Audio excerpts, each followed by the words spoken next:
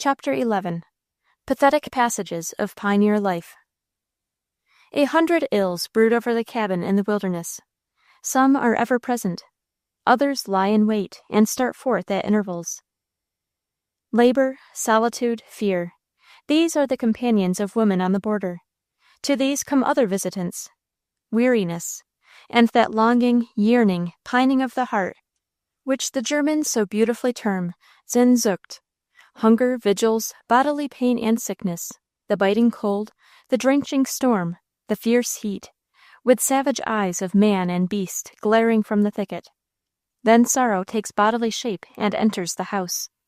Loved ones are borne away, the child, or the father, or saddest of all, the mother. The long struggle is over, and the devoted woman of the household lays her wasted form beneath the grassy sod of the cabin yard. Bereavement is hard to bear in even the houses where comfort, ease, and luxury surround the occupants, where friends and kinsfolk crowd to pour out sympathy and consolation. But what must it be in the rude cabin on the lonely border? The grave hollowed out in the hard soil of the little enclosure, the rough shell coffin hewn with tears from the forest tree, the sorrowing household ranged in silence beside the form which will gladden the loneliness of that stricken family no longer. And then the mourners turn away and go back to their homely toils. If from the time of the landing we could recall the long procession of the actors and the events of border life, and pass them before the eye in one great moving panorama, how somber would be the colors of that picture! All along the grand march, what scenes of captivity, suffering, bereavement, sorrow, and in these scenes, woman the most prominent figure, for she was the constant actress in this great drama of woe. The carrying away and the return of captives in war has furnished themes by which poets and artists in all ages have moved the heart of man. The breaking up of homes, the violent separations of those who are kindred by blood, and the sundering forever of family ties were ordinary and everyday incidents in the border wars of our country. But the frequency of such occurrences does not detract from the mournful interest with which they are always fraught. At the close of the old French and Indian War, Colonel Henry Bouquet stipulated with the Indian tribes on the Ohio frontier, as one of the conditions of peace, that they should restore all the captives which they had taken.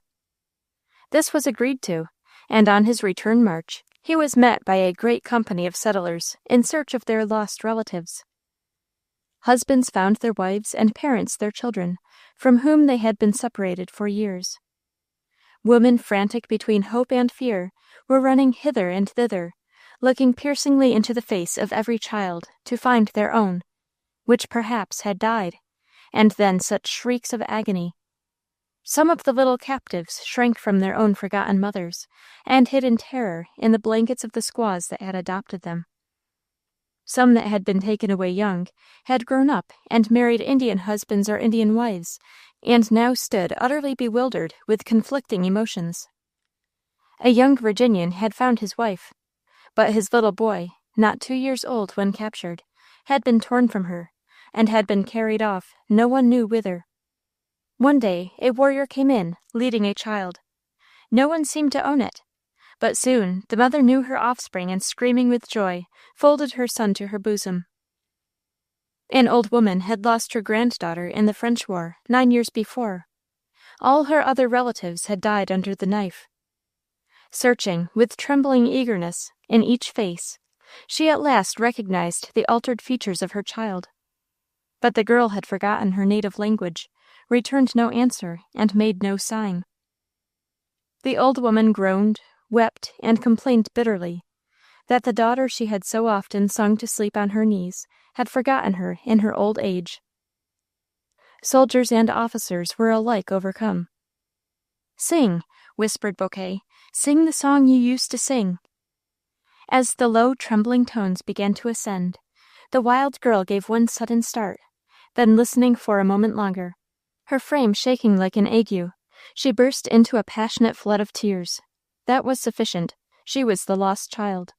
All else had been effaced from her memory, but the music of the nursery song. During her captivity she had heard it in her dreams. Another story of the same character is that of Frances Slocum, the lost child of Wyoming, which, though perhaps familiar to some of our readers, will bear repeating. In the time of the Revolution, the house of Mr. Slocum in the Wyoming Valley was attacked by a party of Delawares.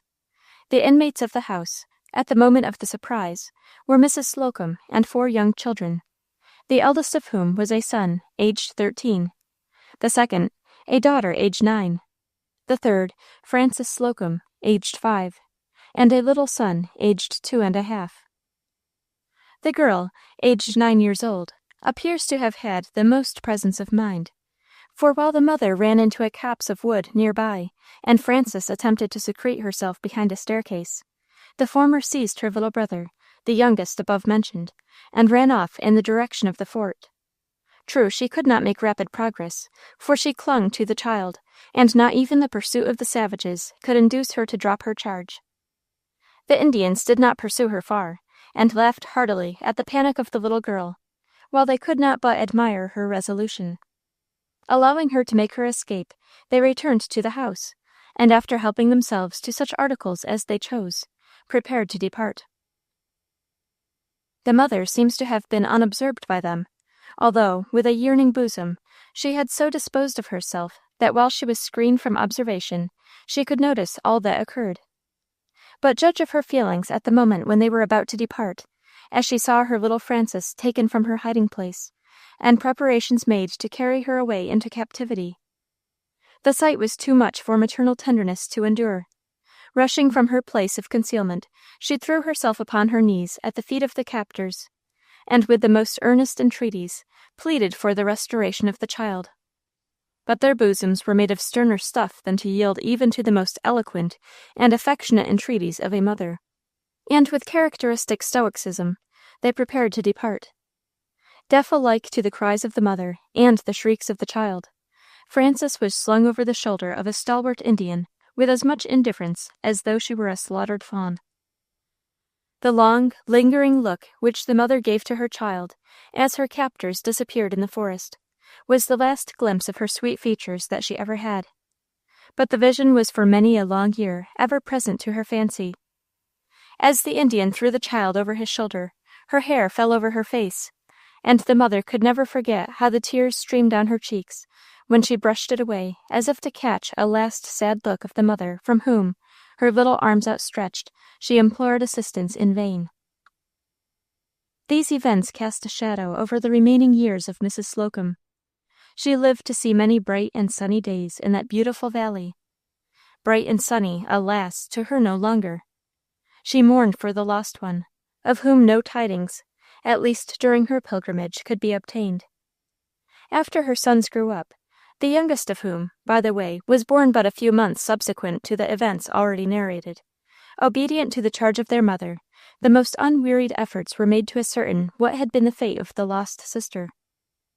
The forest between the Susquehanna and the Great Lakes, and even the most distant wilds of Canada, were traversed by the brothers in vain, nor could any information respecting her be derived from the Indians. Once, indeed, during an excursion of one of the brothers into the vast wilds of the West, a white woman, long ago captive, came to him in the hopes of finding a brother, but after many anxious efforts to discover evidences of relationship, the failure was as decisive as it was mutually sad. There was yet another kindred occurrence, still more painful. One of the many hapless females in the Indian country, becoming acquainted with the inquiries prosecuted by the Slocum family, presented herself to Mrs. Slocum, trusting that in her she might find her long-lost mother.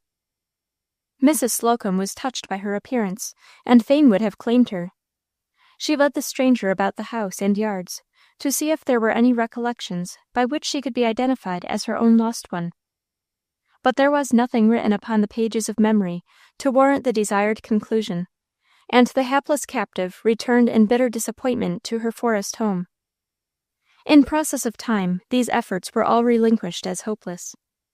The lost Frances might have fallen beneath the tomahawk, or might have proved too tender a flower for transplantation into the wilderness.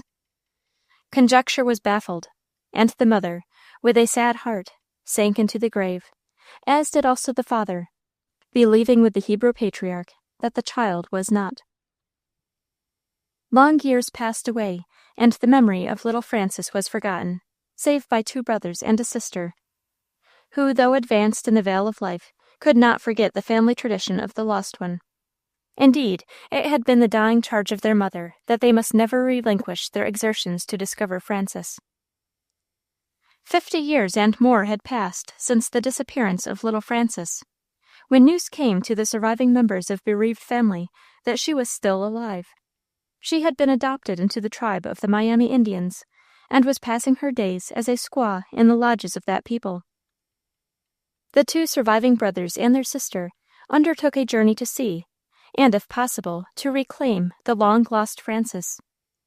Accompanied by an interpreter whom they had engaged in the Indian country, they reached at last the designated place, and found their sister. But alas, how changed! Instead of the fair-haired and laughing girl, the picture yet living in their imagination, they found her an aged and thoroughbred squaw in everything but complexion.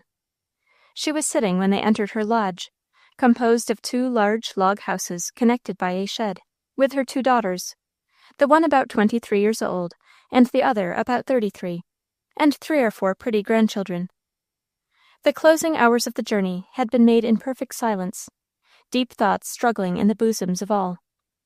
On entering the lodge, the first exclamation of one of the brothers was, "Oh, God, is that my sister?" A moment afterward, and the sight of her thumb, disfigured in childhood, left no doubt as to her identity. The following colloquy, conducted through the interpreter, ensued. "What was your name when a child?" "I do not recollect." "What do you remember?"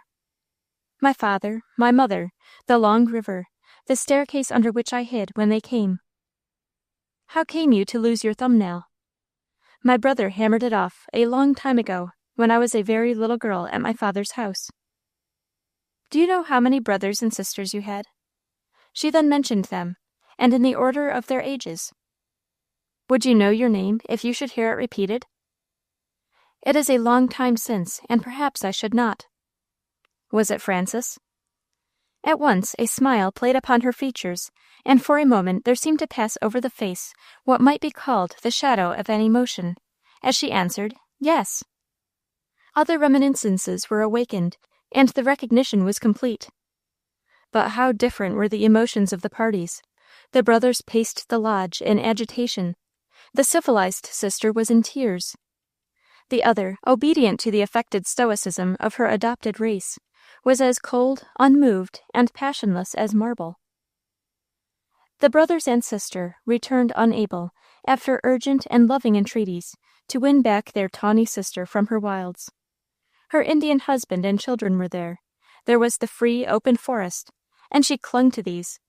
And yet the love of her kinsfolk for her, and hers for them, was not quenched. Transporting ourselves far from the beautiful valley of Wyoming, where the grief-stricken mother will wake never more to the consciousness of the loss of her sweet Frances, we stand on the prairies of Kansas. The time is 1856. One of the settlers who, with his wife, was seeking to build up a community in the turmoil, which then made that beautiful region such dangerous ground, has met his death at the hands of a rival faction. We enter the widow's desolated home. A shelter rather than a house, with but 2 wretched rooms, it stands alone upon the prairie. The darkness of a stormy winter's evening was gathering over the snow-clad slopes of the wide, bare prairie, as, in company with a sympathizing friend, we enter that lonely dwelling. In the scantily furnished apartment into which we are shown, 2 or 3 women and as many children are crowding around a stove, for the night is bitter cold, and even the large wood fire scarcely heated a space so thinly walled. Behind a heavy pine table, on which stands a flickering tallow candle, and leaning against a half-curtained window, on which the sleet and winter's blast beat drearily, sits a woman of some 40 years of age, clad in a dress of dark, coarse stuff, resting her head on her hand, and seeming unmindful of all about her. She was the widow of Thomas W. Barber, one of the victims of the Kansas War. The attenuated hand supporting the aching head, and half shielding the tear-dimmed eyes, the silent drops trickling down the wasted cheeks, told but too well the sad story. "They have left me," she cried, "a poor forsaken creature, to mourn all my days. Oh, my husband, they have taken from me all that I hold dear, one that I loved better than I loved my own life." Thomas W. Barber was a careful and painstaking farmer, a kind neighbor, and an inoffensive, amiable man. His untimely taking off was indeed a sad loss to the community at large, but how much more to his wife! She had loved him with a love that amounted to idolatry. When he was returning from his daily toil, she would go forth to meet him. When absent from home, if his stay was prolonged, she would pass the whole night in tears. And when ill, she would hang over his bed like a mother over her child. With a presentiment of evil, when he left his home for the last time, after exhausting every argument to prevent him from going, she had said to him, "Oh, Thomas, if you should be shot, I shall be left all alone, with no child and nothing in the wide world to fill your place." This was their last parting. The intelligence of his death was kept in mercy from her, through the kindness of friends, who hoped to break it to her gently. This thoughtful and sympathetic purpose was marred by the unthinking act of a young man, who had been sent with a carriage to convey her to the hotel where her husband's body lay. As he rode up, he shouted, "Thomas Barber is killed." His widow half caught the dreadful words, and rushing to the door, cried, "Oh, God, what do I hear?" Seeing the mournful and sympathetic faces of the bystanders, she knew the truth and filled the house with her shrieks. When they brought her into the apartment where her husband lay, she threw herself upon his corpse, and kissing the dead man's face, called down imprecations on the heads of those who had bereaved her of all she held dear. The prairies of the Great West resemble the ocean in more respects than in their level vastness, and the travelers who pass over them are like mariners who guide themselves only by the constellations and the great luminaries of heaven. The trail of the emigrant, like the track of the ship, is often uncrossed for days by others who are voyaging over this mighty expanse. Distance becomes delusive, and after journeying for days, and failing to reach the foothills of the mountains, whose peaks have shone to his eyes in so many morning suns, the tired emigrant is tempted by the abounding richness of the country to pause.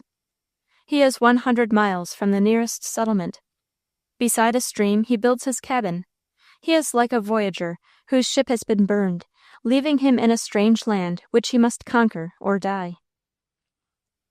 Such was the situation of that household on the prairie of Illinois, concerning whom is told a story full of mournful pathos. We should note, in passing on our story, one of the dangers to which prairie dwellers are exposed. They live 2 or 3 months every year in a magazine of combustibles. One of the peculiarities of the climate in those regions is the dryness of its summers and autumns. A drought often commences in August, which, with the exception of a few showers towards the close of that month, continues, with little interruption, throughout the full season. The immense mass of vegetation with which the fertile soil loads itself during the summer is suddenly withered, and the whole earth is covered with combustible materials. A single spark of fire falling anywhere upon these plains at such a time instantly kindles a blaze that spreads on every side, and continues its destructive course as long as it finds fuel, these fires sweeping on with a rapidity which renders it hazardous even to fly before them. The flames often extend across a wide prairie and advance in a long line. No sight can be more sublime than to behold at night a stream of fire several miles in breadth advancing across these plains, leaving behind it a black cloud of smoke, and throwing before it a vivid glare which lights up the whole landscape with the brilliancy of noonday. A roaring and crackling sound is heard like the rushing of the hurricane. The flame, which in general rises to the height of about 20 feet, is seen sinking and darting upward in spires, precisely as the waves dash against each other, and as the spray flies up into the air, the whole appearance is often that of a boiling and flaming sea violently agitated. Woe to the farmer whose ripe cornfield extends into the prairie, and who has carelessly suffered the tall grass to grow in contact with his fences. The whole labor of a year is swept away in a few hours. More than 60 years since, and before the beautiful wild gardens of Illinois had been tilled by the hand of the white man, an emigrant with his family came thither from the East in search of a spot whereon to make his home. One bright spring day, his white-topped wagon entered a prairie richer in its verdure and more brilliant in its flowers than any that had yet met his eyes. At nightfall, it halted beside a clump of trees, not far from a creek. On this site, a log cabin soon rose, and sent its smoke curling through the overhanging boughs. The only neighbors of the pioneers were the rambling Indians. Their habitation was the center of a vast circle not dwelt in, and rarely even crossed by white settlers. Oxen, cows, and a dog were their only domestic animals. For many months after their cabin was built, they depended on wild game and fruits for subsistence. The rifle of the father and trap set by the boys brought them an abundant supply of meat. The wife and mother wrought patiently for those she loved. Her busy hands kept a well-ordered house by day, and at night she plied the needle to repair the wardrobe of her little household band. It was already growing scanty, and materials to replace it could only be procured at a distance, and means to procure it were limited. Patching and darning until their garments were beyond repair, she then supplied their place with skins stripped from the deer which the father had shot. Far into the night, by the flickering light of a single candle, this gentle housewife plied her busy care, while her husband, worn out with his day's work, and her children, tired by their rambles, were slumbering in the single chamber of the cabin. October came, and a journey to the nearest settlement for winter goods and stores must be made.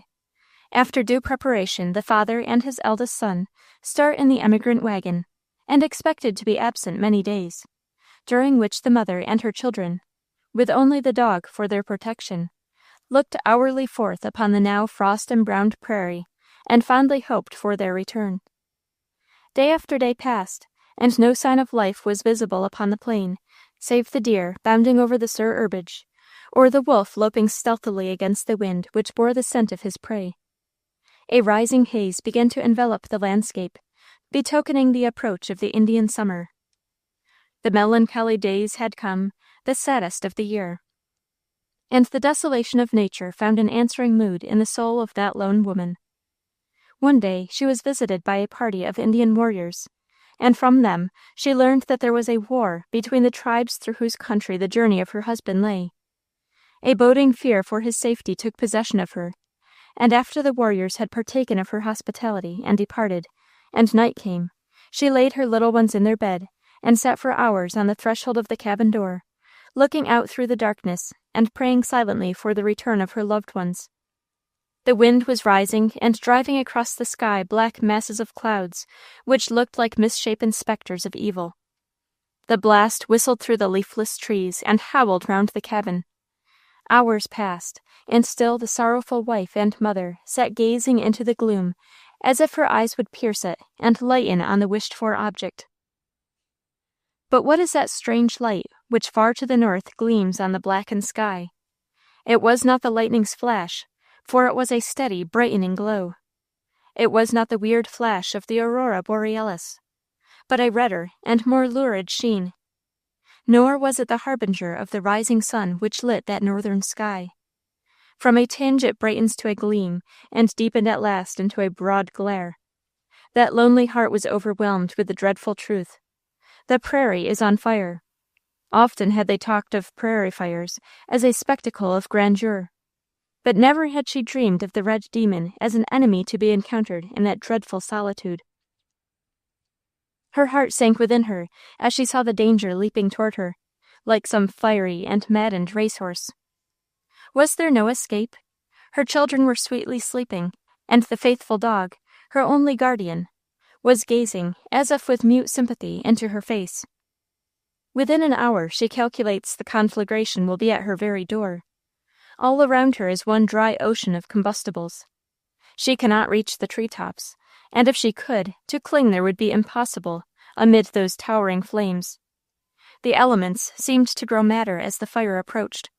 Fiercer blew the blast, intermitting for a moment only to gather fresh potency and mingle its own strength with that of the flames. She still had a faint hope that a creek a few miles away would be a barrier over which the blaze could not leap. She saw by the broad light which made even the distant prairie like noonday, the tops of the trees that fringed the creek, but for a few moments, and then they were swallowed up in that crimson furnace. Alas, the stream had been crossed by the resistless flames, and her last hope died away. Bewildered and half stupefied by the terrors of her situation, she had not yet wakened her children. But now no time was to be lost. Already in imagination she felt the hot breath of her relentless foe. It was with much difficulty that she awoke them and aroused them to a sense of their awful danger. Hastily dressing them, she encircled them in her arms and kissed and fondled them as if for a last farewell. Now for the first time she missed the dog, the faithful companion and guardian of her solitude, and on whose aid she still counted in the hour of supreme peril. She called him loudly, but in vain. Turning her face northward, she saw one unbroken line of flame as far as the eye could reach, and forcing its way towards her, like an infuriated demon, roaring, crackling, sending up columns of dun-colored smoke as it tore along over the plain. A few minutes more and her fate would be decided. Falling on her knees, she poured out her heart in prayer, supplicating for mercy, and commending herself and her helpless babes to Almighty God. As she rose calmed and stayed by that fervent supplication, a low, wistful bark fell on her ear. The dog came bounding to her side, seizing her by the dress as if he would drag her from the spot. He leaped away from her, barking and whining, looking back towards her as he ran. Following him a few steps and seeing nothing, she returned and resumed her seat, awaiting death beside her children.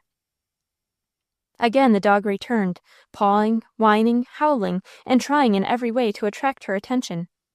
What could he mean? Then for the first time flashed upon her the thought which had already occurred to the sagacious instinct of the dumb brute. The plowed field, yes, there alone was hope of safety. Clasping the two youngest children with one arm, she almost dragged the eldest boy as she fled along the trodden path, the dog going before them, showing every token of delight. The fire was at their heels, and its hot breath almost scorched their clothes as they ran. They gained the herbless plowed field, and took their station in its center, just as the flames darted round on each side of them. The exhausted mother, faint with the sudden deliverance, dropped on the ground among her helpless babes. Father of mercies, what an escape! In a few moments the flames attacked the haystack, which was but a morsel to its fury, and then seizing the house, devoured it more slowly, while the great volume of the fire swept around over the plain. Long did the light of the burning home blight the eye of the lone woman after the flames had done their worst on the prairie around her, and gone on bearing ruin and devastation to the southern plains and groves. The vigils and the terrors of that fearful night wrought their work on the lonely woman, and she sank into a trance-like slumber upon the naked earth, with her babes nestling in her lap, and the dog, her noble guardian, crouching at her feet. She awoke with the first light of the morning to the terrible realities from which for a few brief hours she had had a blessed oblivion. She arose as from a dream, and cast a dazed look southward over a charred and blackened expanse stretching to the horizon, over which the smoke was hanging like a pall. Turning away, stunned by the fearful recollection, her eyes fell upon the smoldering ruins of her once happy home. She tottered with her chilled and hungry children towards the heap of smoking rafters and still glowing embers of the cabin, with which the morning breezes were toying as in merry pastime, and sat down upon a mound which stood before what had once been the door. Here at least was warmth, but whither should she go for shelter and food? There was no house within 40 miles, and the cruel flames had spared neither grain nor meat. There was no shelter but the canopy of heaven, and no food but roots and half-burned nuts. Wandering hither and thither under the charred and leafless trees, she picked up with her numb and nerveless fingers the relics of the autumn nuts, or feebly dug in the frost-stiffened ground for roots. But these were rare. Here and there she found a nut shielded by a decayed log, and the edible roots were almost hidden by the ashes of the grass. She returned to the fire, around which her innocent children had begun to frolic with childlike thoughtlessness. The coarse morsels which she gave them seemed for the moment to quiet their cravings, and the strange sight of their home in ruins diverted their minds. The mother saw with joy that they were amusing themselves with merry games, and had no part in her bitter sorrows and fears. Long and earnestly did she bend her eyes on the wide black plains, to see if she could discern the white-topped wagon moving over that dark expanse. Noon came and passed, but brought not the sight for which she yearned, only the brown deer gambolling and the prairie hen wheeling her flight over the scorched waste. Night came with its cold, its darkness, its hunger, its dreadful solitude. The chilled and shelterless woman sat with the heads of her sleeping children pillowed in her lap, and listened to the howling of the starved wolves, the dog her only guardian. She had discovered a few ground nuts, which she had divided among the children, reserving none for herself. She had stripped off nearly all her clothing in order to wrap them up warmly against the frosty air. And with pleasant words, while her head was bursting, she had soothed them to sleep beside the burning pile. And there, through the watches of the long night, she gazed fondly at them, and prayed to the Father of mercies that they, at least, might be spared. The night was dark. Beyond the circle of the burning embers, nothing could be discerned. At intervals, her blood was curdled by the long, mournful howl of the gaunt gray wolf, calling his companions to their prey. The cold wind whistled around her thinly clad frame, and chilled it to the core. As the night grew stiller, a drowsiness against which she contended in vain overcame her. Her eyelids drooped, her shivering body swayed to and fro, until by the tumbling down of the embers, she was again aroused, and would brace herself for another hour's vigil. At last the darkness became profoundly silent, and even the wind ceased to whisper.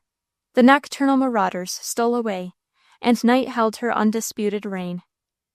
Then came a heavy, dreamless sleep, and overpowered the frame of the watcher, chilled as it was, and faint with hunger, and worn with fatigue and vigils. She curled her shivering limbs around her loved ones, and became oblivious to all. It was the cry of her babes that waked her from slumber. The fire was slowly dying. The sun was looking down coldly from the leaden sky. Slowly his beams were obscured by dark, sullen masses of vapor, which at last curtained the whole heavens. Rain. When she sat watching in the darkness a few hours before, she thought nothing could make her condition worse. But an impending rainstorm, which 36 hours before would have been hailed as merciful and saving, would now only aggravate their situation. Darker and darker grew the sky. She must hasten for food ere the clouds should burst. Her limbs were stiff with cold, her sight was dim, and her brain reeled as she rose to her feet and tottered to the grove to search for sustenance to keep her wailing babies alive. Her own desire for food was gone, but all exhausted as she was, she could not resist the pleadings of the loved ones who hung upon her garments and begged for food. Gleaning a few more coarse morsels on the ground so often searched, she tottered back to the spot, which still seemed home, though naught of home was there. Strange, racking pains wrung her wasted body, and sinking down beside her children, she felt as if her last hour had come. Yes, she would perish there beside those consecrated ashes with her little ones around her. A drizzling rain was falling faster and faster. The fire was dying, and she pushed the brands together, and gathered her trembling babes about her knees, and between the periods of her agony told them not to forget their mamma, nor how they had lost her. She gave the eldest boy many tender messages to carry to her husband and to her firstborn.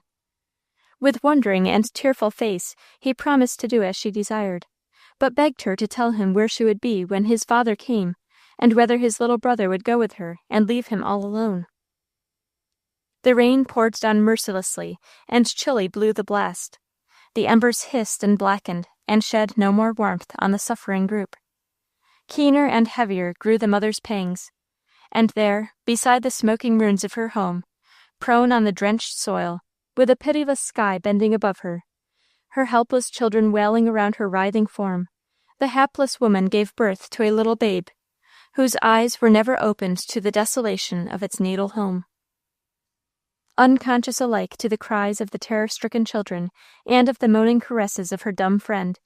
That poor mother's eyes were only opened on the dreadful scene when day was far advanced. Through the cold rain, still pouring steadily down, the twilight seemed to her faint eyes to be creeping over the earth. Sweet sounds were ringing in her ears. These were but dreams that deluded her weakened mind and senses. She strove to rise, but fell back, and again relapsed into insensibility. Once again her eyes opened. This time it was no illusion. The eldest of the little watchers was shouting in her ear, "Mother, I see father's wagon." There it was, close at hand. All day it had been slowly moving across the blackened prairie. The turf had been softened by the rain, and the last few miles had been inconceivably tedious. The charred surface of the plain had filled the heart of both father and son with terror, which increased as they advanced.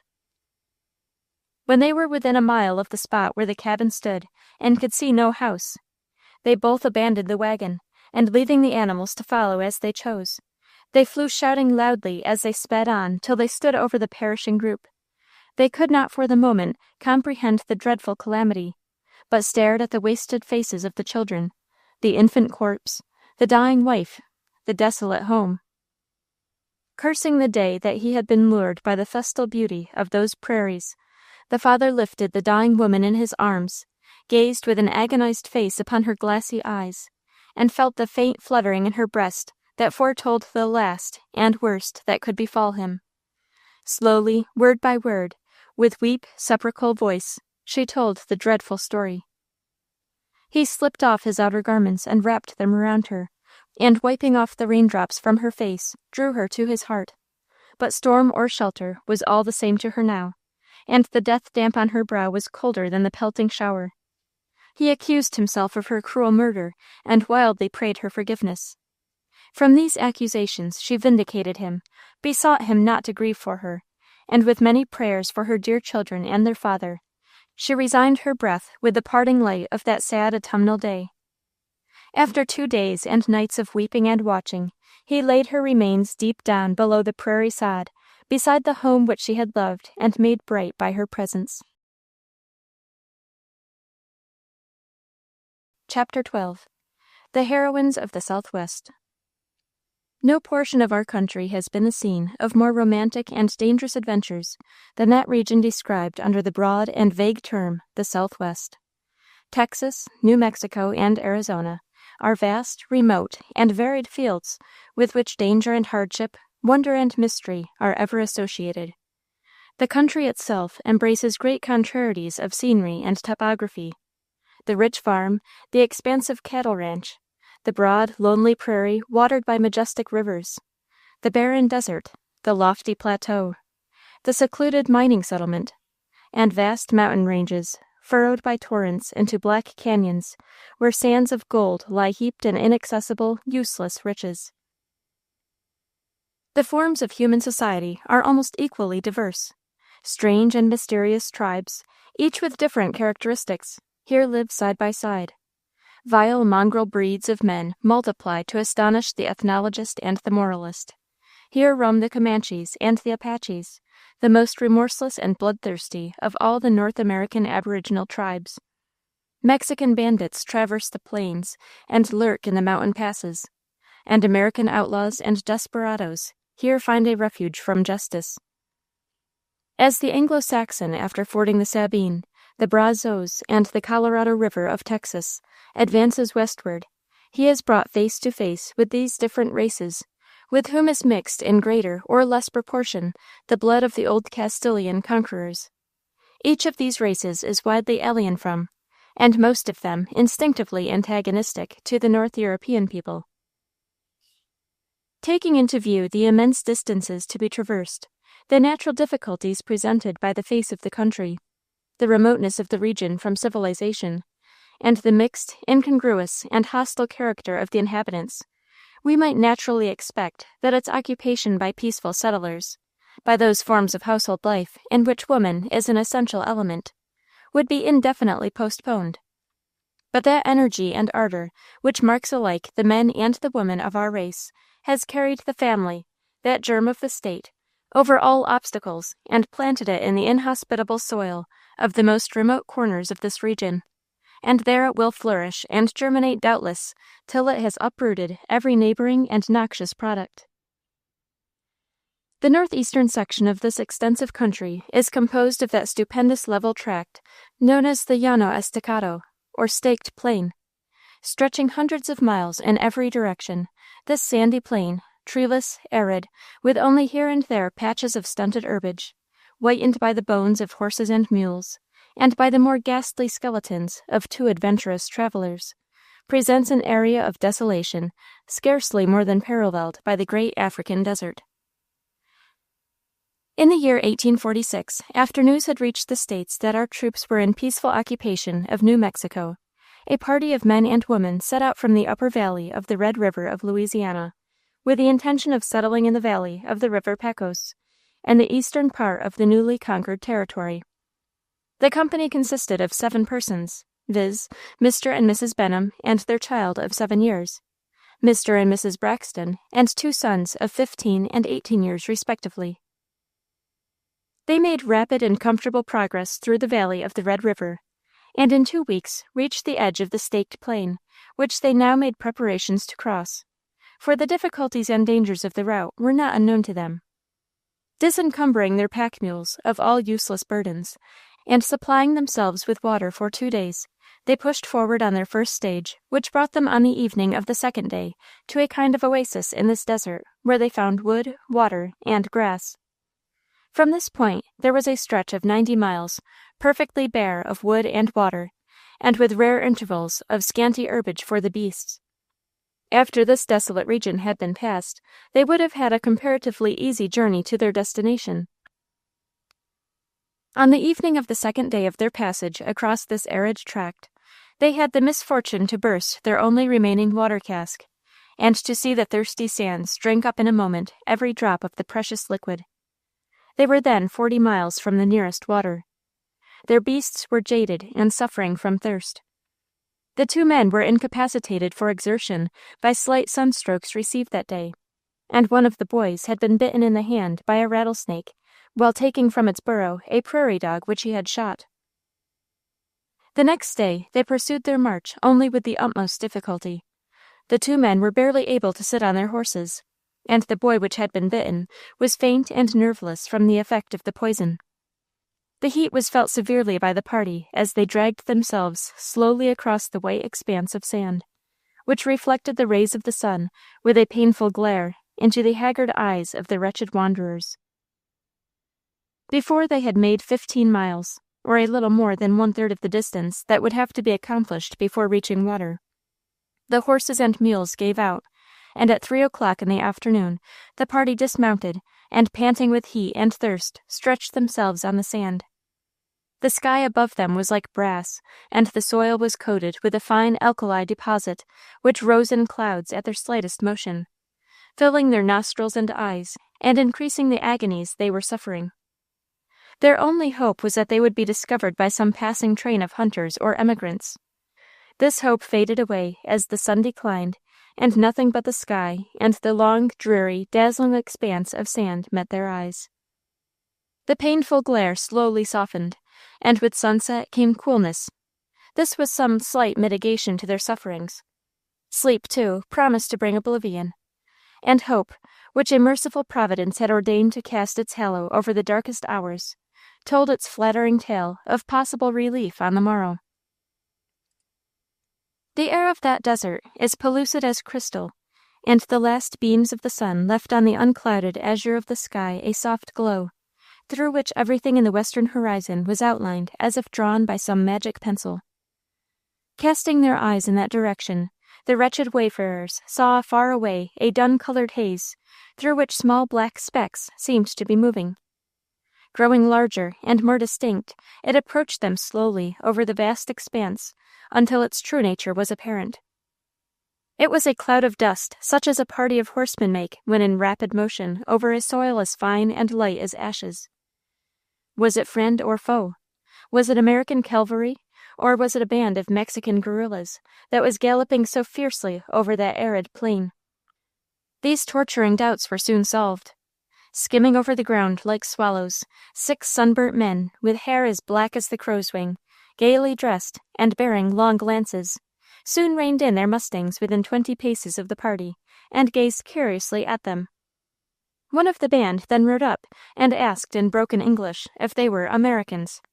Having thus made a reconnaissance, and seeing their helplessness, without waiting for a reply, he beckoned to his companions, who approached and demanded the surrender of the party. Under other circumstances, a stout resistance would have been made, but in their present forlorn condition, they could do nothing. Their guns, a part of their money, and whatever the unfortunate families had that pleased the guerrillas, was speedily appropriated. The throats of their horses and mules were cut. Mrs. Braxton and Mrs. Benham were seized, and in spite of their struggles and shrieks, each of them was placed in front of a swarthy bandit. And then the Mexicans rode away cursing Los Americanos, and barbarously leaving them to die of hunger and thirst. After a 4 hours' gallop, the marauders reached an adobe house on Pacosa Creek, a tributary of the Rio Pecos. This was the headquarters of the gang, and here they kept relays of fresh horses, mustangs, fiery, and full of speed and bottom. Mrs. Benham and Mrs. Braxton were placed in a room by themselves on the 2nd story, and the door was barricaded so that escape by that avenue was impossible. But the windows were only guarded by stout oaken bars, which the women, by their united strength, succeeded in removing. Their captors were plunged into a profound slumber, when Mrs. Benham and her companion dropped themselves out of the window and succeeded in reaching the stable without discovery. Here they found 6 fresh horses readily saddled and bridled, the others on which the bandits had made their ride being loose in the enclosure. It was a cruel necessity which impelled our brave heroines to draw their knives across the hamstrings of the tired horses, thus disabling them so as to prevent pursuit. Then softly leading out the 6 fresh mustangs, each of our heroines mounted one of the horses man fashion, and led the others, lashed together with lariats, walking the beasts until out of hearing. They then put them to a gallop, and riding all night, came at sunrise to the spot where their suffering friends lay stretched on the sand, having abandoned all hope. After a brief rest, the whole party pushed rapidly forward on their journey, arriving that evening at a place of safety. 2 days after, they reached the headwaters of the Pecos. Here they purchased a large adobe house and an extensive tract, suitable both for grazing and tillage. These events occurred early in the autumn. During the following winter, the Mexicans revolted, and massacred Governor Bent and his military household. On the same day, 7 Americans were killed at Arroyo Hondo. A large Mexican force was preparing to march on Santa Fe, and for a time it seemed as if the handful of American soldiers would be driven out of the territory. This conspiracy was made known to the authorities by an American girl who was the wife of one of the Mexican conspirators, and becoming, through her husband, acquainted with the plan of operations, divulged them to General Price in season to prevent a more general outbreak. As it was, the American settlers were in great danger. The strong and spacious house in which the Benhams and Braxtons lived had formerly been used as a stockade and fortification against Indian attack. Its thick walls were pierced with loopholes, and its doors, of double oak planks, were studded with wrought iron spikes, which made it bullet-proof. A detachment of United States troops were stationed a short distance from their ranch, and the 2 families, in spite of the disturbed condition of the country, felt reasonably secure. The troops were withdrawn, however, after the revolt commenced, leaving the new settlers dependent upon their own resources for protection. Their cattle and horses were driven into the enclosure, and the inmates of the house kept a sharp lookout against hostile parties of marauders, whether Indian or Mexican. Early on the morning of January 24th, a mounted party of 12 Mexicans made their appearance in front of the enclosure, which they quickly scaled, and discharged a volley of balls, one of which passed through a loophole, and entering Mr. Braxton's eye as he was aiming a rifle at the assailants, laid him dead at the feet of his wife. Mrs. Braxton, with streaming eyes, laid the head of her husband in her lap, and watched his expiring throes with agony, such as only a wife and mother can feel when she sees the dear partner of her life and the father of her sons torn in an instant from her embrace. Seeing that her husband was no more, she dried her tears, and thought only of vengeance on his murderers.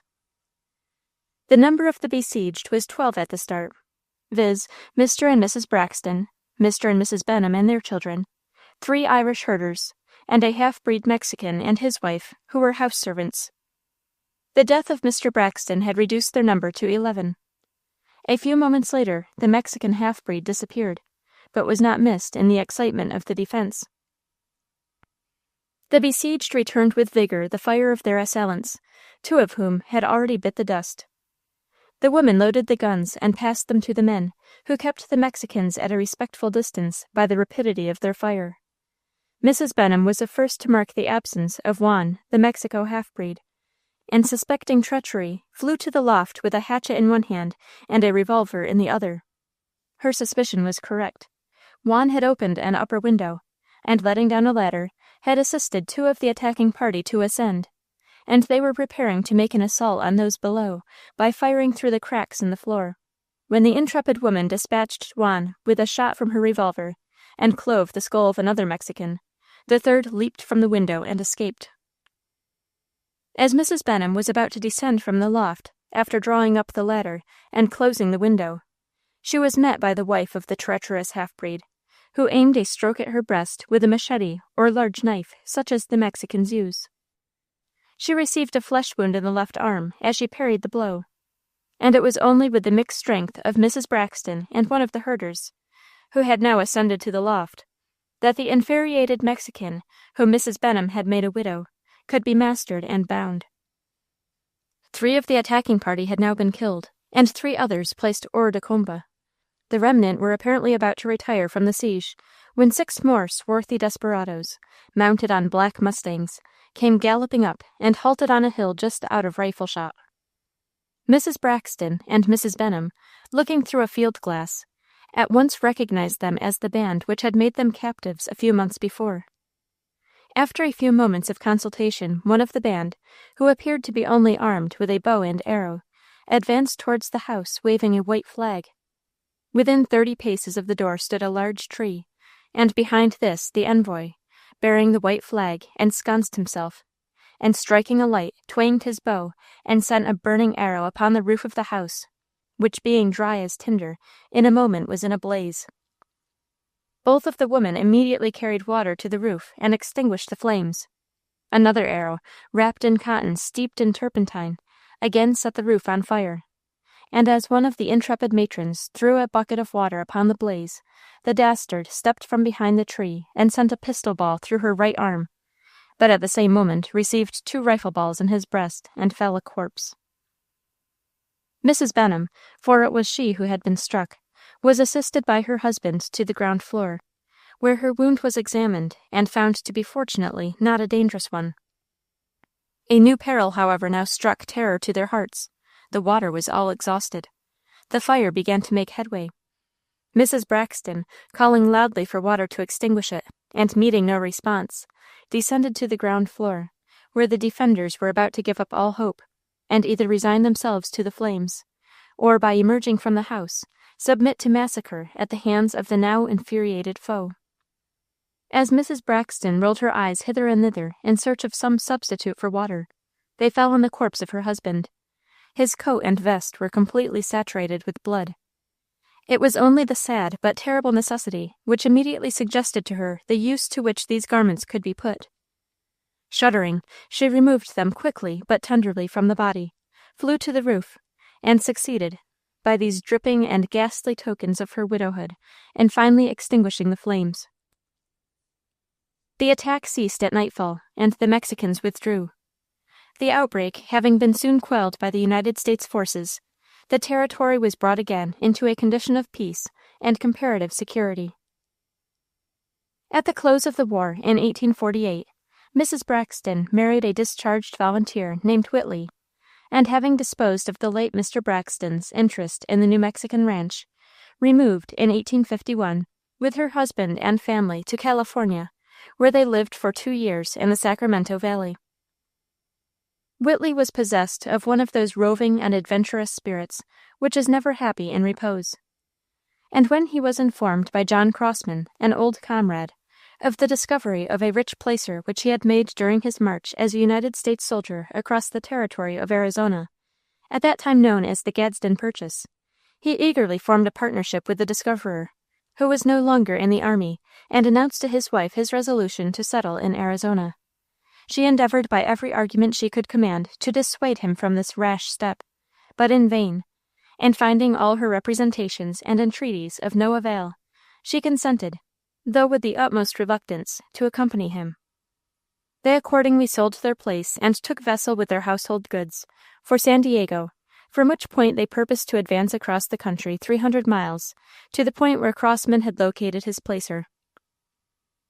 The territory of Arizona may be likened to that wild and rugged mountain region in Central Asia, where, according to Persian myth, untold treasures are guarded by the malign legions of Ahriman, the spirit of evil.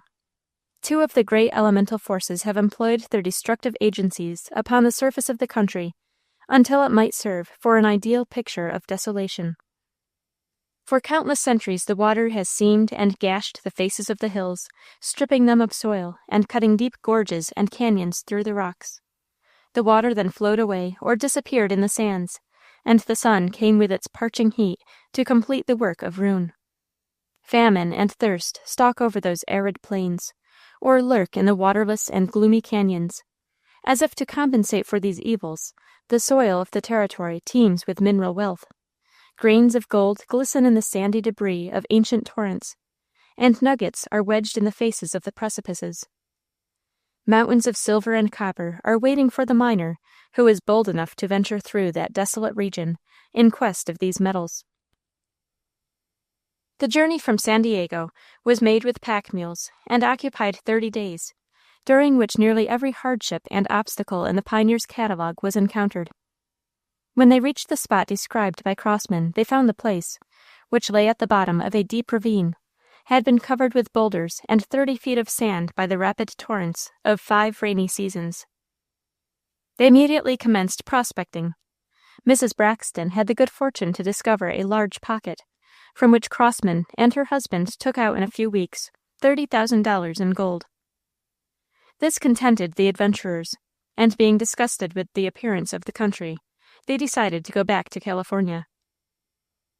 Instead of returning on the same route by which they came, they resolved to cross the Colorado River higher up and in the neighborhood of the Santa Maria. They reached the Colorado River after a toilsome march, but while searching for a place to pass over, Crossman lost his footing and fell 60 feet down a precipice, surviving only long enough to bequeath his share of the treasure to his partner. Here, too, they had the misfortune to lose one of their 4 pack mules, which strayed away.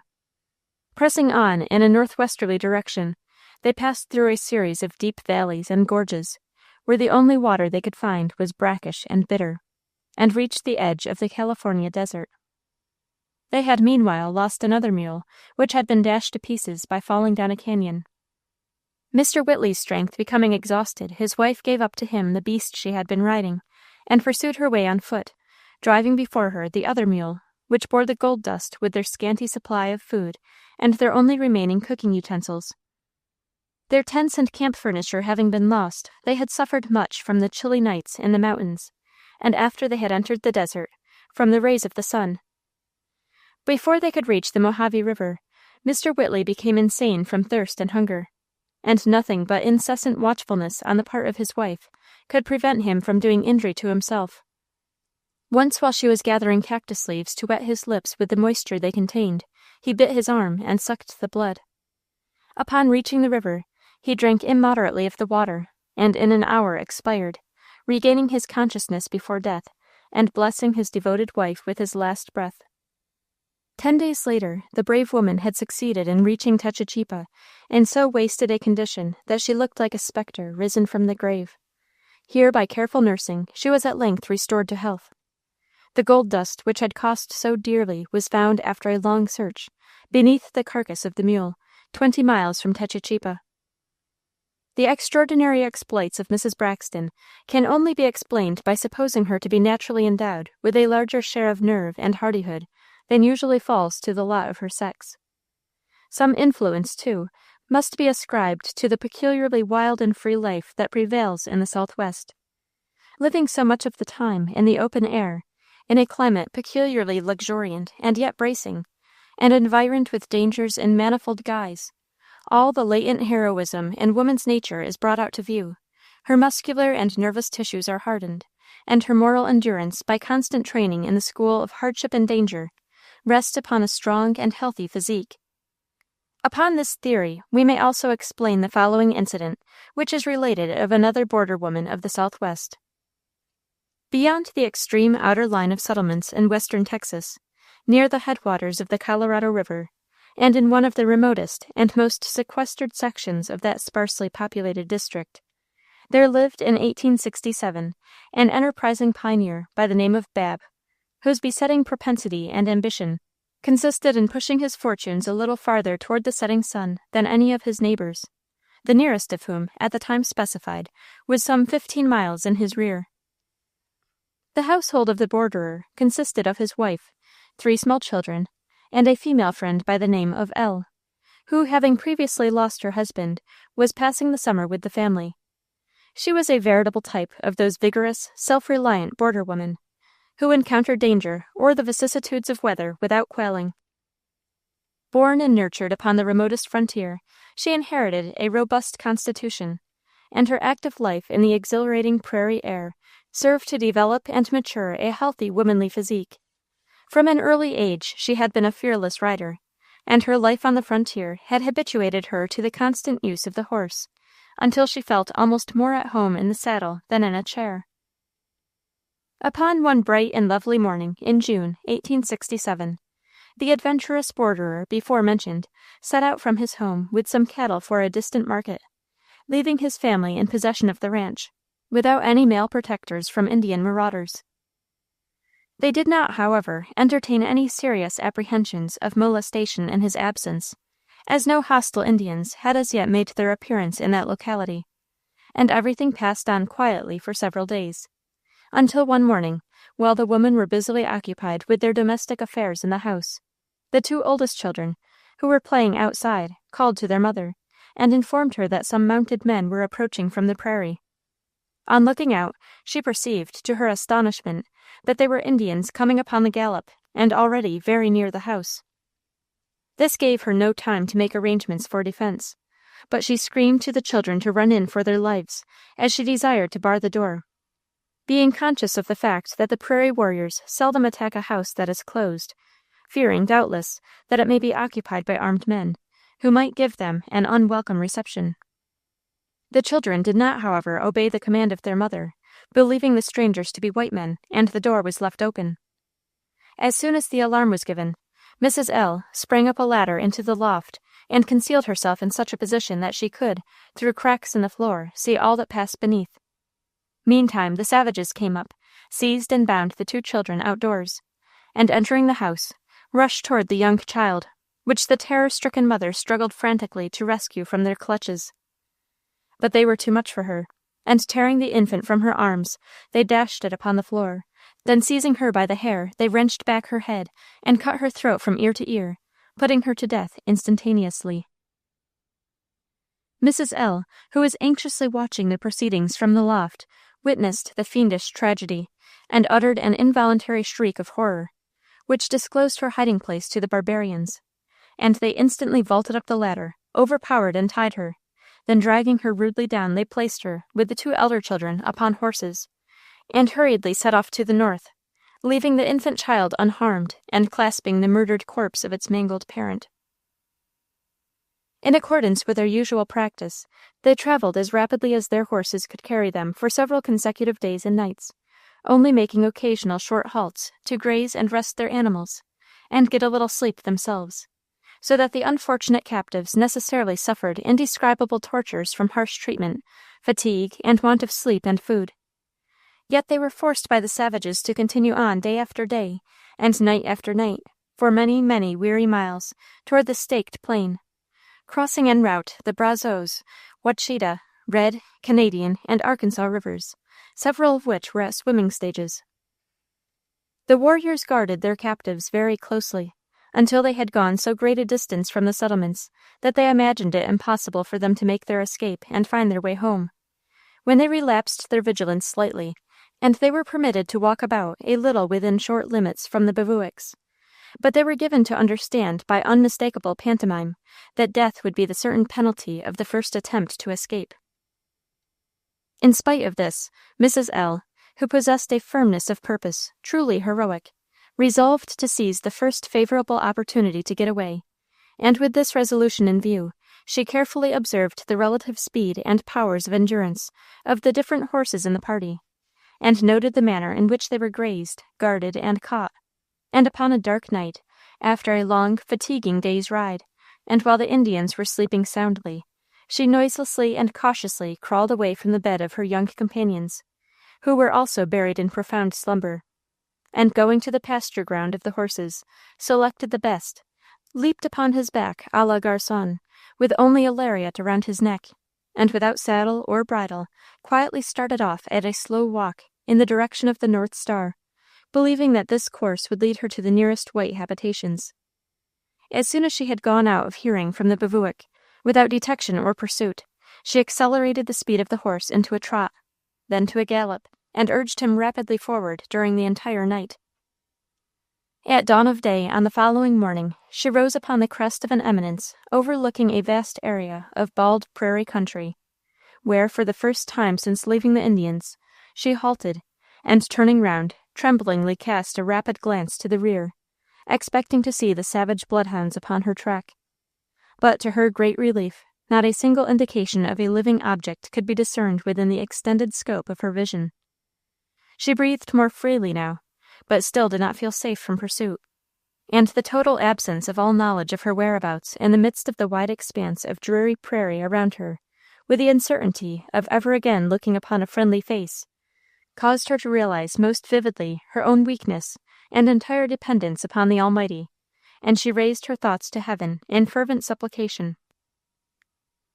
The majesty and sublimity of the stupendous works of the great Author and Creator of the universe, when contrasted with the insignificance of the powers and achievements of a vivified atom of earth modeled into human form, are probably under no circumstances more strikingly exhibited and felt than when one becomes bewildered and lost in the almost limitless amplitude of our great North American pampas, where not a single footmark or other trace of man's presence or action can be discovered, and where the solitary wanderer is startled at the sound even of his own voice.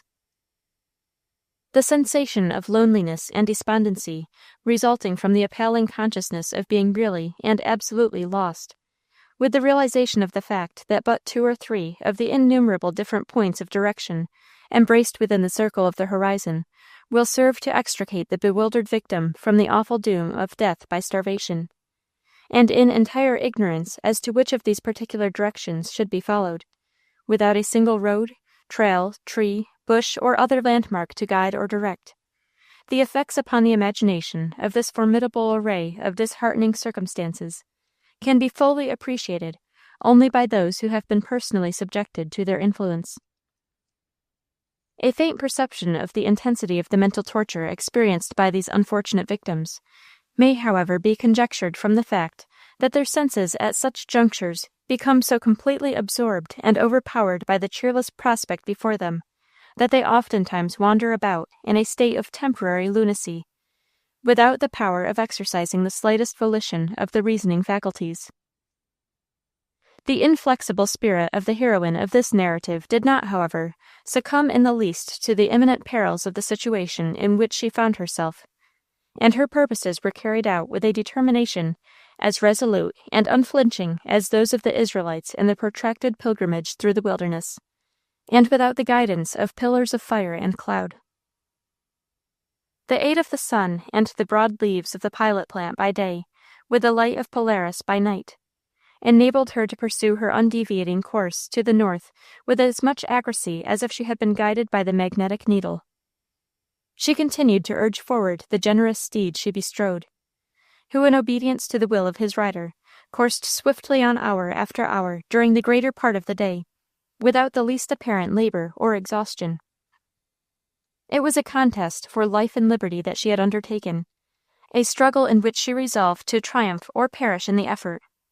And still the brave-hearted woman pressed on, until at length her horse began to show signs of exhaustion, and as the shadows of evening began to appear, he became so much jaded that it was difficult to coax or force him into a trot.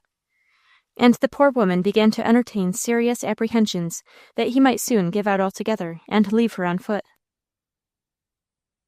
At this time she was herself so much wearied and in want of sleep that she would have given all she possessed to have been allowed to dismount and rest. But unfortunately for her, those piratical quadrupeds of the plains, the wolves, advised by their carnivorous instincts that she and her exhausted horse might soon fall an easy sacrifice to their voracious appetites, followed upon her track, and came howling in great numbers about her, so that she dared not set her feet upon the ground, fearing they would devour her, and her only alternative was to continue urging the poor beast to struggle forward during the dark and gloomy hours of the long night, until at length she became so exhausted that it was only with the utmost effort of her iron will that she was enabled to preserve her balance upon the horse. Meanwhile, the ravenous pack of wolves, becoming more and more emboldened and impatient as the speed of her horse relaxed, approached nearer and nearer, until, with their eyes flashing fire, they snapped savagely at the heels of the terrified horse, while at the same time they kept up their hideous concert like the howlings of 10,000 fiends from the infernal regions. Every element in her nature was at this fearful juncture taxed to its greatest tension, and impelled her to concentrate the force of all her remaining energies in urging and coaxing forward the wearied horse, until finally he was barely able to reel and stagger along at a slow walk, and when she was about to give up in despair, expecting every instant that the animal would drop down dead under her, the welcome light of day dawned in the eastern horizon, and imparted a more cheerful and encouraging influence over her. And on looking around, to her great joy, there were no wolves in sight. She now, for the first time in about 36 hours, dismounted, and knowing that sleep would soon overpower her, and the horse, if not secured, might escape or wander away, and there being no tree or other object to which he could be fastened, she, with great presence of mind, tied one end of the long lariat to his net, and with the other end around her waist, dropped down upon the ground in a deep sleep, while the famished horse eagerly cropped the herbage around her. She was unconscious as to the duration of her slumber, but it must have been very protracted to have compensated the demands of nature for the exhaustion induced by her prodigious ride. Her sleep was sweet, and she dreamed of happiness and home, losing all consciousness of her actual situation, until she was suddenly startled and aroused by the pattering sound of horses' feet, beating the earth on every side. Springing to her feet in the greatest possible alarm, she found herself surrounded by a large band of savages, who commenced dancing around, flouting their war clubs in terrible proximity to her head, while giving utterance to the most diabolical shouts of exultation. Her exceedingly weak and debilitated condition at this time, resulting from long abstinence from food, and unprecedented mental and physical trials, had wrought upon her nervous system to such an extent that she imagined the moment of her death had arrived, and fainted. The Indians then approached, and after she revived, placed her again upon a horse, and rode away with her to their camp, which fortunately was not far distant. They then turned their prisoner over to the squaws, who gave her food and put her to bed, but it was several days before she was sufficiently recovered to be able to walk about the camp. She learned that her last captors belonged to Lone Wolf's band of Kiowas. Although these Indians treated her with more kindness than the Comanches had done, yet she did not for an instant entertain the thought that they would ever voluntarily release her from bondage. Neither had she the remotest conception of her present locality, or the direction or distance to any white settlement. But she had no idea of remaining a slave for life, and resolved to make her escape the first practicable moment that offered. During the time she remained with these Indians, a party of men went away to the north, and were absent 6 days, bringing with them, on their return, some ears of green corn. She knew the prairie tribes never planted a seed of any description, and was therefore confident the party had visited a white settlement, and that it was not over 3 days' journey distant. This was encouraging intelligence for her, and she anxiously bided her time to depart. Late one night, after all had become hushed and quiet throughout the camp, and everything seemed auspicious for the consummation of her purposes, She stole carefully away from her bed, crept softly out to the herd of horses, and after having caught and saddled one, was in the act of mounting, when a number of dogs rushed out after her, and by their barking created such a disturbance among the Indians that she was forced, for the time, to forego her designs and crawl hastily back to her lodge. On a subsequent occasion, however, fortune favored her. She secured an excellent horse and rode away in the direction from which she had seen the Indians returning to camp with the green corn. Under the certain guidance of the sun and stars, she was enabled to pursue a direct bearing, and after 3 consecutive days of rapid riding, anxiety, fatigue, and hunger, she arrived upon the border of a large river, flowing directly across her track. The stream was swollen to the top of its banks. The water coursed like a torrent through its channel, and she feared her horse might not be able to stem the powerful current. But after surmounting the numerous perils and hardships she had already encountered, the dauntless woman was not to be turned aside from her inflexible purpose by this formidable obstacle, and she instantly dashed into the foaming torrent, and by dint of encouragement and punishment, forced her horse through the stream and landed safely upon the opposite bank. After giving her horse a few moments' rest, she again set forward, and had ridden but a short distance, when to her inexpressible astonishment and delight, she struck a broad and well-beaten wagon road, the first and only evidence or trace of civilization she had seen since leaving her home in Texas. Up to this joyful moment, the indomitable inflexibility of purpose of our heroine had not faltered for an instant, neither had she suffered the slightest despondency, in view of the terrible array of disheartening circumstances that had continually confronted her. But when she realized the hopeful prospect before her of a speedy escape from the reach of her barbarous captors, and a reasonable certainty of an early reunion with people of her own sympathizing race, the feminine elements of her nature preponderated, her stoical fortitude yielded to the delightful anticipation, and her joy was intensified and confirmed by seeing, at this moment, a long train of wagons approaching over the distant prairie. The spectacle overwhelmed her with ecstasy, and she wept tears of joy while offering up sincere and heartfelt thanks to the Almighty for delivering her from a bondage more dreadful than death. She then proceeded on until she met the wagons in charge of Mr. Robert Bent, whom she entreated to give her food instantly, as she was in a state bordering upon absolute starvation. He kindly complied with her request, and after the cravings of her appetite had been appeased, he desired to gratify his curiosity, which had been not a little excited at the unusual exhibition of a beautiful white woman appearing alone in that wild country, riding upon an Indian saddle, with no covering on her head save her long, natural hair, which was hanging loosely and disorderly about her shoulders.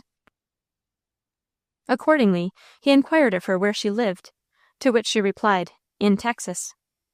Mr. B. gave an incredulous shake of his head at this response, remarking at the same time that he thought she must be mistaken, as Texas happened to be situated some 500 or 600 miles distant.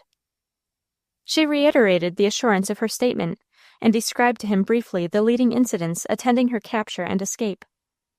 But still he was inclined to doubt, believing that she might possibly be insane.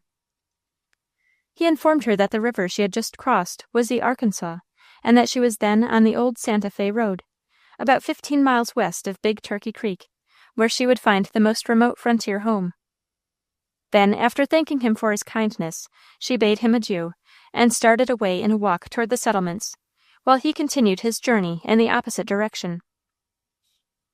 On the arrival of Mr. Bent at Fort Zarah, he called upon the Indian agent, and reported the circumstances of meeting Mrs. L.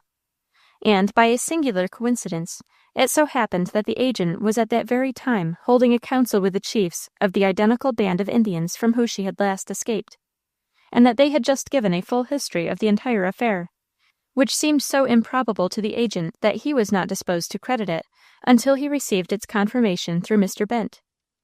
He at once dispatched a man to follow the woman and conduct her to Council Grove, where she was kindly received, and remained for some time, hoping through the efforts of the agents to gain intelligence of the 2 children she had left with the Comanches, as she desired to take them back to their father in Texas.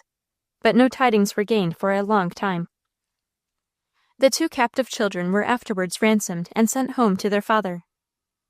It will readily be seen, by a reference to the map of the country over which Mrs. L. passed, that the distance from the place of her capture to the point where she struck the Arkansas River could not have been short of about 500 miles, and the greater part of this immense expanse of desert plain she traversed alone, without seeing a single civilized human habitation.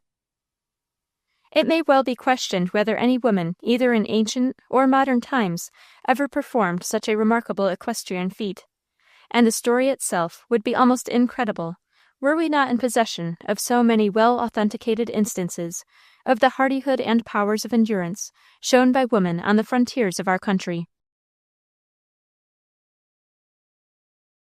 Chapter 13. Woman's Experience on the Northern Border. The vanguard of the great army, which for nearly 3 centuries has been hewing its pathway across the continent, may be divided into certain corps d'armée, each of which moves on a different line, thus acting on the Napoleonic tactics, and subjugating in detail the various regions through which it passes. One corps, spreading out in broad battalions, marches across the great prairies, and winding through the gorges of the Rocky Mountains, and camps on the shore of peaceful sea. Another, skirting the waves of the gulfs and fording the wide rivers of the South, plants its outposts on the Rio Grande.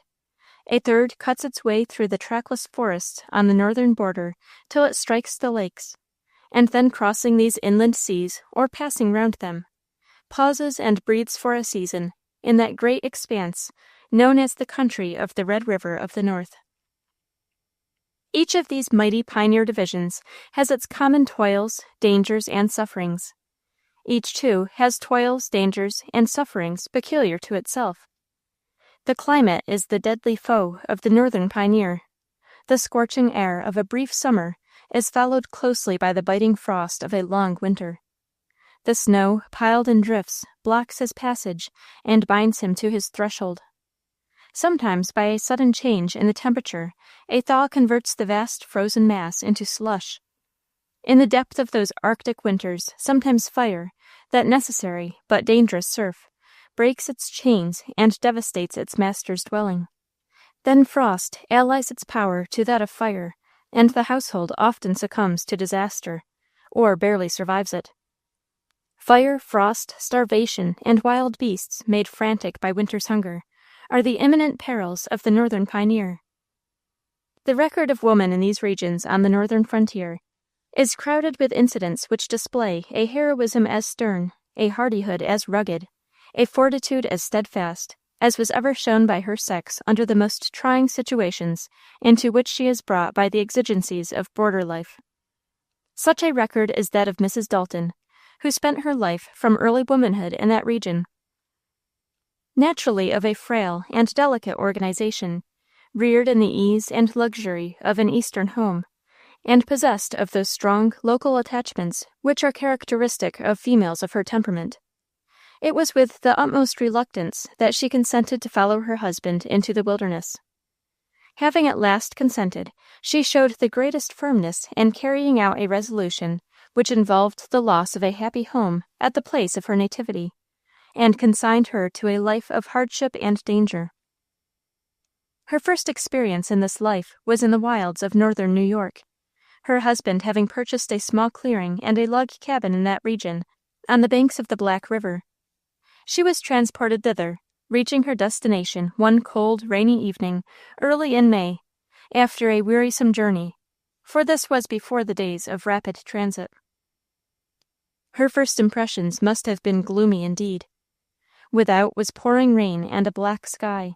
The forest was dark as a rebus. Within, no fire blazed on the hearth in the only room on the first floor of the cabin, and the flickering light of a tallow candle made the darkness but the more visible. A rude table and settles made out of rough planks were all the furniture the cabin could boast. There was no ladder to reach the loft which was to be her sleeping room. The only window, without sash or glass, was a mere opening in the side of the cabin. The rain beat in through the cracks in the door and through the open window, and trickled through the roof, which was like a sieve, while the wind blew keenly through 100 seams and apertures in the log walls.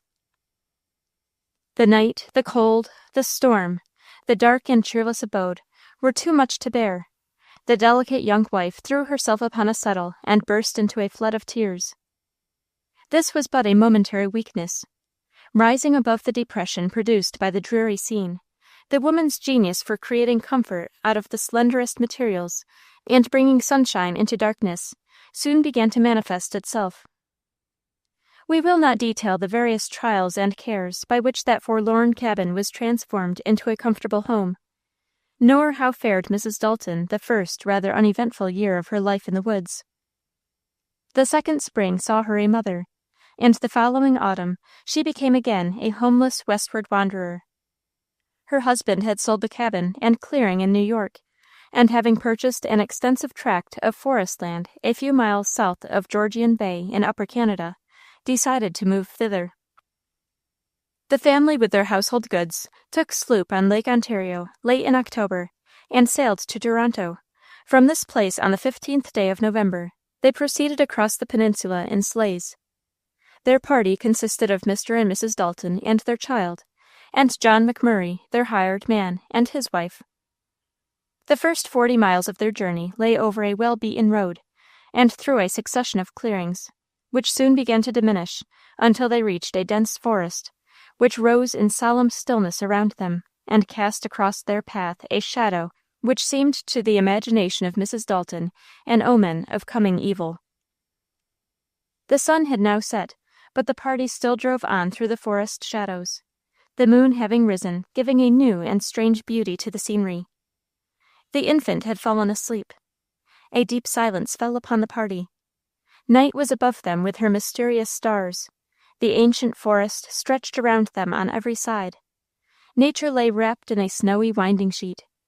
The wind was rising, and a drifting scud of clouds from the northeast passed across the moon, and gave a still more weird and somber character to the scene.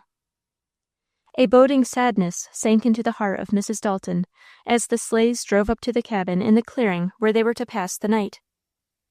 It was occupied by an old negro and his wife, who had found in the Canadian woods a safe refuge from servitude.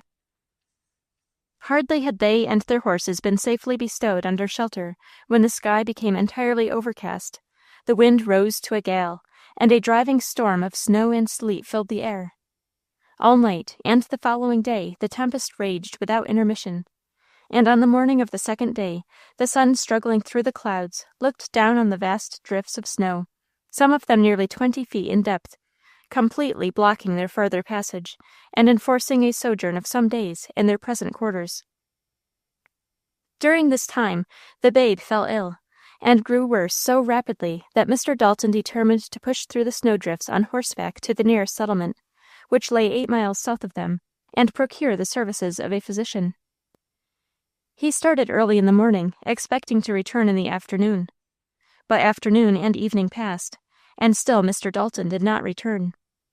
His course was a difficult one through forest and thicket, and when evening came, and night passed with its bitter cold, Mrs. Dalton's anxiety was increased to torture. Her only hope was that her husband had reached the settlement in safety, and had been induced to remain there till the following morning before undertaking to return. Soon after the sun rose that morning, Mrs. Dalton and the hired man set out on horseback in search of the missing one. Tracing his course through the snow for 4 miles, they at length caught sight of him standing up to his waist in a deep drift beside his horse. His face was turned toward them. So lifelike and natural was his position, that it was only when his wife grasped his cold, rigid fingers that she knew the terrible truth. Her husband and the horse were statues of ice, thus transformed by the deadly cold as they were endeavoring to force a passage through those immense drifts. From the speechless, tearless trance of grief into which Mrs. Dalton was thrown by the shock of her awful loss, she was roused only by the recollection of the still critical condition of her child, and the necessity that she should administer to its wants. Its recovery from illness a few days after enabled the desolate widow to cast about in her grief and doubt, and decide what course she should pursue. As her own marriage portion, as well as the entire fortune of her late husband, was embarked in the purchase of the forest tract, she concluded to continue her journey 20 miles farther to the point of her original destination. and there establish herself in the new house which had been provided for her in the almost unbroken wilderness. A thaw, which a few days after removed a large body of the snow, enabled her with her companions, the McMurrays, to reach her destination, a large and commodious cabin built of cedar logs in a spacious clearing by the former owner of the tract. Her first impressions of her new home were scarcely more prepossessing than those experienced upon reaching the dreary cabin on the banks of the Black River. A small lake hard by was hemmed in by a somber belt of pine woods. The clearing was dotted by charred and blackened stumps, and covered with piles of brushwood. The snowy shroud in which lifeless nature was wrapped, and the utter stillness and solitude of the scene, completed the funeral picture which Mrs. D. viewed with eyes darkened by grief and disappointment. The cares and labors of pioneer life are the best antidotes to the corrosion of sorrow and regret, and Mrs. Dalton soon found such a relief in the myriad toils and distractions which filled those wintry days. 1,000 duties were to be discharged, 1,000 wants to be provided for. Night brought weariness and blessed oblivion. Morning again supplied its daily tasks, and labor grew to be happiness. Midwinter was upon them with its bitter cold and drifting snows, but with abundant stores of food and fuel, Mrs. D. was thanking God nightly for his many mercies, little dreaming that a new calamity impended over her household. One bitter day in January, the two women were left alone in the cabin, McMurray having gone a mile away to fell trees for sawing into boards.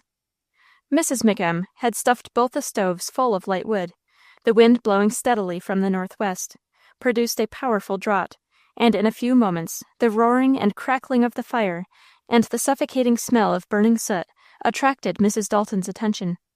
To her dismay, both the stoves were red hot from the front plates to the topmost pipes which passed through the plank ceiling and projected 3 feet above the roof. Through these pipes the flames were roaring as if through the chimney of a blast furnace. A blanket snatched from the nearest bed that stood in the kitchen and plunged into a barrel of cold water was thrust into the stove, and a few shovels full of snow thrown upon it soon made all cool below. The two women immediately hastened to the loft, and by dashing pails full of water upon the pipes, contrived to cool them down as high as the place where they passed through the roof. The woodwork around the pipes showed a circle of glowing embers. The water was nearly exhausted, and both the women running out of the house discovered that the roof, which had been covered the day before by a heavy fall of snow, showed an area of several square feet from which the intense heat had melted the snow. The sparks falling upon the shingles had ignited them, and the rafters below were covered by a sheet of flame.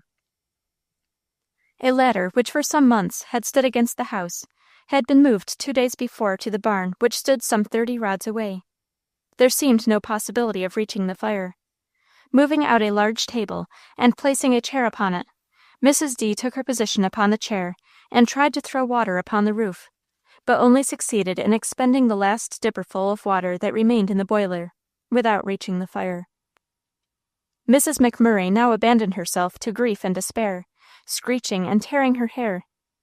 Mrs. D., still keeping her presence of mind, told her to run after her husband and to the nearest house, which was a mile away, and bring help. Mrs. McM., after a moment's remonstrance, on account of the depth of the snow, regained her courage, and hastily putting on her husband's boots, started shrieking fire as she passed up the road, and disappeared at the head of the clearing. Mrs. D. was now quite alone, with the house burning over her head. She gazed at the blazing roof, and pausing for one moment, reflected what should first be done. The house was built of cedar logs, and the suns and winds of 4 years had made it as dry as tinder. The breeze was blowing briskly, and all the atmospheric conditions were favorable to its speedy destruction. The cold was intense, the thermometer registering 18 degrees below zero. The unfortunate woman thus saw herself placed between 2 extremes of heat and cold, and apprehended as much danger from the one as from the other. In the bewilderment of the moment, the direful extent of the calamity never struck her, though it promised to put the finishing stroke to her misfortune, and to throw her naked and houseless upon the world. "What shall I first save?" was the question rapidly asked, and as quickly answered. anything to serve for warmth and shelter, bedding, clothing, to protect herself and babe from that cruel cold. All this passed her mind like a flash, and the next moment she was working with a right good will to save what she could of these essential articles from her burning house. Springing to the loft where the embers were falling from the burning roof, she quickly threw the beds and bedding from the window, and emptying trunks and chests, conveyed their contents out of the reach of the flames and of the burning brands which the wind was whirling from the roof. The loft was like a furnace, and the heat soon drove her, dripping with perspiration, to the lower room, where for 20 minutes she strained every nerve to drag out the movables. Large pieces of burning pine began to fall through the boarded ceiling about the lower rooms, and as the babe had been placed under a large dresser in the kitchen, it now became absolutely necessary to remove it. But where? The air was so bitter that nothing but the fierce excitement and rapid motion had preserved Mrs. Dalton's hands and feet from freezing. To expose the tender nursling to that direful cold was almost as cruel as leaving it to the mercy of the fire. A mother's wit is not long at fault where the safety of her child is concerned. Emptying out all the clothes from a large drawer which she had dragged a safe distance from the house, she lined it with blankets and placed the child inside, covering it well over with bedding, and keeping it well wrapped up till help should arrive. The roof was now burning like a brush heap, but aid was near at hand. As she passed out of the house for the last time, dragging a heavy chest of clothes, she looked once more despairingly up the clearing and saw a man running at full speed. It was McMurray. Her burdened heart uttered a deep thanksgiving, as another and another figure came skipping over the snow towards her burning house. She had not felt the intense cold, although without bonnet or shawl, and with hands bare and exposed to the biting air. The intense anxiety to save all she could had so diverted her thoughts from herself that she took no heed of the peril in which she stood from fire and frost. But now the reaction came. Her knees trembled under her, she grew giddy and faint, and dark shadows swam before her. The 3 men sprang on the roof and called for water in vain. It had long been exhausted. "Snow, snow, hand us up pails full of snow," they shouted. It was bitter work filling the pails with frozen snow, but the 2 women, for Mrs. McMurray had now returned, scooped up pails full of snow with their bare hands and passed them to the men on the roof. By spreading this on the roof and on the floor of the loft, the violence of the fire was checked. The men then cast away the smoldering rafters and flung them into the snowdrifts. The roof was gone, but the fire was at last subdued before it had destroyed the walls. Within 1 week from the time of the fire, the neighboring settlers built a new roof for Mrs. Dalton, in spite of the intense cold, and while it was building, Mrs. D. and her household were sheltered at the nearest cabin. The warm breath of spring brought with it some halcyon days, as if to reconcile Mrs. Dalton to her life of solitude and toil. The pure beauty of the crystal waters, the august grandeur of the vast forest, and the aromatic breezes from the pines and birches cast a magic spell upon her spirit. She soon learned the use of the rifle, the paddle, and the fishing rod. Charming hours of leisure and freedom were passed upon the water of the lake, or in rambles through the arches of the forest. In these pleasures, enhanced by the needful toils of the household or the field, the summer sped away. August came, and the little harvest of oats and corn were all safely housed. For some days the weather had been intensely hot, although the sun was entirely obscured by a bluish haze, which seemed to render the unusual heat of the atmosphere more oppressive. Not a breath of air stirred the vast forest, and the waters of the lake took on a leaden hue. Before the sun rose on the morning of the 12th, the heavens were covered with hard-looking clouds of a deep blue-black color, fading away to white at their edges, and in form resembling the long, rolling waves of a heavy sea, but with the difference that the clouds were perfectly motionless, piled in long, curved lines, one above the other. As the sun rose above the horizon, the sky presented a magnificent spectacle. Every shade of saffron, gold, rose color, scarlet, and crimson, mottled with the deepest violet, were blended there as on some enormous tapestry. It was the storm fiend who shook that gorgeous banner in the face of the day god. As the day advanced, the same blue haze obscured the sun, which frowned redly through his misty veil. At 10 o'clock, the heat was suffocating. The thermometer in the shade ranged after midday from 96 to 98 degrees. The babe stretched itself upon the floor of the cabin, unable to jump about or play. The dog lay panting in the shade. The fowls half buried themselves in the dust, with open beaks and outstretched wings. All nature seemed to droop beneath the scorching heat. At 3 o'clock the heavens took on a sudden change. The clouds, that had before lain so still, were now in rapid motion, hurrying and chasing each other round the horizon. It was a strangely awful sight. Before a breath had been felt of the mighty blast that had already burst on the other side of the lake, branches of trees, leaves, and clouds of dust were whirled across the water, which rose in long, sharp furrows, fringed with foam, as if moved in their depths by some unseen but powerful agent. The hurricane swept up the hill, crushing and overturning everything in its course. Mrs. Dalton, standing at the open door of her cabin, speechless and motionless, gazed at the tremendous spectacle. The babe crept to its mother's feet, its cheeks like marble, and appealed to her for protection. Mrs. McMurray, in helpless terror, had closed her eyes and ears to the storm, and sat upon a chest, muffled in a shawl. The storm had not yet reached its acme. The clouds and huge cumuli were hurrying as to some great rendezvous, from which they were to be let loose for their work of destruction. The roaring of the blast and the pealing of the thunder redoubled in violence. Turning her eyes to the southwest, Mrs. Dalton now saw, far down the valley, the tops of the huge trees twisted and bowed, as if by some unseen but terrible power. A monstrous dun-colored cloud marked the course of this new storm titan. Nearer and nearer it came, with a menacing rumble, and swifter than a racehorse. The cabin lay directly in its track. In a moment it would be upon them. Whither should they fly? One place of safety occurred on the instant to the unfortunate woman. Clasping her babe to her breast and clutching the gown of her companion, she ran to the trap door which conducted to the cellar, and raising it, pushed Mrs. McMurray down the aperture, and quickly following her, Mrs. Dalton closed the trap.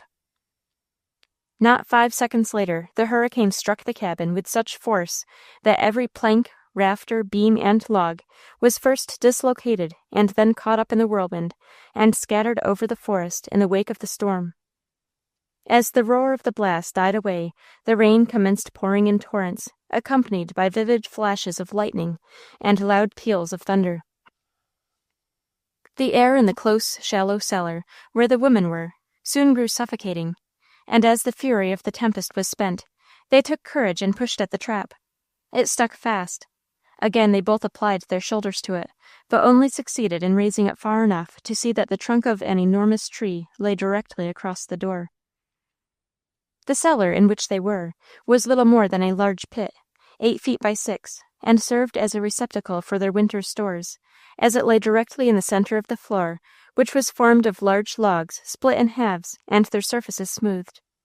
There was no mode of egress, except by digging underneath the floor as far as the walls of the cabin, and so emerging, but this was a work of extreme difficulty, owing to the fact that the soil was full of the old roots of trees which had been cut down to make room for the cabin. The first danger, however, was from suffocation. To meet this, Mrs. Dalton and her companion pried open the door as far as the fallen trunk would allow, and kept it in position by means of a large chip which they found in the pit. This gave them sufficient air through a chink 3 inches in width, and they next looked about them for means of egress. After trying in vain to dislodge one of the floor logs, they proceeded to dig a passage through the earth underneath the floor. Discouraged by the slowness of their progress in this undertaking, and drenched with the rain which poured in through the crevice in the door, they began to give themselves up for lost. Their only hope was that Mr. McMurray or some one of the neighbors would come to their relief. The rain lasted only 1 hour, and the sun soon made its appearance. This was after 6 o'clock, as the prisoners judged from the shadows cast over the ruins of the cabin. The shades of evening fell, and at last utter darkness. Still no one came. No sound was borne to the ears of the women in their earthly dungeon, save that of the rushing waters of the creek, and the mournful howling of the wolves, who, like jackals, were prowling in the track of the tempest. Several of these animals, attracted by the infant's cries, came and put their noses at the door of the pit, and finding that it held prey, paced the floor above it all night, but with the first light of morning they scampered away into the woods. Meanwhile the women resumed their efforts to burrow their way out, taking turns in working all night. By daybreak, the passage lacked only 4 feet of the point where an outlet could be had. Ere noon, if their strength held out, they would reach the open air. But after 4 hours more of severe toil, they met an unexpected obstacle.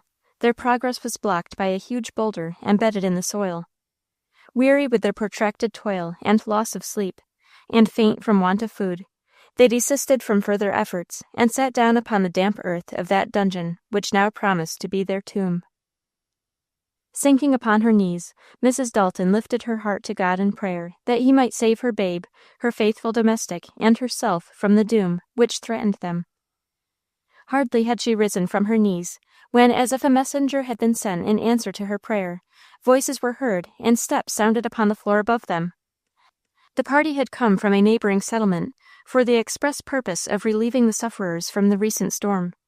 A few blows with an axe, and the prisoners were free. Recognizing their preservation as a direct answer to prayer, and with deep gratitude, both of the women fell on their knees and lifted up their hearts in humble thanksgiving to that God who had saved them, by an act of his providence, from an awful death. When all hope was gone, his hand was stretched forth, making his strength manifest in the weakness of those hapless women and that helpless babe. Before the 1st of October, a new cabin had been built for Mrs. D. by her generous neighbors, and the other ravages of the storm had been repaired.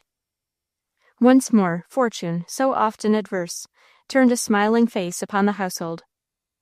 2 weeks sped away, and then the fickle goddess frowned again upon this much-enduring family. A long-continued drought had parched the fields and woods until but a spark was needed to kindle a conflagration.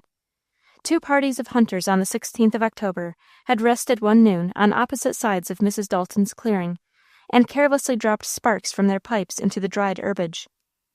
2 hours after their departure, the flames, fanned by a gentle breeze, had formed a junction and encircled the cabin with a wall of fire. A dense canopy of smoke hung over the clearing, and as it lifted, tongues of flame could be seen licking the branches of the tall pines. Showers of sparks fell upon the roof. The atmosphere grew suffocating with the pitchy smoke, and it became a choice of deaths, either that of choking or that of burning. Only one avenue of escape was left open to the family. If they could reach the lake and embark in the canoe which lay moored near the shore, they would be safe. A single passage conducted to the water, and that was a burning lane lined with trees and bushes which were bursting into fiercer flames every moment as they gazed down it. Nearer and nearer crept the fire, and hotter grew the choking air. There was no other choice. McMurray threw water on the gowns of his wife and Mrs. Dalton until they were drenched. Then, wrapping the baby in a blanket and enveloping their heads in shawls, the whole party abandoned their house to destruction and ran the gauntlet of the flames. They passed the spot of ordeal in safety, reached the canoe, and embarking pushed off into the lake. From this point of security, they caught glimpses of the element as it crept steadily on its way towards the cabin. Through the rifts in the smoke, they saw the fiery tongues licking the lower timbers and darting themselves into the cracks between the logs like some gluttonous monster preparing to gorge himself.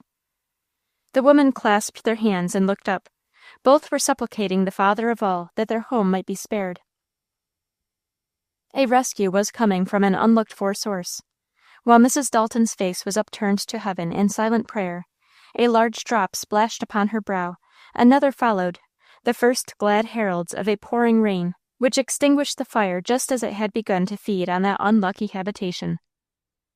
After such an almost unbroken series of disasters and losses, we might well inquire whether the subsequent life of Mrs. Dalton was saddened and darkened by similar experiences. Every cloud has a silver lining. The hardest and saddest lives have their hours of softness, their gleams of sunshine. It is a wise and beautiful arrangement in the economy of divine providence that the law of physical and moral compensation is always operating to equalize the pains and the pleasures, the hardships and the comforts, the joys and the sorrows of human life. Before continuous, patient, and conscientious endeavors, the obstacles that filled the pathway of the pioneer through the wilderness are surmounted. the rough places are made smooth, and the last days of the dwellers in the desert and forest become like the latter days of the patriarch, more blessed than the beginning. We may truly say of Mrs. Dalton that her latter days were more blessed than the beginning. A happy marriage which she entered into the following spring, and a long life of prosperity and peace after her escape from the last great danger, as we have narrated, were the fitting reward of the courage, diligence, and devotion displayed during the first 2 summers and winters which she passed in the northern wilderness. The wide region, lying between the sources of the Mississippi and the bends of the Missouri in Dakota, and stretching thence far up to the Saskatchewan in the north, has been appropriately styled the happy hunting ground. The rendezvous to which the mighty Nimrods of the Northwest return from the chase are huge cabins, built to stand before the howling blasts and give shelter against the Arctic regions of the winter. In these abodes dwell the wives and children of many of those rugged men, and create, even there, by their devoted toils and gentle companionship, at least the semblance of a home. Almost whelmed in the snow, and when even the mercury freezes in the bulb of the thermometer, these anxious and loving housewives feed the lamp and keep the fire burning on the hearth. Dressing the skins of the deer, they keep their husbands well shod and clothed. The long winter of 8 months passes monotonously away. The men, accustomed to a life of excitement, chafe and grow surly under their enforced imprisonment, but the women, by their kind offices and sweet words, act as a constant sedative upon these morose outbreaks. The hunters, it is said, grow softer in their manners as the winter wanes. They are unconscious scholars in the refining school of woman. Among the diversions which serve to while away the tediousness of those winter nights are included the narration of personal adventures passed through by the different hunters in their wild life, tales of narrow escapes, of Indian fights, of desperate encounters with beasts of the forests, and through the rough texture of these narratives, now and then appears a pathetic incident in which woman is the prominent figure. Sometimes it is a hunter's wife who is the heroine, and again the scene is laid in the home of the settler, where woman faces some dreadful danger for her loved ones, or endures extraordinary suffering faithfully to the end. Such an incident as the following was preserved in the memory of a hunter, who recently communicated the essential facts to the writer. Minnesota well deserves the name of the pioneer's paradise, occupying as it does that high tableland out of which gush into the pure bracing air the 1,000 fountains of the Father of Waters and of the majestic Red River, studded with lakes that glisten like molten silver in the sunshine, shadowed by primeval forests, now stretching out in prairies which lose themselves in the horizon, now undulating with hills and dales dotted with groves and copses. Nature here, like some bounteous and imperial mother, seems to have prepared with lavish hand a royal park within which her roving sons and daughters may find a permanent abode. The country through which the Red River flows from Otter Tail Lake towards Richville is unsurpassed for rural beauty. Trending northward, it then passes along towards Pembina, a border town on our northern boundary, through a plain of vast extent, dotted with groves of oak planted as if by hand. Voyaging down this noble river in midsummer, between its banks embowered with wild roses, we breathe an air loaded with perfume, and view a scene of wild but enchanting loveliness. Here summer celebrates her brief but splendid reign, then lingering for a while in the lap of dreamy, balmy autumn, flies at length into southern exile, abdicating her throne to winter, which stalks from the frozen zone and rules the region with undisputed and rigorous sway.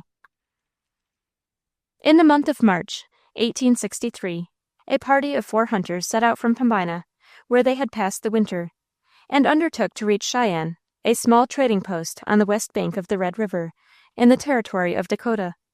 A partial thaw, followed by a cold snap, had coated the river in many places with ice, and by the alternate aid of skates and snowshoes, they reached on the 3rd evening after their departure Red Lake River in Minnesota, some 80 miles distant from Pembina.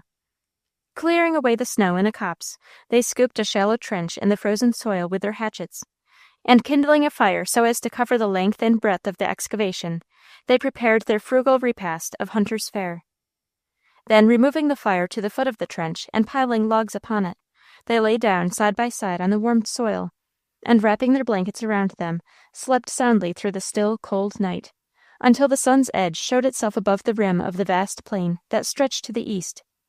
As the hunters rose from their earthy couch and stretched their cramped limbs, casting their eyes hither and thither over the boundless expanse, they descried upon the edge of a copse some quarter of a mile to the south a bright red object, apparently a living thing, crouched upon the snow as if sunning itself.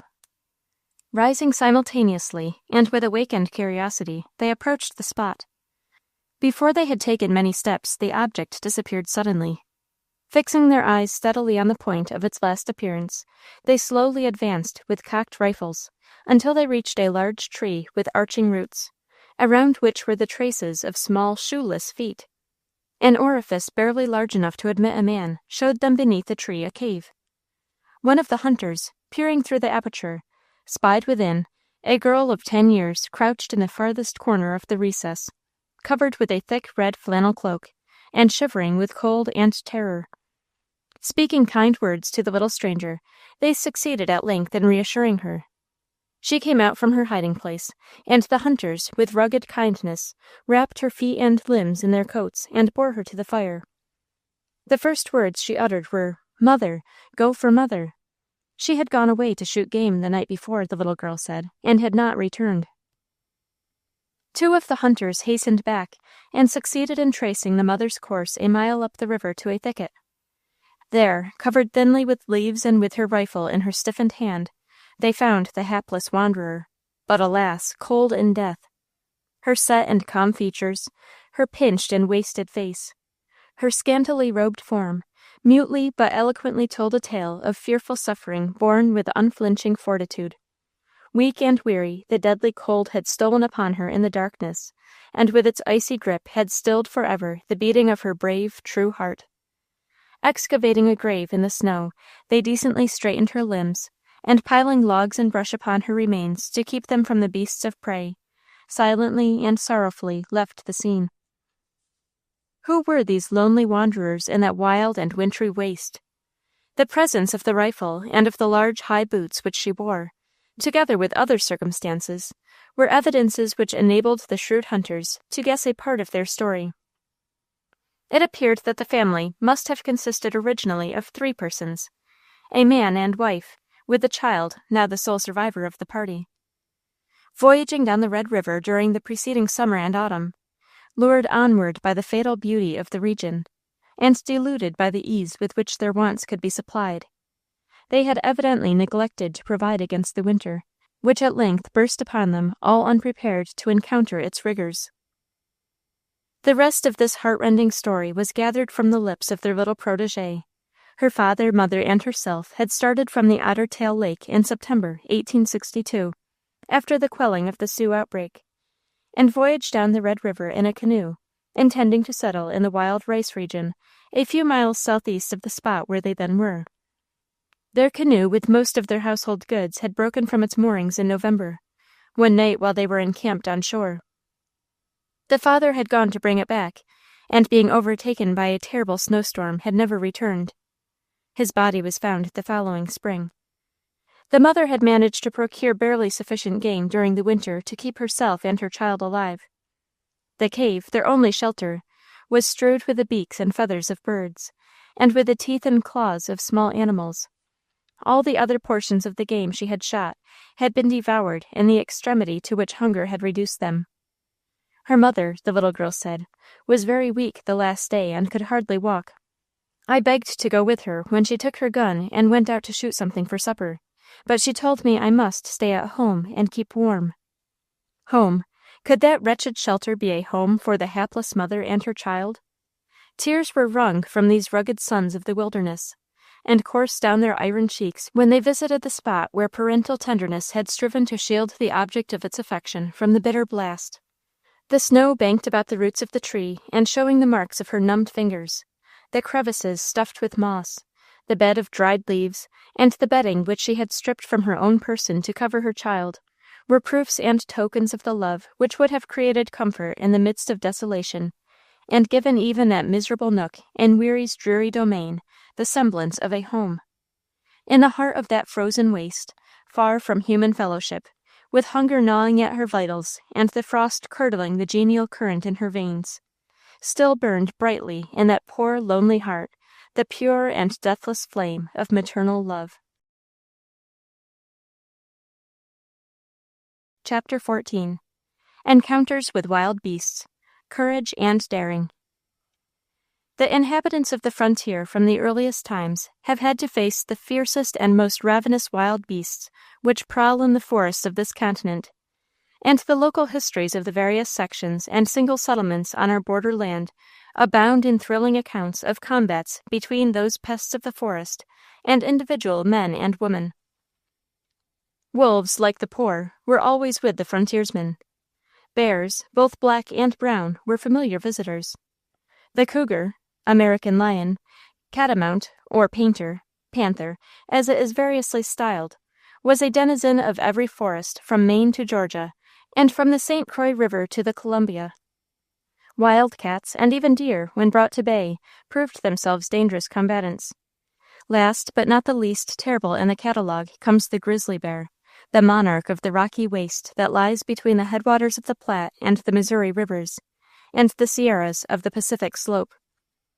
The stories of rencontres and combats between pioneer women and these savage rangers of the woods are numerous and thrilling.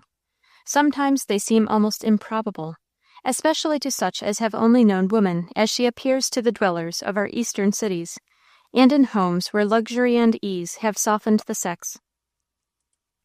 A story like the following, for example, as told by one of our most voracious travelers, may be listened to with at least some degree of incredulity by gentlemen and ladies of the lounge and easy chair. A woman living on the Saskatchewan accompanied her husband on a hunting expedition into the forest. He had been very successful, and having killed one more deer than they could well carry home, he went to the house of a neighboring settler to dispose of it, leaving his wife to take care of the rest until his return.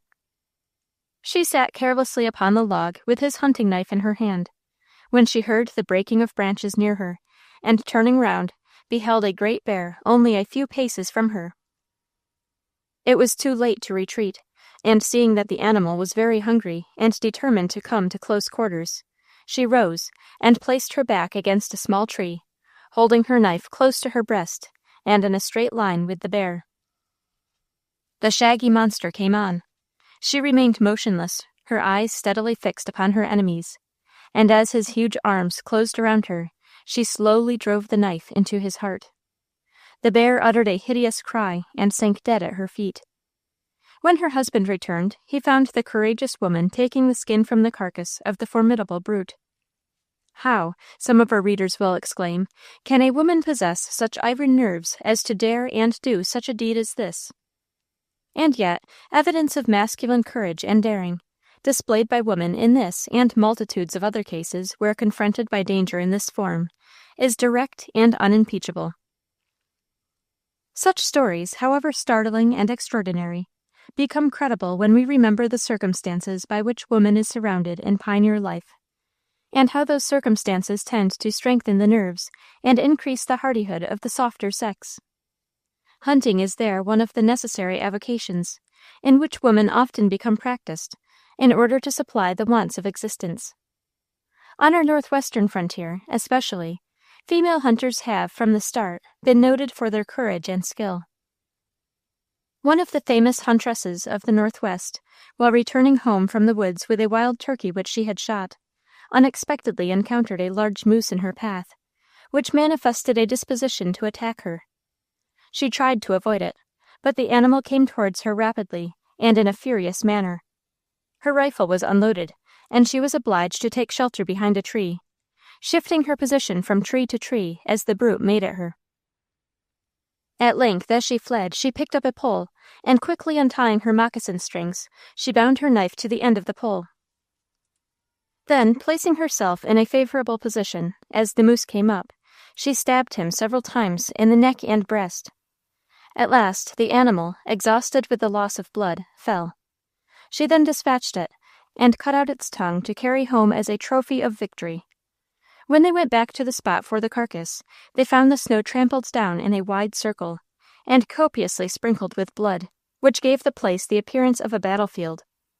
It proved to be a male of extraordinary size. The gray wolf species, 2 centuries ago and later, was spread over the Atlantic states from Maine to Georgia, and was in most newly settled regions a frequent and obnoxious visitor to cattle yards and sheepfolds. We are told that the first Boston immigrants were obliged to build high and strong fences around their livestock to keep them away from the depredations of these marauders. Less bold than his European kindred, the gray wolf of North America is still an extremely powerful and dangerous animal, as may be proved by recalling the frequent encounters of the early settlers, both men and women, with these prowling pests. When pinched with hunger or driven to extremities, they will attack men or women and fight desperately, either to satiate their appetites or to save their skins from an assailant. A great number of stories and incidents concerning collisions between women and these savage brutes are scattered through the local histories of our early times, and illustrate the nerve and daring which, as we have shown, were habitual to the women in the border settlements. About the middle of the last century, a household in the hill country of Georgia was greatly vexed by the frequent incursions of a large animal of this species which prowled about the cowyard, and carried off calves and sheep, sometimes even venturing up to the door of the cabin. The family consisted of a man and his wife and 3 daughters, all grown up. Each one of the 5 had shot ineffectually at the brute, which seemed to bear a charmed life. A strong steel trap was finally set near the calf pen, in a stout enclosure, and in a few days the trappers were delighted to hear a commotion in that quarter, which indicated the success of their stratagem. His wolfship, sure enough, had been caught by one of the hind legs, and was found to be furiously gnawing at the trap and the chain which held him. The womankind, rejoicing in the capture of their old enemy, all entered the enclosure and stood watching the struggles of the fierce beast, while the father was loading his gun to dispatch it. In one of his leaps, the staple that held the chain gave way, and the wolf would have bounded over the fence and made his escape to the woods, but for the ready courage of the eldest daughter of the family, a large, powerful woman of 25.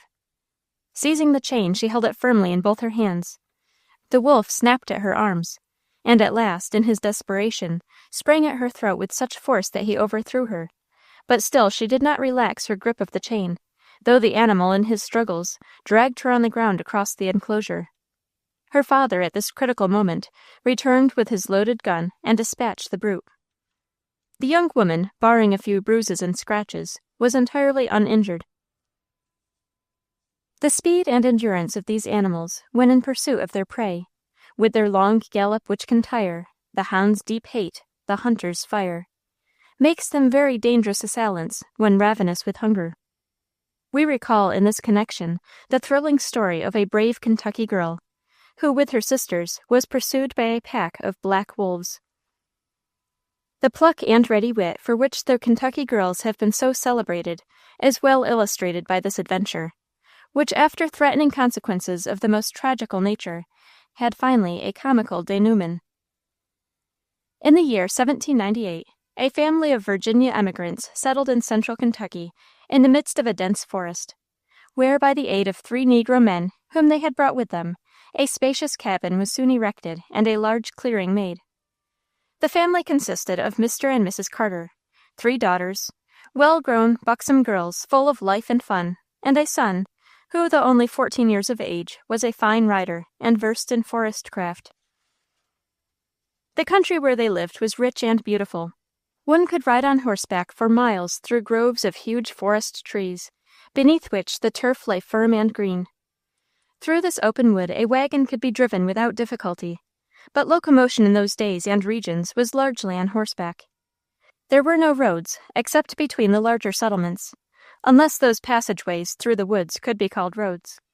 These were made by cutting down a tree or clearing away the undergrowth here and there, and blazing the trees along the passage by chopping off a portion of the bark as high as a man could reach with an axe. At that period, Kentucky was a famous hunting ground. All kinds of game abounded in those magnificent forests, and beneath that genial clime. Wild turkeys roosted in immense flocks in the chestnut, beech, and oak trees. Pigeons by the million darkened the air. Deer could be shot by any hunter by stopping a few moments in the forest where they came to feed. The fiercer and more ravenous beasts abounded in proportion. Bears, catamounts, and wolves swarmed in the denser parts of the forest. And in the winter, the two last named beasts were a great annoyance to the settlers, by the boldness with which they invaded the cattle and poultry yards and pig pens. The black wolf of the western country was and is a very destructive and fierce annual, hunting in large packs, which, after using every stratagem to circumvent their prey, attacked it with great ferocity. Like the Indian, they always endeavored to surprise their victims and strike the mortal blow without exposing themselves to danger. They seldom attack a man except when asleep or wounded, or otherwise taken at a disadvantage. As the Carter homestead was 10 miles from any settlement, it was fairly haunted by these wild beasts, which considered the cattle, calves, colts, sheep, and pigs of the newcomers their legitimate prey. Young Carter and his sisters, having emigrated from the most populous part of Virginia, where social entertainments were frequent, found the time during the winter months hang heavy on their hands, and as the young ladies' favorite colts and pet lambs had often suffered from incursions of the wolves and panthers, they amused themselves by setting traps for them, and occasionally giving them a dose of cold lead, for they were all good shots with the rifle, the girls as well as their brother. 2 or 3 years passed in the forest taught them to despise the wolves and panthers as cowardly brutes, and the girls were not afraid to pass through the forest at any time of the day or night. Often, just at dusk, when returning from a picnic or walk, they would see half a dozen or more wolves prowling in the woods. The girls would run towards them, screaming and shaking their mantles, and the whole pack would scurry away through the undergrowth. This cowardly conduct of the wolves taught their fair pursuers to underestimate the ferocious nature of the beasts, as we shall hereafter see. The winter of 1801 was a severe one. Heavy snows fell, and the passage through the woods was difficult, either by reason of the snows or from the thaws which succeeded them. Never before had the wolves been so bold and ferocious. It happened that in the depth of this winter a merrymaking was announced to take place in the nearest settlement, 10 miles distant. The Carter girls were of course among the invited guests, for their beauty and spirit were famed through the whole region. Their parents, having perfect confidence in the ability of the girls to take care of themselves, and also considering that their brother was to accompany them on horseback, Mr. Carter, the elder, ordered their house servant, an old negro named Hannibal, to tackle up a pair of stout roadsters to a 2-seated wagon and drive his daughters to the merrymaking. Hannibal was a fiddler of renown, and that of course formed a double reason why he should go to the ball. The snow was not so deep as to delay the party materially. They were determined under any circumstances to reach the scene of Christmas festivities, where the young ladies, as well as their partners, anticipated a good time in the dance, and perchance possibilities which might be protracted until a late hour upon the following morning, when the guests would disperse upon the understanding that they were to meet and continue their amusements the same evening. In spite of the urgent invitations of their friends that the young ladies should pass the night at the settlement, they set out on their way home, to which they were lighted by a full moon, whose light was reflected from the snow and filled the air with radiance. The girls were assisted into the old 2-seated wagon. Hannibal, rolling his eyes and showing his teeth, clambered on the front seat, placing his fiddle in its case between his knees, and grasping the reins, shouted to the horses, which started off at a rattling pace, young Carter and an escort of admiring cavaliers riding behind as a guard of honor. After accompanying them on their way for 3 miles, the escort took leave of them amid much doffing of hats and waving of handkerchiefs. The wagon was passing through the dense forest which it had traversed the night before, when a deep, mournful howl was borne to the ears of the party. Another followed, and then a succession of similar sounds, till the forest resounded with the bangs as if of a legion of wolves.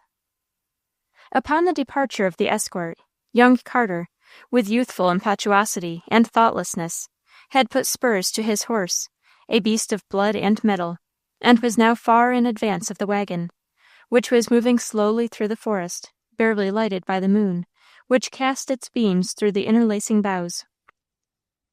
The girls were not in the least scared by the wolfish concert. Not so Hannibal, who rolled his eyes up and down the woods, whipped up the horses, and uttered sundry ejaculations in the negro dialect expressive of his alarm and apprehension on the young lady's account. An open space in the forest soon showed to the party a half-dozen dark, gaunt objects squatted on their haunches, whining and sniffing directly in the track of the wagon.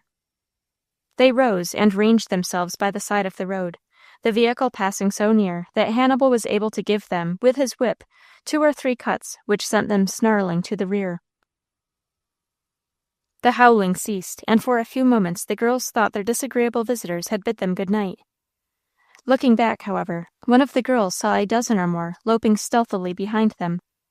They soon reached the wagon, and one of the boldest of the pack leaped up behind and tore away a piece of the shawl in which one of the girls was wrapped.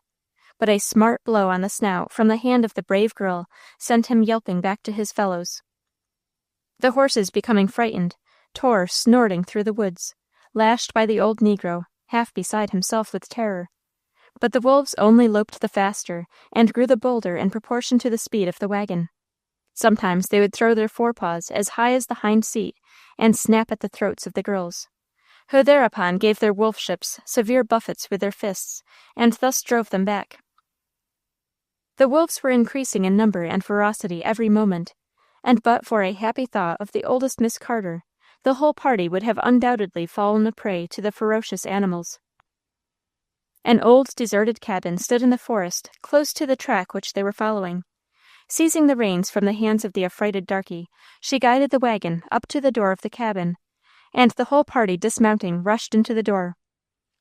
Here Miss Carter stood with a stout stick, while the negro helped her sisters up into a loft by means of a ladder. The pack again squatted on their haunches and whined wistfully, but were kept at bay by the daring maiden. After her sisters had been safely housed in the loft, with Hannibal, who had in his fright quite forgotten her, she immediately joined them, and had scarcely ascended the ladder when more than 20 of the wolves rushed pell-mell into the cabin. The rest of the pack made an attack on the horses, which by their kicking and plunging broke loose from the harness, and dashed homewards through the woods, followed by the yelling pack. While this was going on, the young women recovered their equanimity, and hearing the horses break away from their assailants, directed the negro to close the door, which after some difficulty he succeeded in doing. 20 wolves were thus snugly trapped. One of the girls soon proposed that the old fiddler should play a few tunes to the animals, which were now whining in their cage. The darky accordingly took his violin, which he had clung to through all their mad drive, and struck up Money Musk, which he played as correctly and in as good time as was possible under the circumstance. Soon, collecting his nerve and coolness as he went on, he scraped out his whole repertoire of dancing tunes: St. Patrick's Day in the Morning, The Irish Washerwoman, Pop Goes the Weasel, winding up with a breakdown, and Fisherman's Hornpipe.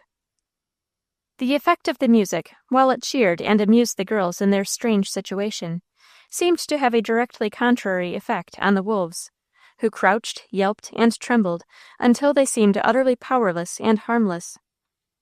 What threatened to be a tragedy was in this way turned into something that resembled a comedy. By daylight, Mr. Carter, with his son and 2 negroes, arrived on the scene, armed to the teeth with guns and axes, and made short work with the brutes, climbing on the roof of the cabin and descending into the loft, from which place they shot them in detail. The bounty which at that time was paid for wolves' heads was awarded to Miss Carter, by whose ingenuity the brutes were trapped. The wild cat of this continent is said to be the lineal descendant of the harmless, necessary cat, which the early emigrants brought over with them from Europe, among their other 4-footed friends and companions. Certain depraved and perverse representatives of this domestic creature took to the woods, and becoming outlaws from society, reverted to their original savage state. Their offspring waxed in size and fierceness beyond their progenitors. They became at last proverbial for their fighting qualities, and to be able to whip one's weight in wild cats is a terse expression signifying strength. The fecundity of this animal, as well as its predatory skill, makes it an extremely frequent and annoying poacher on the poultry yards of the backwoods settlers, especially in the hill districts of the southern states, where the climate and the abundance of game appear to have developed them to an uncommon size and fierceness. Their strength and ferocity was fully tested by a settler's wife, in the upper part of Alabama, some 50 years ago, as will appear from the following account. Mrs. Julia Page, a widow, with 3 small children, occupied a house in a broken and well-wooded country, some miles west of the present town of Huntsville, where the only serious annoyance and drawback was the immense number of these animals which prowled through the woods and decimated the poultry. Stumpy-tailed, green-eyed, they strolled through the clearing and sunned themselves on the limbs of neighboring trees, blinking calmly at the clucking hens which they marked for their prey, and even venturing to throw suspicious glances at the infant sleeping in its cradle. Sociable in their disposition, they appeared to even claim a kind of proprietary interest in the premises, and in the appurtenances thereof. Shooting a dozen, and trapping as many more, made little appreciable difference in the numbers of the feline colony. The dame at last constructed with much labor a close shed, within which her poultry were nightly housed. This worked well for a season. But one evening a commotion in the hennery informed her that the depredators were again at work. Hastily seizing an axe in one hand and carrying a lighted pitch-pine knot in the other, she hurried to the scene of action, and found Grimalkin feeding sumptuously on her plumpest pullet. The banqueters were evidently a mother and her well-grown son, whom she was instructing in the predatory art and practice. The younger animal immediately clambered to the hole where it had made its entrance, and was about to make a successful exit, when the matron, sticking the lighted knot in the ground, struck the animal with the axe, breaking its back and bringing it to the ground. Without an instant's warning, the mother cat sprang upon Mrs. Page, and fastening its powerful claws in her breast, tore savagely at her neck with its teeth. The matron, shrieking with terror, strove with all her might to loosen the animal's hold, but in vain. The maternal instinct had awakened all its fierceness, and as the blood commenced to flow in streams from the deep scratches and bites inflicted by its teeth and claws, its ferocious appetency redoubled. It tore and bit as if nothing would appease it but the luckless victim's death. Mrs. Page would doubtless have fallen a prey to its savage rage, but for a happy thought which flashed across her mind in her desperate straits. Snatching the pine knot from the earth, she applied it to the hindquarters of the wild cat. The flame instantly singed off the thick fur and scorched its flesh. With a savage screech it relaxed its hold and fell to the ground, where she succeeded at last in dispatching the creature. It proved to be one of the largest of its species, measuring nearly 3 feet from its nose to the tip of its tail, and weighing over 30 pounds. For many years this colony of pioneer wildcats continued to make things hot for the settlers in that region, but most of them were finally exterminated, and the remnant emigrated to some more secluded region. The character of the common black bear is a study for the naturalist and the hunter. He is fierce or good-natured, sullen or playful, lazy or energetic, bold or cowardly, all by turns and nothing long. He is the clown of the menagerie, the laughing-stock rather than the dread of the hunter, and the abhorrence of border housewives, owing to his intrusive manners, his fondness for overturning beehives, and his playful familiarity with the contents of their larders in the winter season. Incidents are related where, in consequence of these contrarieties of bear nature, danger and humor are singularly blended. While the daughter of one of the early settlers of Wisconsin was wandering in maiden meditation through the forest by which her father's home was surrounded, she was suddenly startled from her reverie by a hoarse, deep, cavernous growl, and as she lifted her eyes, they were opened wide with dismay and terror. Not 20 paces from her, rising on his huge, iron-clawed hind feet, was a wide-mouthed, vicious-looking black bear, of unusual size, who had evidently been already worked up, and was spoiling for a fight. That the bear meant mischief was plain, but the girl was a pioneer's daughter, and her fright produced no symptoms of anything like fainting. Bears could climb, she knew that very well, but then if she got out of his way quickly enough, he might not take the trouble to follow her. It was the only chance, and she sprang for the nearest tree. It was of medium size, with a rough bark and easy to climb. all the better for her, if none the worse for the bear, and in an instant she was perched among the lower branches. For 2 or 3 minutes the shaggy monster seemed puzzled, and as if in doubt what course he had best pursue. Then he came slowly up and began smelling and nuzzling round the roots of the tree, as if to obtain the necessary information, in order to enable him to decide this important question. The young woman in the tree was no coward, but little as was the hope of being heard in that forest solitude, she let her fears have their own way, and screamed loudly for help. As if aroused and provoked by the sound of her voice, Bruin began to try the bark with his foreclaws, while his fierce little eyes looked up carnivorously into the face of the maiden, and his little tongue came twisting spirally from his half-opened jaws, as if he were gloating over a choice tidbit. A neighboring settler, attracted by the cries of distress, soon reached the scene of action.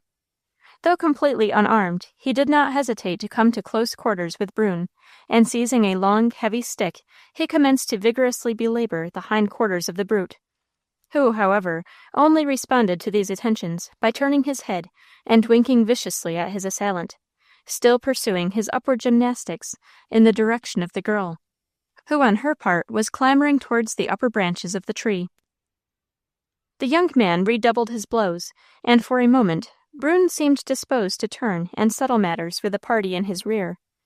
But finally, to the dismay of both the maiden and her champion, and evidently deeming his readiest escape from attack would be to continue his ascent, he resumed his acrobatic performance, and was about to place his forefeet on the lower limbs, when his foe, dropping his futile weapon, seized the stumpy tail of the beast with his strong hands, and bracing his feet against the trunk of the tree, pulled with all his might. The girl, seeing the turn that matters had taken, immediately broke off a large limb and stoutly hammered the bear's snout. This simultaneous attack in front and rear was too much for Bruin. With an amusing air of bewilderment, he descended in a slow and dignified manner, and galloped off into the forest. There are but few instances on record where female courage has been put to the severe test of a hand-to-hand combat with grizzly bears. The most remarkable conflict of this description is that which we will endeavor to detail in the following narrative, which brings out in bold relief the traits of courage, hardihood, and devotion, all displayed by woman, in most trying and critical situations, wherein she showed herself the peer of the stoutest and most skilful of that hardy breed of men, the hunters of the far West. In the summer of 1859, a party of men and women set out from Omaha on an exploring tour of the Platte Valley, for the purpose of fixing upon some favorable location for a settlement, which was to be the headquarters of an extensive cattle farm. The leader in the expedition was Colonel Ansley, a wealthy Englishman. He was accompanied by Joseph Daggett, his agent, whose business had carried him several times across the Rocky Mountains to California, Mrs. Daggett, and a daughter of 16. Both of whom had crossed the plains before with Mr. D. 2 half-breeds also accompanied the party as guides, hunters, muleteers, and men of all work. As Mrs. Daggett is a heroine of our story, she deserves a description in detail. Her early life had been spent in the wilds of northern New York, where she became versed in fishing, hunting, and woodcraft. She grew up in that almost unbroken wilderness to more than woman's ordinary stature, and with a masculine firmness of nerve and fiber. We need hardly add that she was an admirable equestrian. At the age of 17, she was married to Joseph Daggett, who possessed those qualities which she was naturally most inclined to admire in a man. The 17 years that followed her marriage she spent with her husband in the wilds of the North and West, where she obtained all the further experience necessary to complete her education as a practical woman of the border. It is unnecessary to state that such a woman as Mrs. Daggett was an exceedingly useful member of frontier society. Several times she and her husband had been the leading spirits in starting new settlements, far in advance of the main stream of immigration. After the courage and experience of Mr. and Mrs. D. had helped on the infant settlement for a season, the restless spirit of adventure would seize them, and selling out, they would push on further west. Miss Jane Daggett was a girl after her father's and mother's own heart, and was their constant companion in their expeditions and journeys over prairie and mountain. The party started in June from Omaha, and journeyed along the north bank of the Platte River as far as the North Fork of that stream. They were well mounted on blooded horses, furnished by Colonel Ansley, and were followed by 4 pack mules, with such baggage as the party needed, under the care of the half-breed guides. 2 weeks sufficed to locate the ranch, after which they pursued their way along the North Platte, as far as Fort Laramie, intending from that post to advance northward to strike the North Fork of the Cheyenne, and following that stream to the Missouri River, there take the steamboat back to Omaha. This diversion in their proposed route was made at the suggestion of Colonel Ansley, who was a keen and daring sportsman, and wished to add a fight with grizzlies to his repertoire of hunting adventures. The first day's journey, after leaving Fort Laramie, was barren of incident. Pursuing their route due north over a rolling and well-grassed country, interspersed with sandy stretches, they reached on the evening of the second day some low hills, covered with thickets and small trees, between which ran valleys thickly carpeted with grass. Here they were preparing their camp, when one of the half-breeds cried out, "Voila, grizzly!"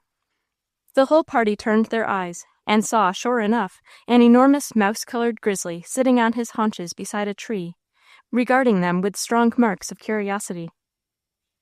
The half-breeds straightway began to prepare for action, after the California fashion.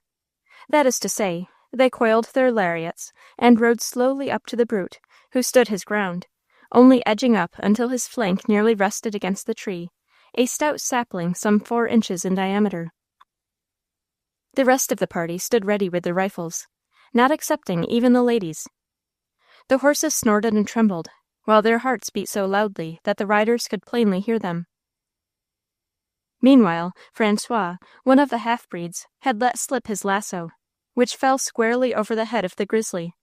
Then, drawing it taut, he kept it so while he walked his horse around the tree, binding the grizzly firmly to it. The whole party now advanced with rifles poised, ready to give the coup de grace to his bearship, when, with a thundering growl, another grizzly came shambling swiftly out from the bushes, and made directly for Francois. Before the party recovered from their surprise at this new appearance on the scene, the brute reared up and seized Francois by the leg, which he crunched and shattered.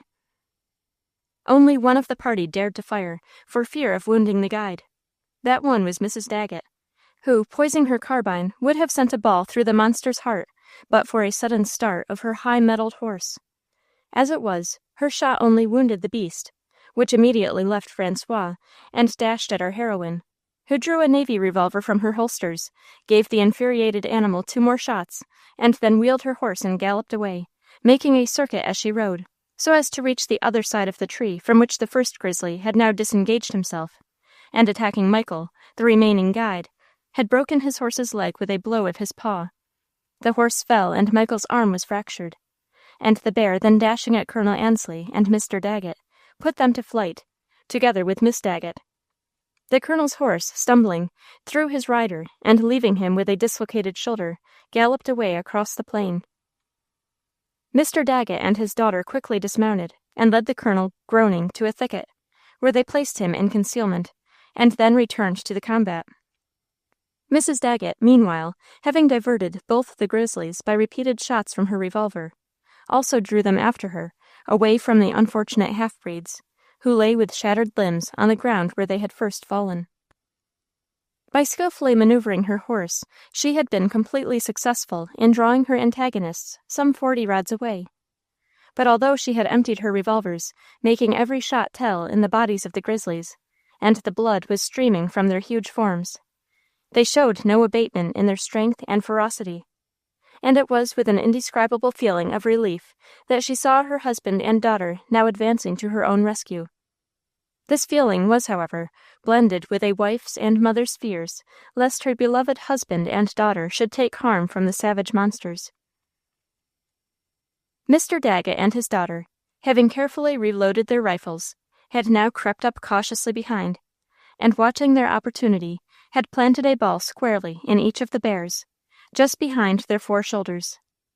This appeared to be the finishing stroke, and the brutes stretched themselves on the plain, to all appearance lifeless. Francois and Michael were then placed in as comfortable a position as possible. The colonel was brought out of the thicket. The mules and the stray horses were brought back to camp. And then a consultation was held between the Daggetts as to what should be done for the sufferers. Refreshment was given them. Some attempts at rude surgery were made in the way of bandaging and setting the broken limbs and dislocated shoulders. It was 60 miles to Fort Laramie.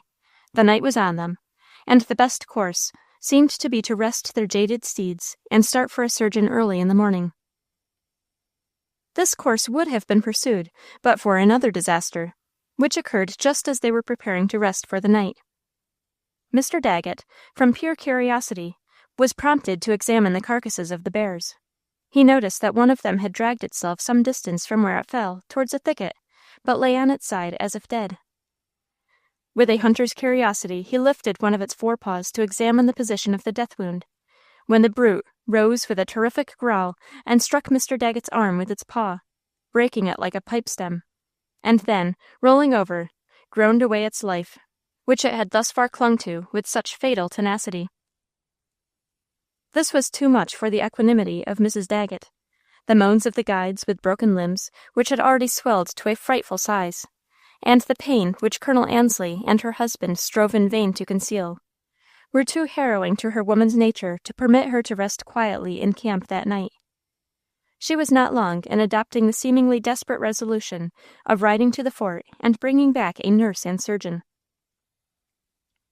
Whispering to her daughter, she informed her of her determination, and quickly saddling the swiftest and freshest of the horses, she led him softly out from the camp, and mounting, set her face southward, and touched the horse lightly with the whip. The generous beast seemed, by instinct, to understand his rider's errand, and bounded over the wild plain with a kind of cheerful alacrity that rendered unnecessary any further urging. The sky was overcast, so that she had no stars to guide her course, and was obliged to guess the route which the party had followed from the fort. By and by she struck a trail, which she thought she recognized as the one over which they had come after leaving the Platte River. For 4 hours she rode forward, the horse not flagging in his steady gallop. According to her calculations, she must have made 40 miles of her journey, and she was anticipating that by the break of day she would have made the fort, when, turning her eyes upward to the left, she saw, through the clouds that had rifted for the first time, the Great Dipper, and knew at once that instead of riding southward, she had been riding eastward, and must now be at least 70 miles from the fort, instead of being within 20 miles of it, as she had supposed. Her horse began to show symptoms of fatigue. She slowed him to a walk, as she turned his head to the southwest, and pursued her course sluggishly across the plains. Ere long, the blackness of night faded into gray, and then came twilight streaks, which showed her the dreary country she was passing through. It was a vast, sandy plain, thinly dotted with sagebush and other stunted shrubs. The sun rose bright and hot, and until 10 o'clock she pursued her way not faster than 2 miles an hour. Her horse now gave out, and refused to move a step. She dismounted and sat down on the sand beside a sagebush, which partially sheltered her from the sun's rays. We continue our narrative with Mrs. Daggett's own account of her perilous adventure. For nearly 2 hours I sat on the ground, while my poor horse feebly staggered from bush to bush, and nibbled at the stunted herbage. I then remounted him and pursued my way, at a snail's pace, towards the fort. The most serious apprehension I entertained at this moment was that of sunstroke, as my head was only shielded from the rays by a white handkerchief. My hat had blown off in the conflict with the bears, and in my distress and anxiety to start for assistance, I had not stopped to look for it. I felt no hunger, but a little after noon, when the burning heat of the sun was reflected with double violence from the hot sand, and the distant ridges of the hills, seen through the ascending vapor, seemed to wave and fluctuate like the unsettled sea, I became faint with thirst, and climbed a tree in hopes of seeing distant smoke or other appearance of a human habitation. But in vain, nothing appeared all around but thick underwood and hillocks of white sand. My thirst by this time became insufferable. My mouth was parched and inflamed. A sudden dimness would frequently come over my eyes, with other symptoms of fainting. And my horse, being barely able to walk, I began seriously to apprehend that I should perish of thirst. To relieve the burning pain in my mouth or throat, I chewed the leaves of different shrubs, but found them all bitter, and of no real service to me. A little before sunset, having reached the top of a gentle rising, I climbed a high tree, from the topmost branches of which I cast a melancholy look over the barren wilderness, but without discovering the most distant trace of a human dwelling. The same dismal uniformity of shrubs and sand everywhere presented itself, and the horizon was as level and uninterrupted as that of the sea. Descending from the tree, I found my horse devouring the stubble and brushwood with great avidity, and as I was now too faint to attempt walking, and my horse too fatigued to carry me, I thought it but an act of humanity, and perhaps the last I should ever have it in my power to perform, to take off his bridle and let him shift for himself, in doing which I was suddenly affected with sickness and giddiness, and falling upon the sand, I felt as if the hour of death was fast approaching. Here then, thought I, after a short but ineffectual struggle, terminates all my hopes of being useful in my day and generation. Here must the short span of my life come to an end. I cast, as I believed, a last look on the surrounding scene, and whilst I reflected on the awful change that was to take place, this world with its enjoyments seemed to vanish from my recollection. Nature, however, at length resumed its functions, and on recovering my senses, I found myself stretched upon the sand, with the bridle still in my hand, and the sun just sinking behind the trees. I now summoned all my resolution, and determined to make another effort to prolong my existence. And as the evening was somewhat cool, I resolved to travel as far as my limbs would carry me, in hopes of reaching, my only resource, a watering place. With this view, I put the bridle on my horse, and driving him before me, went slowly along for about an hour, when I perceived some lightning from the northeast, a most delightful sight, for it promised rain. The darkness and lightning increased rapidly, and in less than an hour I heard the wind roaring among the bushes. I had already opened my mouth to receive the refreshing drops which I expected, but I was instantly covered with a cloud of sand, driven with such force by the wind as to give a very disagreeable sensation to my face and arms, and I was obliged to mount my horse and stop under a bush to prevent being suffocated. The sand continued to fly in amazing quantities for near an hour, after which I again set forward, and travelled with difficulty until 10 o'clock. About this time I was agreeably surprised by some very vivid flashes of lightning, followed by a few heavy drops of rain. In a little time the sand ceased to fly, and I alighted and spread out all my clean clothes to collect the rain, which at length I saw would certainly fall. For more than an hour it rained plentifully, and I quenched my thirst by wringing and sucking my clothes. A few moments after I fell into a profound slumber, in spite of the rain which now fell in torrents. The sky was clear and the sun was well up when I woke.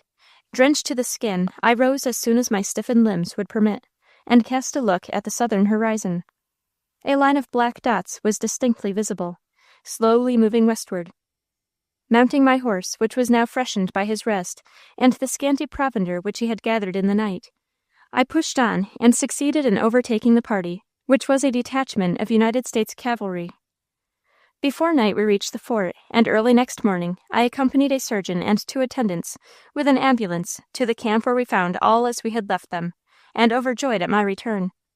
When the fractures had been reduced, and Colonel Ansley's shoulder put into place, the whole party were brought back to the fort, quite content to wait a while before engaging again in a grizzly bear hunt. The strength of nerve and fortitude which maternal love will inspire is brilliantly illustrated by the story of an adventure with an American lion, which happened not long since in the remote territory of Wyoming. A Mrs. Vredenberg one night, during the absence of her husband, had retired with her 3 children to rest in a chamber on the first floor of the cabin where she lived, when an enormous mountain lion leaped into the room through an open window placed at some distance from the ground for purposes of ventilation. The brute, after entering the apartment, whined and shook itself, and then lay down upon the floor in a watchful attitude, with its eyes fixed upon the bed, where lay Mrs. V., almost paralyzed with fright at this dangerous visitor. Her children were her first thought. 2 of them were in a cot beyond the bed where she lay. The third, an infant of 6 months, was reposing in its mother's arm. Mrs. Vredenburgh remembered in an instant that perfect silence and stillness might prevent the brute from springing upon them, and accordingly she suppressed every breath and motion on her part, while her children luckily were sleeping so profoundly that their breathing could not be heard. After a few minutes, the monster began to relax the steady glare of his great green orbs, and winked lazily, purring loudly as though in good humor. The first powerful impulse to scream and fly to the adjoining apartment having been repressed, the matron's heart became calmer, and her mind employed itself in devising 1,000 plans for saving herself and her children. Her husband's gun hung loaded above the head of the bed, but it could not be reached without rising. If she woke her children, she feared her action in so doing, or the noise they would make, would bring the monster upon them. She had heard that the mountain lion could not attack human beings when his hunger had been appeased, and from a noise she had heard in the cowhouse just after retiring, she surmised that the brute had made a raid upon the cattle and glutted himself. This conjecture received confirmation from the placidity of the animal's demeanor.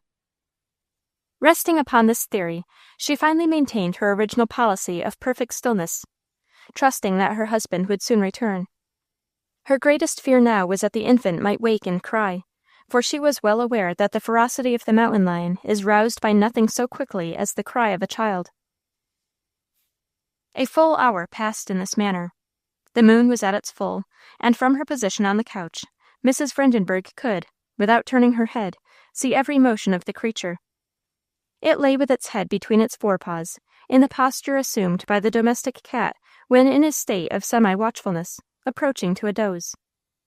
The senses of the matron were strung to an almost painful acuteness. The moonlight streaming in at the window was to her eyes like the glare of the sun at noonday. The ticking of the clock on the wall fell on her ears, each tick like a sharply pointed hammer seeming to bruise the nerve. A keen thrill ran like a knife through her tense frame when the infant stirred and moaned in his sleep. The lion roused himself in an instant, and fixing his eyes upon the bed, came towards it arching his back and yawning.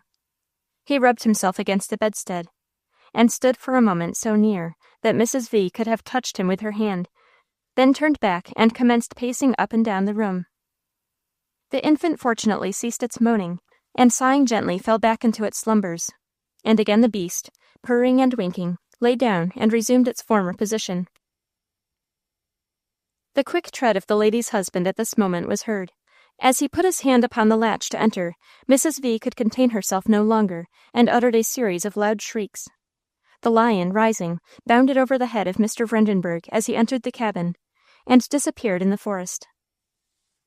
The safety of the family consisted partly, perhaps, in the fact that the intruder, before entering the house, had satiated his appetite by gorging himself upon a calf, the remains of which were next day discovered in the cowhouse. But the preservation of herself and children was also due to the self-control with which Mrs. Vredenburgh maintained herself in that trying situation. Chapter 15. Across the Continent, on the Plains. The movement of emigration westward since the early part of the 17th century resembles the great ocean billows during a rising tide. Sweeping over the watery waste with a steady roll, dragged by the lunar force, each billow dashes higher and higher on the beach, until the attractive influence has been spent and the final limit reached. The spirit of religious liberty and of adventure carried the European across the Atlantic. This was the first wave of emigration. The achievement of our independence gave the next great impetus to the movement. The acquisition of California and the discovery of gold was the third stimulus that carried our race across the continent. The final impulse was communicated by the completion of the Pacific Railroad. At the close of the Mexican War in 1848, our frontier states were Texas, Arkansas, Missouri, Iowa, and Wisconsin. With the exception of a few forts, trading posts, missionary stations, and hunters' camps, the territory extending from the line of further settlement in those states, westward to the Pacific Ocean, was for the most part an uninhabited waste.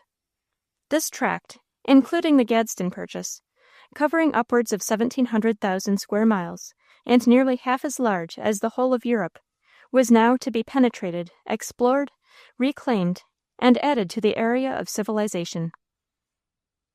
The pioneer army of occupation who were to commence this mighty work moved through Missouri and Iowa, and crossing the turbid flow, which formed one of the great natural boundaries of that wild empire, saw before them the vast plains of Nebraska and Kansas, stretching with scarcely a break for 500 miles as the crow flies, to the foothills of the Rocky Mountains.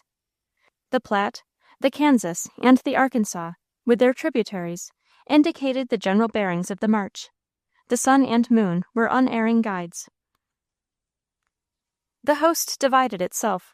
One part spread over and tilled the rich country which extends for 200 miles west of the Missouri River. Another part grazed its flocks and herds on the pasture ground beyond. Another, crossing the belt of desert, settled in the picturesque region between the barrens and the foothills. Another penetrated into the mountains and planted itself in the labyrinthian valleys and on the lofty tablelands between the Black Hills and the California Sierras. Another more boldly marched 1,000 miles across a wilderness of mountain ranges and settled on the slope which descends to the shores of the Pacific. The rivers and streams between the Missouri and the mountains, and laterally the railroads, were the axes around which the population gathered and turned itself. Here were the dwelling places of the settlers. Here woman's work was to be done, and her influence to be employed in building up the empire on the plains. We have stated how, by a series of processes extending through successive generations and the lapse of centuries, she grew more and more capable to fulfill her mission on this continent, and how, as the physical and moral difficulties that beset frontier life multiplied, she gathered corresponding strength and faculties to meet them. In entering that new field of pioneer enterprise which lay beyond the Missouri River in 1848, there still, among others, remained that one great grief over the separation from her old home. When the Eastern woman bade farewell to her friends and started for the plains, it seemed to her, and often proved to be, a final adieu. We say nothing of that large class, which being more scantily endowed with this world's goods, were forced to make the long, wearisome journey with ox teams from the older settlements of the East. We take the weaker case of the well-to-do immigrant wife, who by railroad and by steamboat on the lakes or rivers, reached after a journey of 2,000 miles, the point upon the Missouri River where she was to enter the prairie schooner, and move out into that vast expanse. Even to her pangs of separation must have then been felt with renewed and doubled force. That turbid flood was the casting-off place. She was as one who ventures in a small boat into a wide, dark ocean, not knowing whether she would ever return or find within the murky waste a safe abiding place. There was the uncertainty, the positive dangers of the route, the apprehended dangers which might surround the settlement, the new country with all its difficulties, privations, labors, and trials, the possibilities of disease with small means of relief, the utter solitude with little prospect of solacing companionship. And yet, with so dreary a picture presented to her mental vision, she did not shrink from the enterprise, nor turn back, until all hope of making a home for her family in that remote region had fled. We recall a few instances in which, after years of toil, sorrow, and suffering, when all had been lost, the heroine of the household has been driven back by a stress of circumstances with which human power was unavailing to cope. Such a case was that of Mrs. N., of which the following are the substantial facts. While a squad of United States cavalry were journeying in 1866 from the Great Bend of the Arkansas to Fort Riley in Kansas, the commanding officer, as he was sweeping with his glass the horizon of the vast level plain over which they were passing, descried a small object moving towards their line of march through the tall grass some 2 miles to their left. No other living thing was visible throughout their field of vision, and conjecture was rife as to what this single moving object in that lonely waste could be. It moved in a slow and hesitating way, sometimes pausing as if weary, and then resuming its sluggish course towards the east. They made it out clearly at last. It was a solitary woman. She had a rifle in her hand, and as the squad changed their course and approached her, she could be seen at the distance of 1/2 mile putting herself in the posture of defense and making ready to use her rifle. The horsemen waved their hats and shouted loudly to advise her that they were friends. She kept her rifle at her shoulder, and stood like a statue, until, seeming to be reassured, she changed her attitude, and with tottering steps approached them. She was a woman under 30, who had evidently been tenderly reared. Small and fragile, her pale, wasted face bore those lines which mutely tell the tale of long sorrow and suffering. Her appearance awoke all those chivalrous feelings which are the honor of the military profession. She was speechless with emotion. The officer addressed her with kind and respectful inquiries. Those were the first words of her mother tongue she had heard for 4 weeks.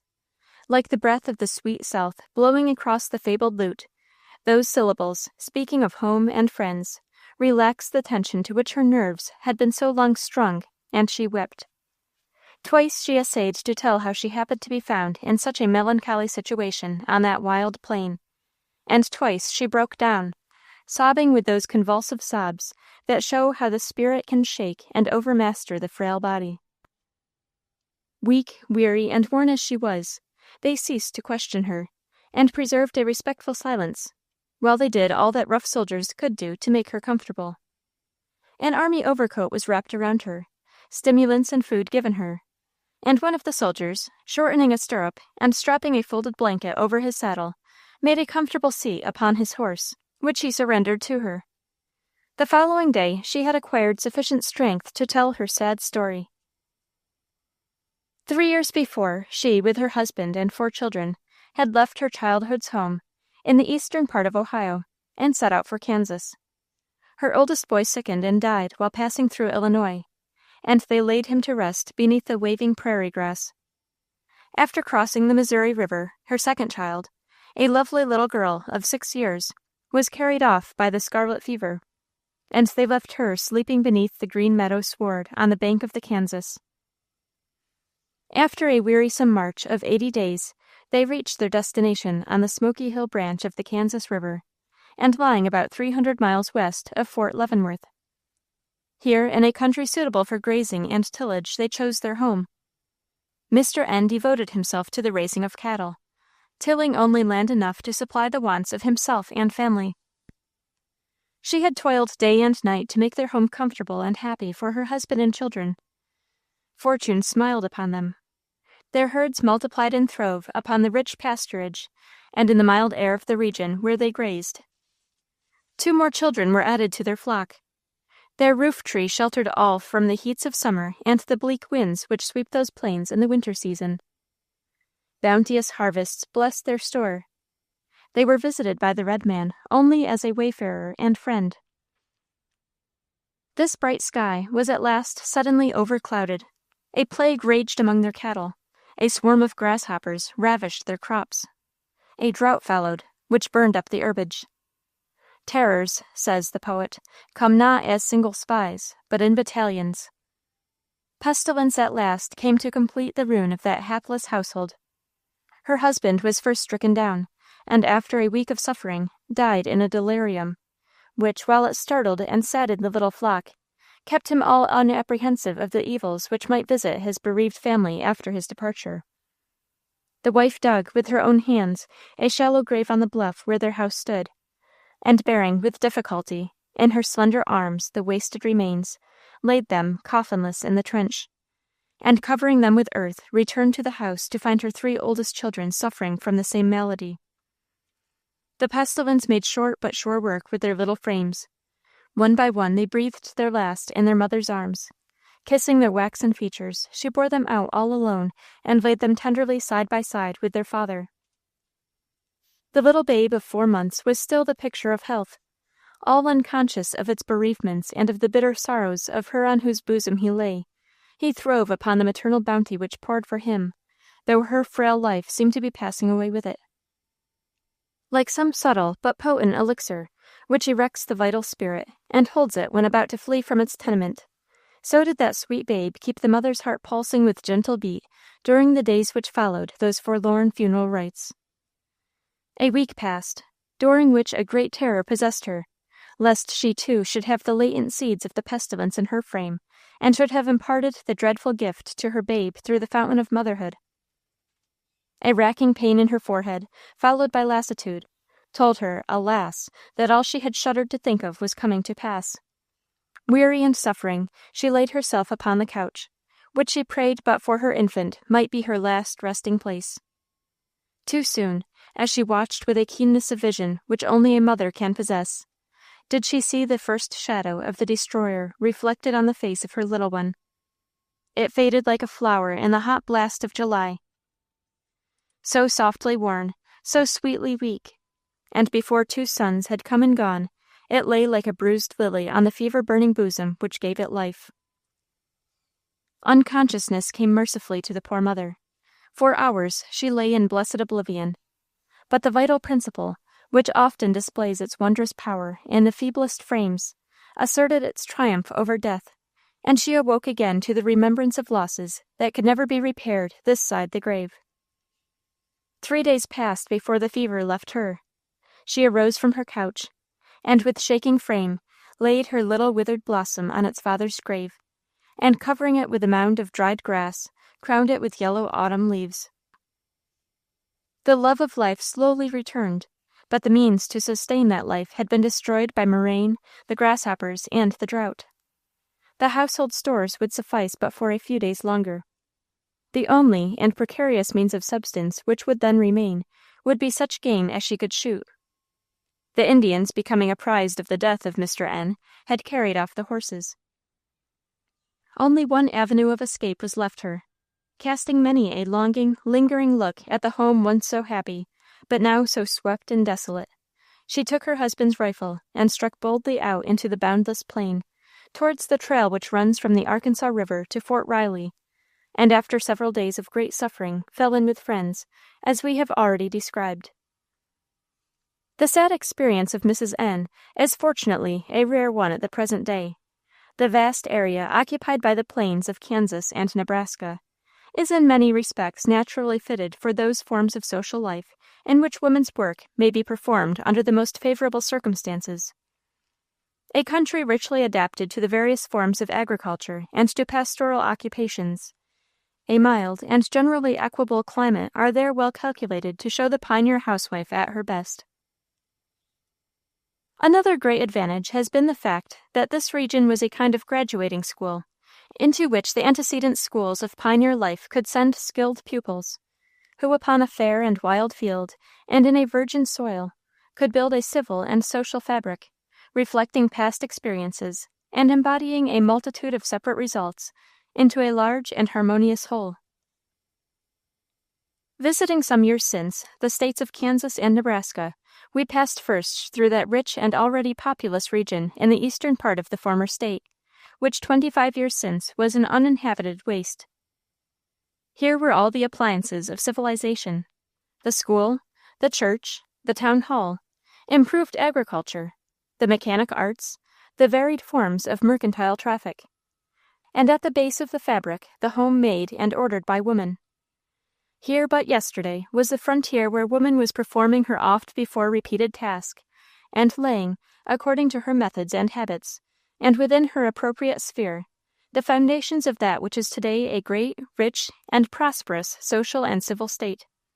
Here, too, we saw many of the mothers, not yet old, who through countless trials, labors, and perils have aided in the noble work on which they are now looking with such honest pride and satisfaction. For many successive afternoons we passed on from city to city, and from village to village. The sun preceded us westward. We steered our course directly towards it, and each day, as it sank to the earth, brightly and more brightly glowed the sky as with the purest gold. The settlements became more scattered. The uninhabited spaces grew wider. We were nearing one of the frontiers.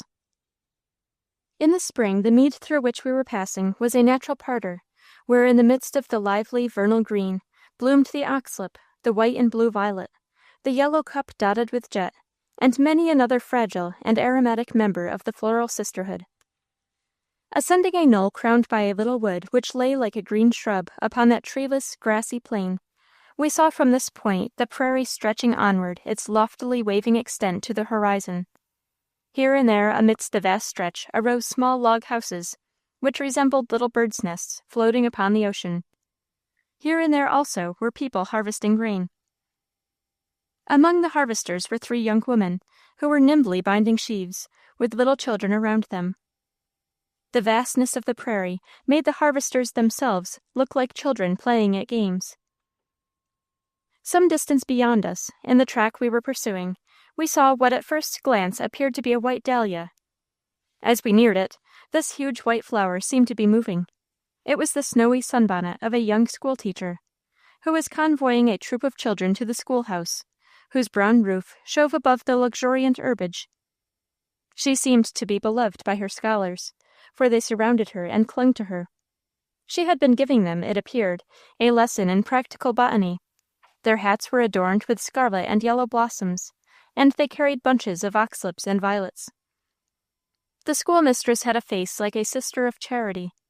The contour and lines showed resolution and patience. The whole expression blended with intelligence, a strong and lovely character. She entered the door of the log schoolhouse, and gently drew within it the youngest of her charges. Around the schoolhouse we saw other groups of sturdy boys and chubby girls, frisking and shouting gaily as we drove by. It is under the tuition of the women especially that a vigorous, intelligent, and laborious race grows up in these border settlements on the plains. The children are taught the rudiments, and afterwards endeavor to improve their condition in life. The boys often enter upon political and public careers. The girls marry early and contribute to make new societies in the wilderness. These farms are the nurseries from which the state will soon obtain its officials and its teachers, both male and female. The gardens, the cottages, and cabins nearly all showed some external signs of the embellishing hand of women. Entering one of these houses, we found the men and young women out gathering the harvest. An elderly woman acted as our hostess. She was maid of all work, a chambermaid, cook, dairywoman, laundress, and children's nurse, and yet she found time to make us a cordial welcome. The house was only 1 year old, and rather open to the weather, but bore the marks of womanly thrift and even of refinement.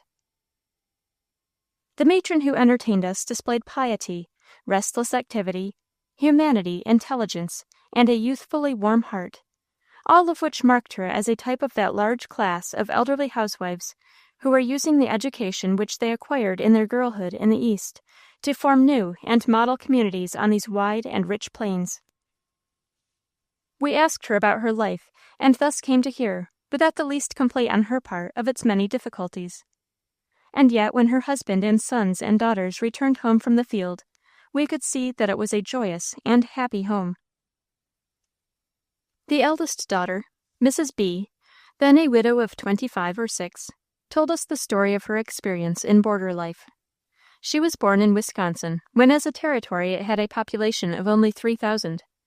Soon after the removal of her father and mother to Kansas, and at the age of 16, she had married one of the most adventurous of the race of young pioneers, which drew their first breath upon the then frontier in Illinois. Their wedding tour was in a prairie schooner from Atchison to the semi-fertile region which borders on the desert belt which stretches through western Nebraska and Kansas to New Mexico. Here they made their first home. Life in that particular section must be a pastoral rather than an agricultural one. Her husband accordingly devoted himself almost entirely to the raising of cattle. We hardly need say that next to the hunter, the cattle herder approximates most nearly to savage life. His wife must accordingly find her position under such circumstances a peculiarly trying one. The house in which Mrs. B. and her husband lived was a simple hut, constructed by digging away the side of a hill which formed the earthen rear and side walls of their dwelling, the top and front being of logs also covered with earth. Their kitchen, sleeping room, dining room, and parlor were represented by a single apartment. 3 men with their wives were their companions in the enterprise, and all lived in similar houses. As most of the men's time was occupied in looking after their herds and preventing them from wandering too far, or from being stamped and stolen by thievish savages, a large share of the other outdoor labors fell upon the women. Cheerfully accepting these burdens, Mrs. B. and her 3 female companions tilled the small patches of corn and potatoes, which with pickled beef formed their only food.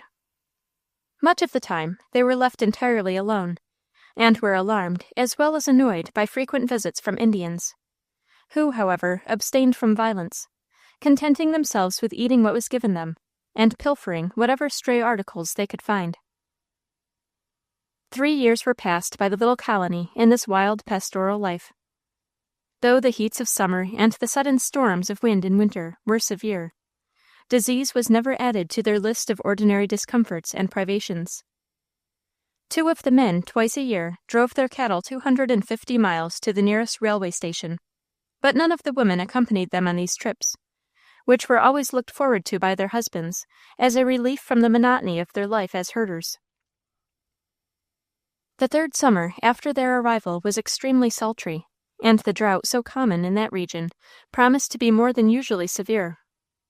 The crops were rapidly being consumed by 4 weeks of continuous hot, dry weather, when one day, late in July, the 4 housewives, who were sitting together in the cabin of Mrs. B., observed a sudden darkening of the western sky, and felt sharp eddying gusts of wind which blew fitfully from the southwest. A succession of small whirlwinds carried aloft the sand in front of their houses, which were ranged not far apart on a hillside. These phenomena, accompanied with various other atmospheric commotions, lasted for half an hour, and ceased to attract their attention. The wind, however, continued to increase, and the ears of the 4 matrons anon caught the sound of a dull, steady roar, which rose above the fitful howling of the blast. They ran to the door and saw a dark cloud shaped like a monstrous funnel moving swiftly towards them from the west. The point of this funnel was scarcely more than 100 feet from the earth, and swayed like the car of a balloon descending from a great height. Dismayed by this extraordinary spectacle, they hastened indoors. Scarcely had they gained shelter when their ears were saluted by a sound louder than the broadside of a double-decker, and the next moment the roof of the house was torn away with tremendous force, and almost at the same instant a flood of water 20 feet deep swept the 4 women with the debris of the house down the hillside and whirled them away over the plain. 3 of the women, including Mrs. B., severely bruised and half drowned, emerged from the torrent when it spread out and spent itself upon the level. The 4th, stunned by a blow from one of the house logs and suffocated by the rush of the waters, could not be resuscitated. The waterspout, for such was the agent of the destruction which had been wrought, had fallen on the hillside and swept away 2 of the other houses besides that of Mrs. B. And for 10 days, while new dwellings could be constructed, and the furniture and other articles carried away could be recovered, the 3 houseless families were quartered partly in the remaining house, and the rest encamped under the open sky, where they suffered additional discomfort from the thunderstorms in the night, which followed the waterspout. The next summer they were visited by another disaster in the shape of grasshoppers. Often had these terrible pests of the settlers in that and the adjacent regions flown in immense clouds over their heads during former seasons, winging their way to the richer country which lay to the east. But never before had they been attracted to the scanty patches of corn and potatoes which skirted the hovels where the herders dwelt. But early in July of that year, a swarm settled down almost ankle-deep on the little strip of plowed land, and within the space between the rising and the setting of the sun, every vestige of greenness had disappeared as if burned with fire. After a short consultation that evening, the whole party determined to take time by the forelock, and abandoning their cabins, remove with their household goods and herds of cattle before the insect plunderers had prepared the way for a famine, which they were certain to do before many days. Hastily loading their carts with their household goods and stores, and collecting their cattle, 500 in number, they set out for the Missouri River, 300 miles distant. Having reached their destination, they sold all their cattle, and after resting a few days, joined a company of 5 pioneers who were traveling over the military road, via Fort Kearny and through the Platte Valley, with the intention of settling in the picturesque and well-watered region east of the foothills of the Rocky Mountains, and slaughtering buffaloes for their skins. Mrs. B. and her 2 female companions, with a shrewd eye to profit, concluded an arrangement with the hunters by which they were to board and make the whole party comfortable, in their capacity as housewives, for a certain share in the profits of the buffalo skins, their husbands joining the party as hunters. All the necessary preparations having been made, they set out on horseback with 10 pack mules, and made rapid progress, reaching the buffalo country without accident in 22 days. Here the women occasionally joined in the hunt, and being fearless riders, as well as good shots, added a few buffalo robes to their account. On one of these hunts, Mrs. B, becoming separated from the party, while following a stray bison with too much ardor, reached a small valley, which looked as if it might be a favorite grazing ground for the brutes.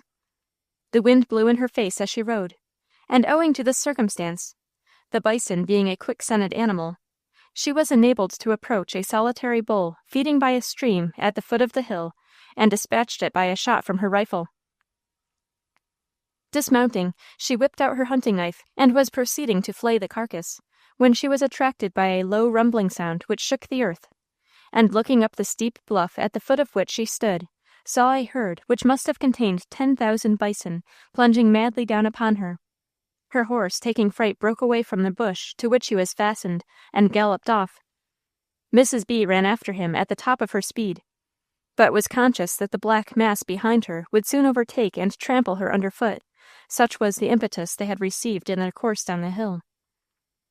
Not a tree was in sight, but remembering 2 or 3 sinkholes which she had seen beside a clump of bushes, near the spot where she had taken aim at the bison bull, she hastened thither, and succeeded in dropping into one some 10 feet in depth, just as the leaders of the herd were almost upon her. Lying there, panting, and up to her waist in water, she heard the shaggy battalion sweep over her, and a moment after they had passed, caught the sound of voices. Emerging cautiously for fear of Indians, which were swarming in the region, she saw 4 of the hunters whom she had left an hour before, galloping in hot pursuit of the herd. The 5 other hunters coming up in front of the herd as it was commencing to climb the bluff on the other side of the valley, succeeded in turning the terrified multitude to one side. And when they came up with Mrs. B, she saw they had caught her horse, which had met them as it was galloping homeward.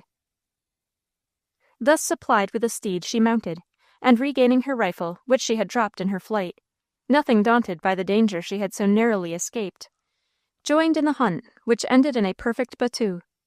The hunters succeeded in driving a part of the herd into a narrow gorge, and strewing the ground with carcasses. 3 months of this wild life made our heroine pine for more quiet pursuits, and she induced her husband to return to the frontier of eastern Nebraska, where, with the profits of the cattle enterprise and the hunt, a large tract was purchased on one of the tributaries of the Platte. Here, after 6 years of labor, they built up a model farm, well stocked with choice breeds of cattle, planted with nurseries of fruit trees, and laid down to grain. Attracted by the story of their success, other settlers flocked into the region. The completion of the Pacific Railroad soon after furnished them with an easy access to market.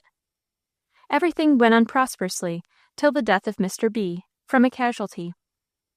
But notwithstanding this loss, Mrs. B kept up the noble farm which her energy and perseverance had done so much to make what it was. She was then on a visit to her father's family in Kansas, where we met her, and had invited her father, mother, and sisters to remove to her home in Nebraska, which they were intending shortly to do. The whole family showed evidence of the possession of the same bold and energetic character which the eldest daughter had displayed during her 10 years' experience on the extreme frontier, beside those other qualities, both of heart and mind, which mark the true pioneer woman.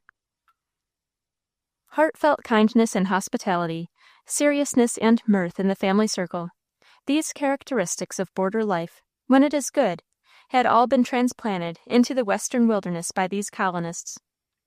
That day among the dwellers of the plain, that fine old lady, those handsome, fearless, warm-hearted, kind, and modest young women, that domestic life, that rich hospitality, combined to show how much happiness may be enjoyed in those frontier homes, where woman is the presiding genius. Chapter 16. Woman as a Missionary to the Indians. How beautiful upon the mountains are the feet of him that bringeth good tidings, that publisheth peace, that bringeth good tidings of good, that publisheth salvation.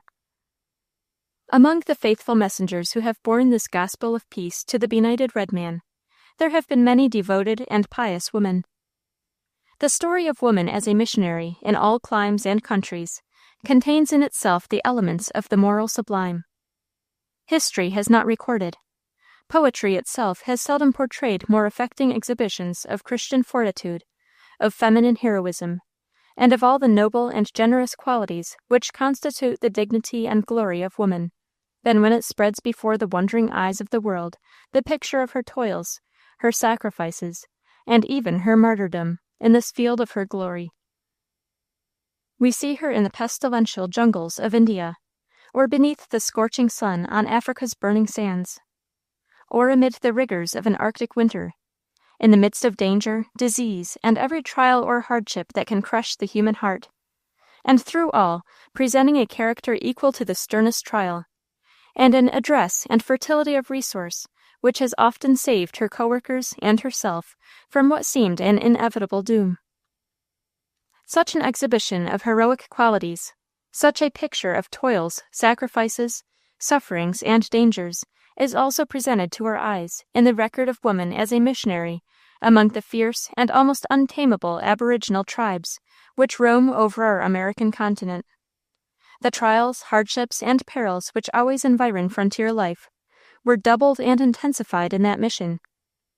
Taking her life in her hand, surrounded by alien and hostile influences, often entirely cut off from communication with the civilized world, armed not with carnal weapons, but trusting that other armor, the sword of the Spirit, the shield of faith, and the helmet of salvation, with her heart full of love and pity for her dark-browed brethren, woman as a missionary to the Indians is a crowning glory of her age and sex. The influence of women in this field has been poured out through two channels, one direct, the other indirect, and it is sometimes difficult to decide which of these two methods have produced the greatest results. As an indirect worker, she has lightened her husband's labors as a missionary, has softened the fierce temper of the pagan tribes, and by her kind and placid ministrations has prepared their minds for the reception of gospel truth. As an example of such a worker, Mrs. Anne Elliot, the wife of the Reverend John Elliot, surnamed the Apostle, stands conspicuous among a host. It was the prudence and skill of this good woman, exercised in her sphere as a wife, a mother, a housekeeper, and a doctress, that enabled her husband to carry out his devout and extensive plans and perform his labors in Christianizing the Indian tribes of New England. In estimating the great importance of those pious and far-reaching plans, we must bear in mind the precarious condition of the New England colonies in the days of the Apostle John and his excellent wife. The slender and feeble settlements on Plymouth and Massachusetts Bay had hardly yet taken root, and were barely holding their own against the adverse blasts that swept over them. A combination between the different savage tribes by which they were surrounded might have extinguished in a day the Puritan colonies, and have set back for generations the destinies of the American continent.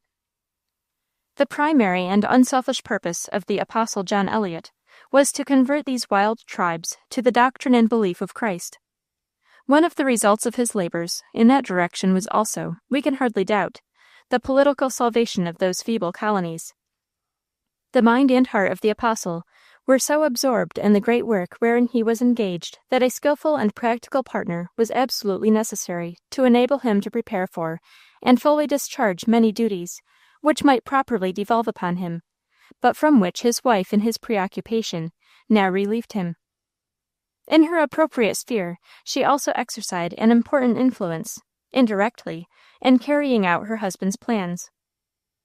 Amidst her devoted attentions to the care and nurture of her 6 children, she found time for those many duties that devolved on a New England housekeeper of the olden time, when it was difficult and almost impossible to command the constant aid of domestics. To provide fitting apparel and food for her family, and to make this care justly comport with a small income, a free hospitality, and a large charity, required both efficiency and wisdom. This she accomplished without hurry of spirit, fretfulness, or misgiving. But she had in view more than this. She aimed so to perform her own part as to leave the mind of her husband free for the cares of his sacred profession, and in this she was peculiarly successful. Her understanding of the science of domestic comfort, and her prudence, the fruit of a correct judgment, so increased by daily experience, that she needed not to lay her burdens upon him, or divert to domestic cares and employments the time and energy which he would fain devote to God. The heart of her husband did safely trust in her, and his tender appreciation of her policy and its details was her sweet reward. It was graceful and generous for the wife thus to guard, as far as in her lay, her husband's time and thoughts from interruption. For, in addition to his pastoral labors, in which he never spared himself, were his missionary toils among the heathen. His poor Indian people regarded him as their father. He strove to uplift them from the debasing habits of savage life. Groping amid their dark wigwams, he kneeled by the rude bed of skins where the dying lay, and pointed the dim eye of the savage to the star of Bethlehem. They wept in very love for him, and grasped his skirts as one who was to lead them to heaven. The meekness of his master dwelt with him, and day after day he was a student of their uncouth articulations, until he could talk with the half-clad Indian children, and see their eyes brighten, for they understood what he said.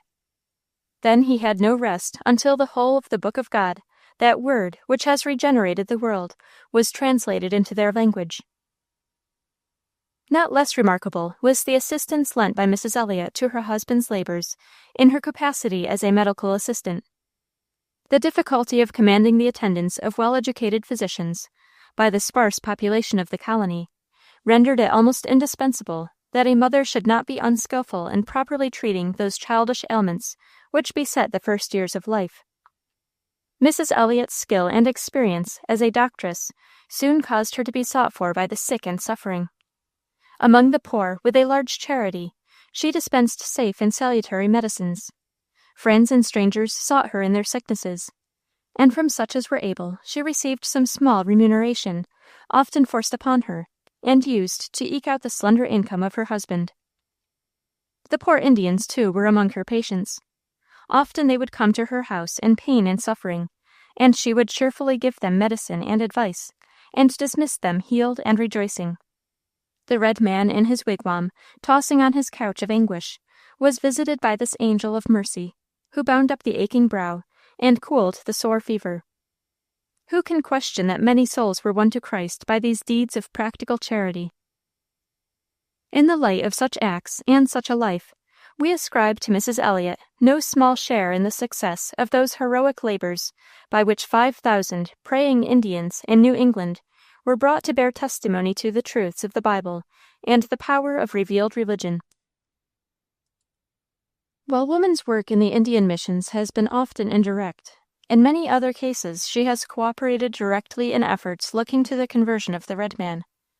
Prominent among the early pioneers in the missionary cause was Jemima Bingham. She came of a devout and God-fearing race, being a niece of Eleazar Wheelock, D.D., himself a successful laborer in the Indian missionary work, and was reared amid the religious privileges of her Connecticut home. There, in 1769, she married the Reverend Samuel Kirkland, who had already commenced among the Oneida Indians those active and useful labors which only terminated with his life. Entering with a sustained enthusiasm into the plans of her husband, she, shortly after her marriage, accompanied him to his post of duty in the wilderness near Fort Stanwix, now Rome. This was literally on the frontier, in the midst of a dense forest which extended for hundreds of miles in every direction, and was the abode of numerous Indian tribes, some of which were hostile to the white settlers. Their forest home was near the council house of the Oneidas, in the heart of the forest. There, surrounded by the dusky sons of the wilderness, the devoted couple, alone and unaided, commenced their joint missionary labors. The gentle manners and the indomitable courage and energy of Mr. Kirkland were nobly supplemented by the admirable qualities of his wife. With the sweetness, gentleness, simplicity, and delicacy so becoming to women under all circumstances, were blended in her character energy that was unconquerable, courage that danger could not blench, and firmness that human power could not bend. Faithfully, too, in the midst of her missionary labors, did she discharge her duties as a mother. One of her sons rewarded her careful teaching by rising to eminence and becoming president of Harvard College. Prior to his marriage, Mr. Kirkland made his home and pursued his missionary labors at the council house. After a house had been prepared for Mrs. Kirkland, he still continued to preach and teach at the council house, addressing the Indians in their own language, which both he and his wife had acquired. Mrs. Kirkland visited the wigwams and instructed the squaws and children, who in turn flocked to her house, where she ministered to their bodily and spiritual wants. The women and children of the tribe were her chosen pupils. Seated in circles on the green sward, beneath the spreading arches of giant oaks and maples, they listened to her teachings, and learned from her lips the wondrous story of Christ, who gave up his life on the cross, that all tribes and races of mankind might live through him. Then she prayed for them in the musical tongue of the Oneidas, and the sounding aisles of the dim woods rang with the psalms and hymns which she had taught those dusky children of the forest. The change wrought by these ministrations of Mr. and Mrs. Kirkland was magical. A peaceful and well-ordered community, whose citizens were red men, rose in the wilderness, and many souls were gathered into the fold of Christ. During the years of her residence and labors among the Oneidas, she won many hearts by her kind deeds as a nurse and medical benefactor to the red men and their wives and children. She was thus presented to them as a bright exemplar of the doctrines which she taught. Both she and her husband gained a wide influence among the Indians of the region, many of whom they were afterwards, and during the Revolutionary contest, able to win over to the patriot cause. The honor of having inaugurated Sunday schools on the frontier must be awarded to women. Truly this class of religious enterprise, in view of the circumstances by which they were surrounded, and the results produced, may be placed side by side with that missionary work which looks to the conversion of the pagan.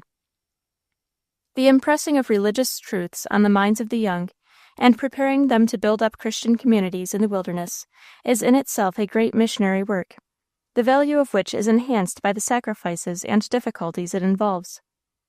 It was in Ohio that one of the first Sunday schools in our country was kept, with which the name of Mrs. Lake must ever be identified. In 1787, a year made memorable by the framing of the Constitution of the United States, the Ohio Company was organized in Boston, and soon after built a stockade fort at Marietta, Ohio, and named it Campus Martius.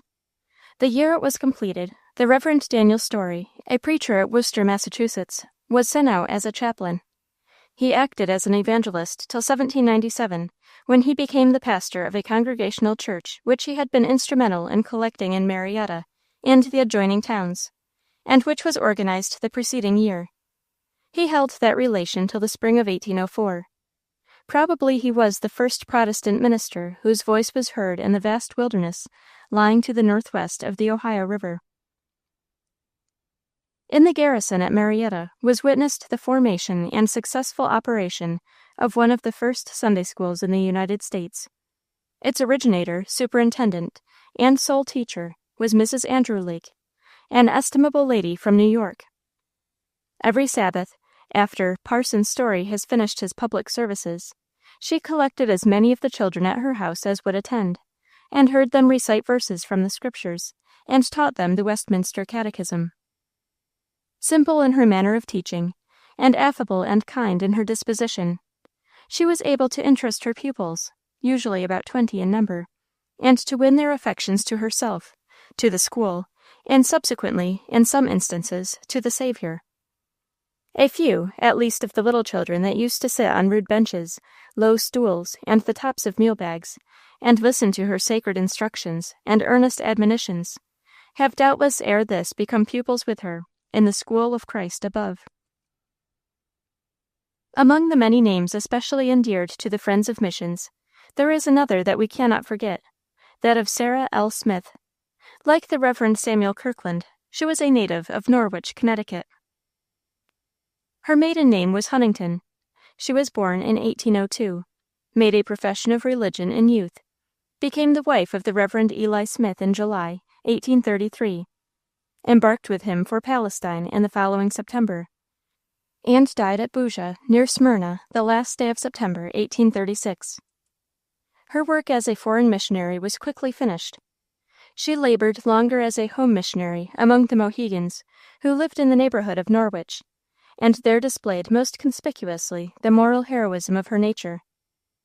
In conjunction with Sarah Breed, she commenced her philanthropic operations in the year 1827. The first object that drew them from the sphere of their own church was the project of opening a Sunday school for the poor Indian children of the Mohegan. Satisfied that this was a work which would meet with the divine approval, they marked out their plans and pursued them with untiring energy.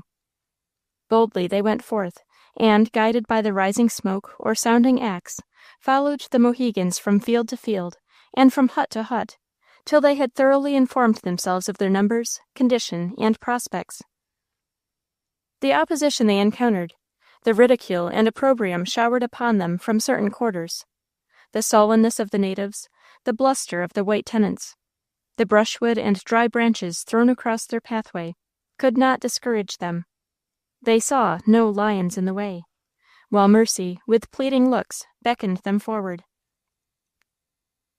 The Mohegans then numbered a little more than 100, only one of whom was a professor of religion.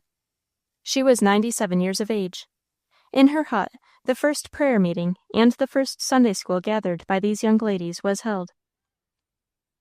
Miss Breed soon removed from that part of the country, and Miss Huntington continued her labors for a while alone. She was at that time very active in securing the formation of a society and the circulation of a subscription, having for their object the erection of a chapel. She found, ere long, a faithful co-worker in Miss Elizabeth Raymond. They taught a school in conjunction, and aside from their duties as teachers, were, at times, advisers, counselors, lawgivers, milliners, mantua-makers, tailoresses, and almoners. The school was kept in a house on Fort Hill, leased to a respectable farmer, in whose family the young teachers boarded by alternate weeks, each going to the scene of labor every other Sunday morning, and remaining till the evening of the succeeding Sunday, so that both were present in the Sunday school, which was twice as large as the other. A single incident will serve to show the dauntless resolution which Miss Huntington carried into her pursuits. Just at the expiration of one of her terms of service, during the winter, a heavy and tempestuous snow blocked up the roads with such high drifts that a friend, who had been accustomed to go for her and convey her home in bad weather, had started for this purpose in his sleigh, but turned back, discouraged. No path had been broken, and the undertaking was so hazardous that he conceived no woman would venture forth at such a time. He therefore called at her father's house to say that he should delay going for her till the next day. What was his surprise to be met at the door by the young lady herself, who had reached home just before, having walked the whole distance on the hard crust of snow, alone, and some of the way over banks of snow that entirely obliterated the walls and fences by the roadside. While at Mohegan, Miss Huntington corresponded with the Honorable Lewis Cass, then Secretary of War, and secured his influence and the aid of that department. In 1832, a grant of $900 was made from the fund devoted to the Indian Department, $500 being appropriated towards the erection of missionary buildings, and $4 for the support of a teacher. Before leaving the Mohegan for a wider field, this devoted and courageous missionary had the happiness of seeing a chapel, parsonage, and schoolhouse standing on the sequestered land of her forest friends, and had thus partially repaid the debt of social and moral obligation to a tribe who fed the first and famishing settlers in Connecticut, who strove to protect them against the tomahawk of inimical tribes, and whose whoop was friendly to freedom when British aggressors were overriding American rights. In most of the missionary movements among the Indian tribes on our frontier, from the time of the Apostle John Eliot to the present, woman has taken, directly or indirectly, an active part.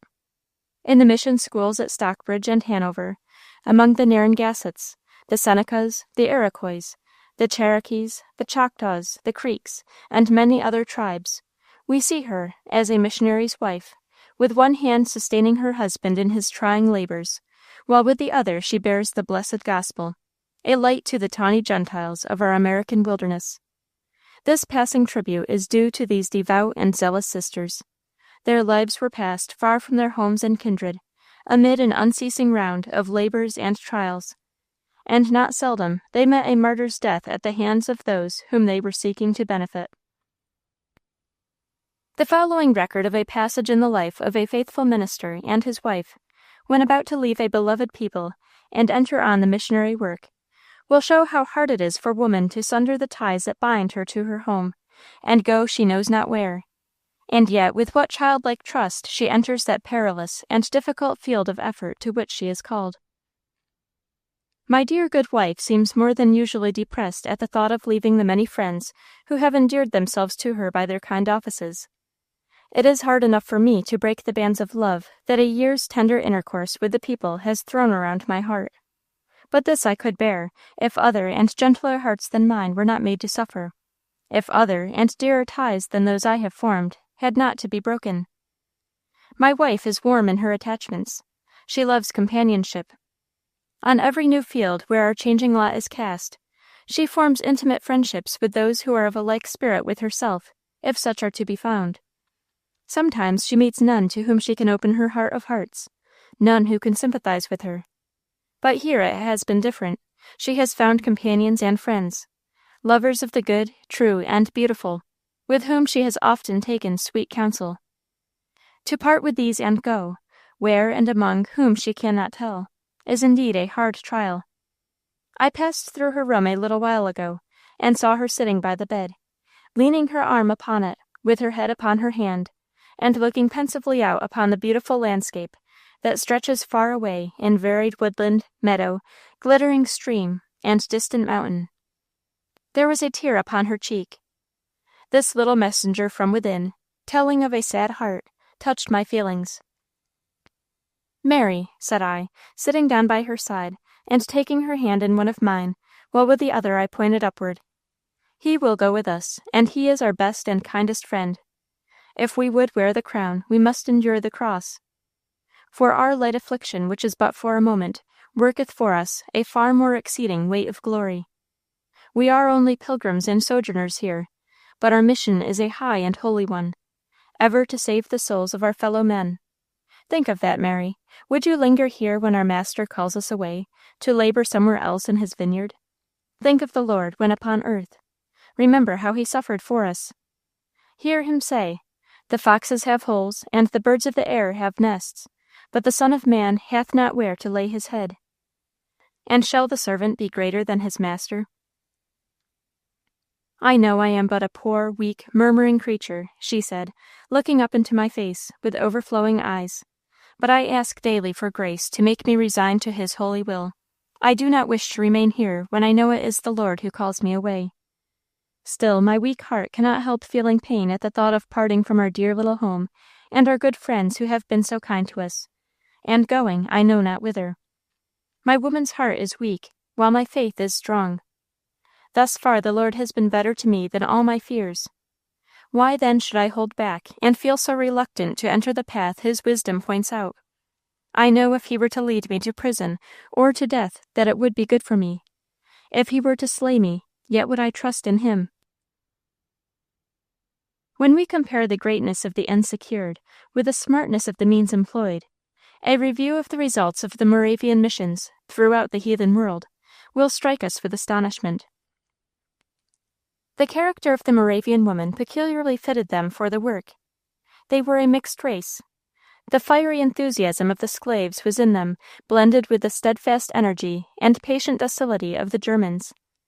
The fire of their natures was a holy fire, a lambent flame, which lighted but did not destroy. Their creed was one of love. It was a joyful persuasion of their interest in Christ and their title to his purchased salvation. Here, then, we have the key to the success which attended the Moravian missions in all parts of the world. They brought the heathen to the feet of Christ by the spirit of love. They faced every danger and endured every hardship in the cause of their Master, for theirs was a joyful persuasion.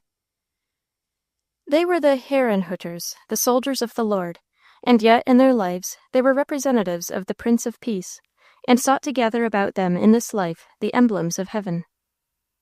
It was before the middle of the last century that those gentle and pious brothers and sisters commenced their especial labors among the North American Indians, and today those labors have not ceased.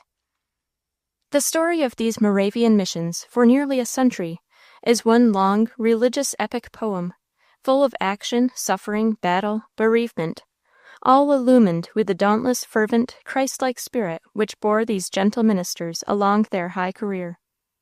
Their principal field of labor for the first 40 years was Pennsylvania, where they established missionary stations at Bethlehem, Gnadenhutten, Tents of Grace, Nazareth, Friedenshutten, Tents of Peace, Wickatank, and many others. The settlement at Gnadenhutten was the most important and the most interesting, historically considered, of all the stations. Here the Moravian brothers and sisters showed themselves at their best, and that is saying much. Assuming every burden, making every sacrifice, and performing the hardest service, they at the same time displayed consummate tact and address in conciliating their red brethren, taking their meals in common with them, and even adopting the Indian costume. In a short time, Gnadenhutten became a regular and pleasant town. The church stood in a valley. On one side were the Indian houses, in the form of a crescent, upon a rising ground. On the other, the houses of the missionaries and a burying ground. The Indians labored diligently in the fields, one of which was allotted to each family, and as these became too small, the brethren purchased a neighboring plantation and erected a sawmill. Hunting, however, continued to be their usual occupation. As this is a precarious mode of subsistence, a supply of provisions was constantly forwarded from Bethlehem. The congregation increased by degrees to about 500 persons. A new place of worship was opened and a school established. The place was visited by many heathen Indians, who were struck with the order and happiness of the converts, and were prepared to think favorably of the Christian religion. Besides laboring with unwearied diligence at Gnadenhutten, the brethren made frequent journeys among the Indians in other parts. Several establishments were attempted, among which was one at Shamokin on the Susquehanna River. This was attended with great expense, as every necessary of life was carried from Bethlehem. The missionaries were likewise in constant danger of their lives from the drunken frolics of the natives. They visited Onondaga, the chief town of the Iroquois, and the seat of their great council, and obtained permission for 2 of them to settle there and learn the language. They went, but suffered much from want, being obliged to hunt or seek roots in the forest for subsistence. The missionaries' wives united with their husbands in these arduous labors in the wilderness, and their kind offices and gentle ways did much to render the missionary work entirely effectual. Under such auspices for 8 years, Gnadenhutten was a smiling abode of peace, happiness, and prosperity. The good work was bringing forth its legitimate fruits. A large Indian congregation was being instructed in the Word, and prepared to disseminate the doctrines of Christ among their heathen brethren, when the din of the French and Indian War was heard on the border. The Moravians and their various settlements were soon surrounded, literally, with circles of blood and flame. Some of them fled eastward to the larger towns. Others sought concealment in the depths of the forest or on the mountains.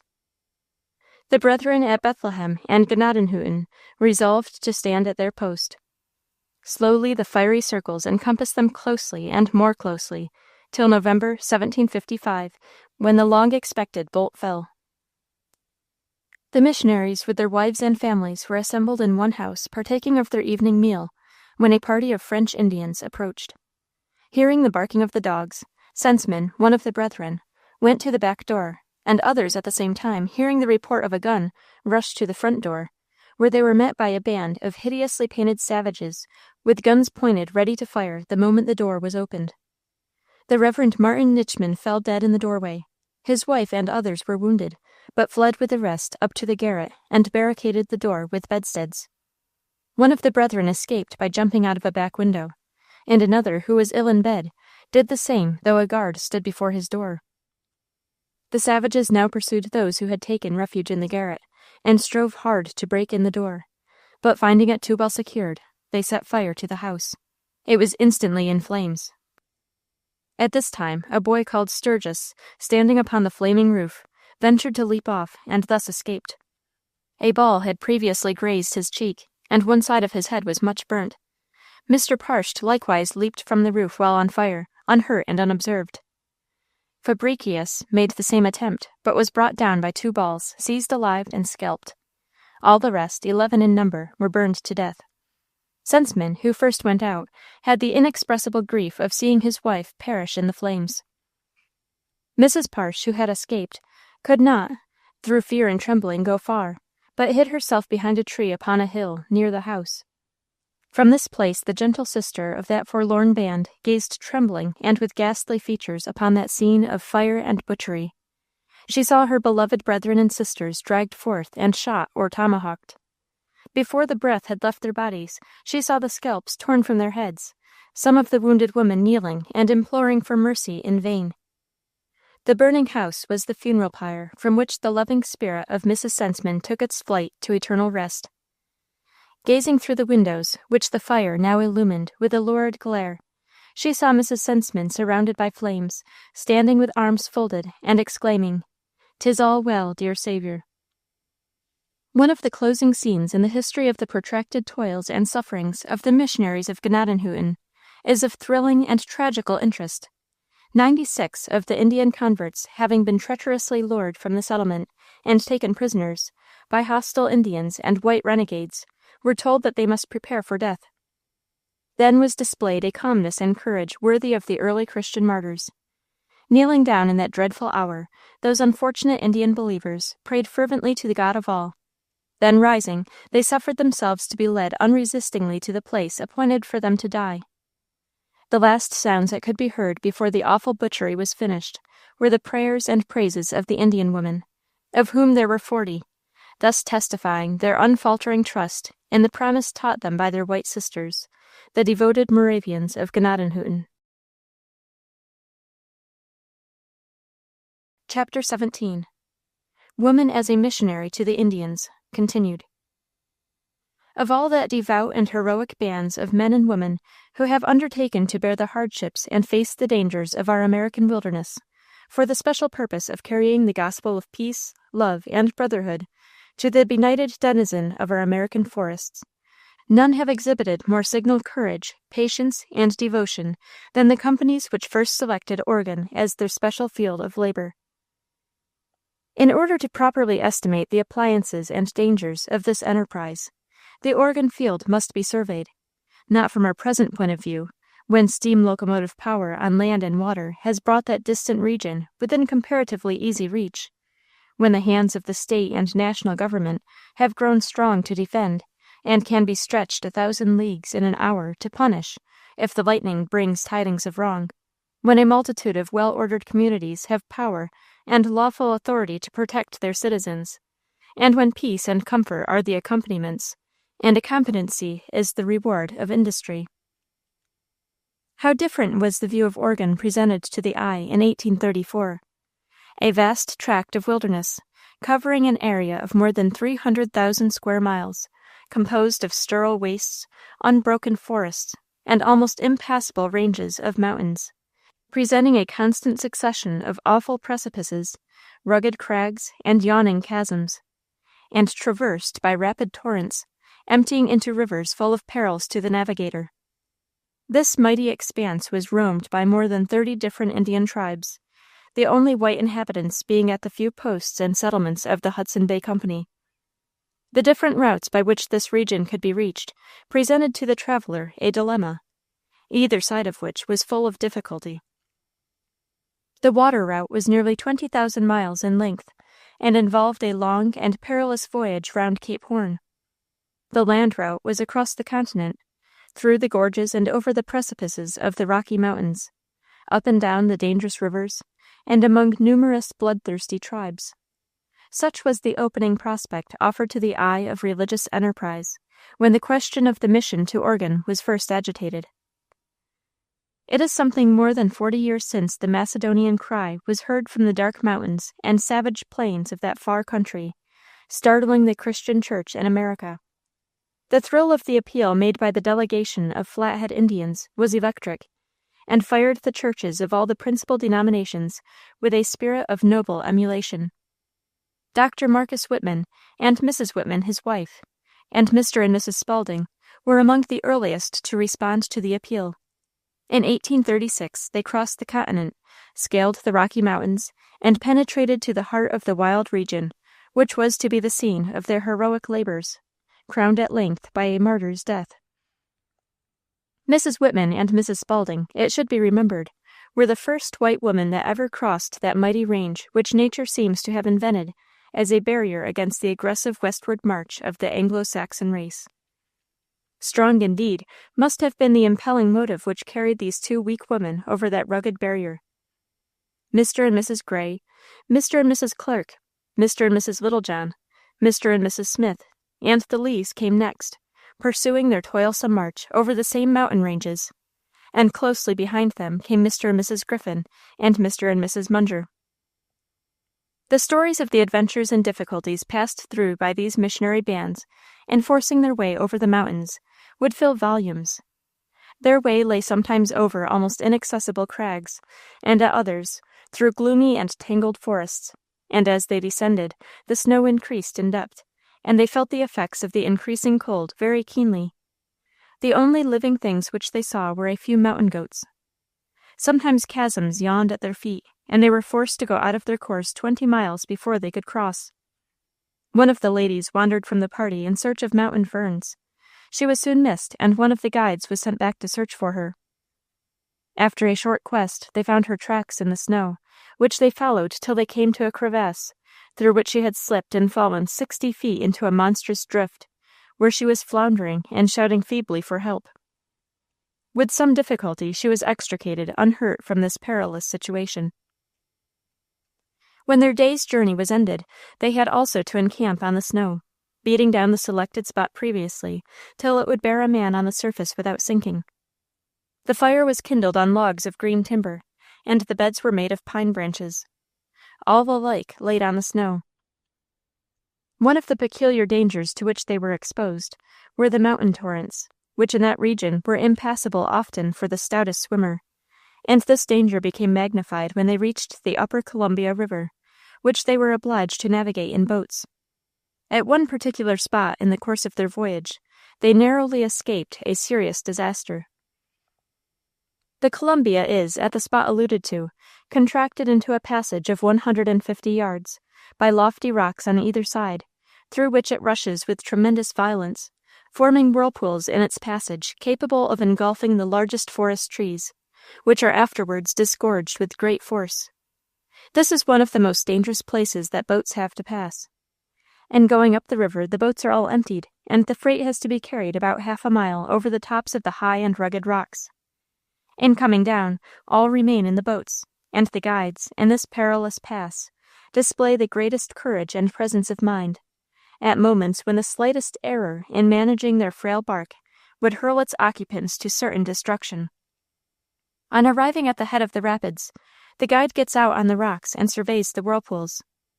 If they are filtering in, or making, as they term it, the men rest on their paddles until they commence throwing off, when the guides instantly re-embark and shove off the boat and shoot through this dread portal with the speed of lightning. Sometimes the boats are whirled round in the vortex with such awful rapidity that renders all management of the vessel impossible, and the boat and its hapless crew are swallowed up in the abyss. One of the party had got out of the boat, preparing to walk, when looking back he saw one of the other boats containing two of the ladies in a dangerous situation, having struck in the midst of the rapids upon the rocks, which had stove in her side. The conduct of the men in this instance evinced great presence of mind. The instant the boat struck, they had sprung on the gunwale next the rock, and by their united weight kept her lying upon it. The water foamed and raged round them with fearful violence. Had she slipped off, they must all have been dashed to pieces among the rocks and rapids below. As it was, they managed to maintain their position until the crew of the other boat, which had run the rapids safely, had unloaded and dragged the empty boat up the rapids again. Then they succeeded in throwing a line to their hapless companions. But there was still great danger to be encountered, lest in hauling the empty boat towards them they might pull themselves off the rock. They at length, however, succeeded by cautious management in getting the boat alongside, and in embarking in safety. A moment afterwards their own boat slipped from the rock and was dashed to pieces. Everything that floated they picked up afterwards. The same noble spirit which carried Mrs. Whitman, Mrs. Spaulding, Mrs. Gray, Mrs. Littlejohn, Mrs. Clark, Mrs. Smith, Mrs. Munger, Mrs. Griffin, and their coadjutors across our continent on their lofty errand, also inspired another band of gospel messengers to move in the same great enterprise. Dr. White of New York and his wife were prominent in this latter movement. Their immediate company consisted of 13 individuals, 5 of whom were women, viz., Mrs. White, Mrs. Beers, Miss Downing, Miss Johnson, and Miss Pittman. These ladies were all admirably fitted, both physically and mentally, for the enterprise in which they were embarked. Mrs. White was a lady in whom were blended quiet resolution, a high sense of duty, and great sensibility. When her husband informed her one cold night, in the winter of 1836, that there was a call for them from Oregon, that the Board of Missions advertised for a clergyman, physician, etc., etc., and as he could act in the capacity of doctor, he thought it might be well to respond thereto. She did not immediately answer, and looking up, he was surprised to find her weeping. This seemed to him singular, as her disposition was so unusually cheerful, and it was seldom there was a trace of tears to be found upon her cheek, especially, as he thought, for so trivial a cause. In some confusion and mortification, he begged her not to allow his words to cause her uneasiness. Still she wept in silence, till, after a pause of several moments, she struggled for composure, seated herself by his side, extended her hand for the paper, and twice looking over the notice, remarked that if he could so arrange his affairs as to render it consistent for him to go to Oregon, she would place no obstacle in his way, and with her mother's consent would willingly accompany him. Dr. White offered his services to the Board of Missions. They were accepted, and he was requested to be in readiness to sail in a few weeks, from Boston via the Sandwich Islands to Oregon. Mrs. White still retained her determination to accompany her husband, though till she saw the appointment and its publication, she scarcely realized the possibility of a necessity for her doing so. The thought that they were now to leave, perhaps forever, their dear home and dearer friends was a sad one, and she shed tears of regret, though not of reluctance, to go. She pictured to herself her mother's anguish at what must be very like consigning her only daughter to the grave. The anticipated separation from that mother, who had nursed her so tenderly, and loved her with that tireless, changeless affection which the maternal heart only knows, filled her with sorrow. However, by a fortunate coincidence, they were spared the painful scene they had feared, and obtained her consent with little difficulty. When they visited her for that purpose, she had just been reading for the first time the life of Mrs. Judson, and the example of this excellent lady had so interested her that when the project was laid before her, she listened with comparative calmness, and though somewhat astonished, was willing they should go where duty led them. This in some measure relieved Mrs. White, and with a lightened heart and more composure she set about the necessary preparations. In a short time all was in readiness. The last farewell wept, rather than spoken. The last yearning look lingered on cherished objects, and they were on their way to Oregon. On the day that their eldest son was 1 year old, they embarked from Boston. That their adieus were sorrowful may not be doubted. Indeed, this or any other word in our language is inadequate to describe the emotions of the party.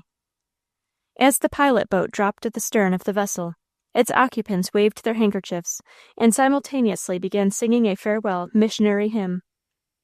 The effect was electric. Some rushed to the side in agony, as though they would recall the departed ones and return with them to their native land. Others covered their faces, and tears streamed through their trembling fingers, and sobs shook the frames of even strong men. They thought not of formalities in that hour. It was not a shame for the sterner sex to weep. The forms of their friends fast lessened in the distance, and at last their boat looked like a speck on the wave, and the sweet cadences of that beautiful song, faintly rolling along to their hearing, like the sigh of an angel, were the last sounds that reached them from the home of civilization. With hushed respiration, bowed heads, and straining ears, they listened to its low breathings, now wafted gently and soothingly to them on the breeze, then dying away, and finally lost in the whisperings of wind and waves. For weeks did it haunt their slumbers while tossing upon the treacherous deep, and it came not alone, for with it were fair visions of parents, home, brothers and sisters, joyous childhood and youth, and everything they had known at home floated in vivid pictures before them, touching them as by the fairy pencil of the dream angel. The voyage was a protracted one, but the close relationship into which they were brought served to knit together the bonds of Christian fellowship, and inspire them with a oneness of purpose in carrying out their noble enterprise. Immediately on arriving at their field of labor, they entered on their first work, viz., that of establishing communities. In that almost unbroken wilderness, cabins were erected, the ground prepared for tillage, and steps were taken towards the building of a saw and grist mill. The Indians were conciliated, and a mission school for their instruction was established. The party received constant accessions to their numbers as the months rolled away, and opened communications with the other mission colonies in the territory. During the summer the ladies divided their labors. The school of Indians was taught by Miss Johnson. Miss Downing, now Mrs. Shepherd, attended to the cutting, making, and repairing of the clothing for the young Indians, as well as these for the children of the missionaries. Mrs. White and Miss Pittman, now Mrs. Jason Lee, superintended the domestic matters of the little colony. In September, Mr. and Mrs. Leslie, 3 daughters, and Mr. Perkins, the fiancé of Miss Johnson, joined them. The family was now enlarged to 60 members. Dr. and Mrs. White removed into their new cabin, a mile distant. Here ensued a repetition of trials, privations, and hardships, such as they had already endured in their former habitation. Their cabin was a rude affair, scarcely more than a shanty, without a chimney, and with only roof enough to cover a bed. A few loose boards served for a floor. One side of the house was entirely unenclosed, and all their cooking had to be done in the open air, in the few utensils which they had at hand. One by one these deficiencies, with much toil and difficulty, were supplied. A tolerably close roof and walls shielded them measurably from the autumn tempests. A new chimney carried up about half the smoke generated from the green fuel with which the fireplace was filled. The hearth, made of clay and wood ashes, was, however, a standing eyesore to Mrs. White, who appears to have been a notable housewife, as it did not admit of washing, and had to be renewed every 2 or 3 months. These were discomforts indeed, but nothing compared with another annoyance to which they were nightly subject, that part of the territory where they lived being infested by black wolves of the fiercest species. Their situation was so lonely, and Dr. White's absences were so frequent, that Mrs. White was greatly terrified every night by the frightful howlings of these ferocious marauders. One night Dr. White left home to visit Mr. Shepherd, who was ill, and some of the sick mission children. Mrs. White, while awaiting his return, suddenly heard a burst of prolonged howling from the depths of the forest, through which the doctor would have to pass on his return homeward. The howls were continued with all the eagerness which showed that the brutes were close upon their prey. She flew to the yard, and in the greatest terror besought the 2 hired men to fly to her husband's rescue. They laughed at her fears, and endeavored to reason her into composure, but the horrid din continued. Through the wild chorus she fancied she heard a human voice faintly calling for help. Unable longer to restrain her excited feelings, she snatched up a long pair of Cooper's compasses, the first weapon that offered itself, and sallied out into the woods, accompanied by the men, armed with rifles.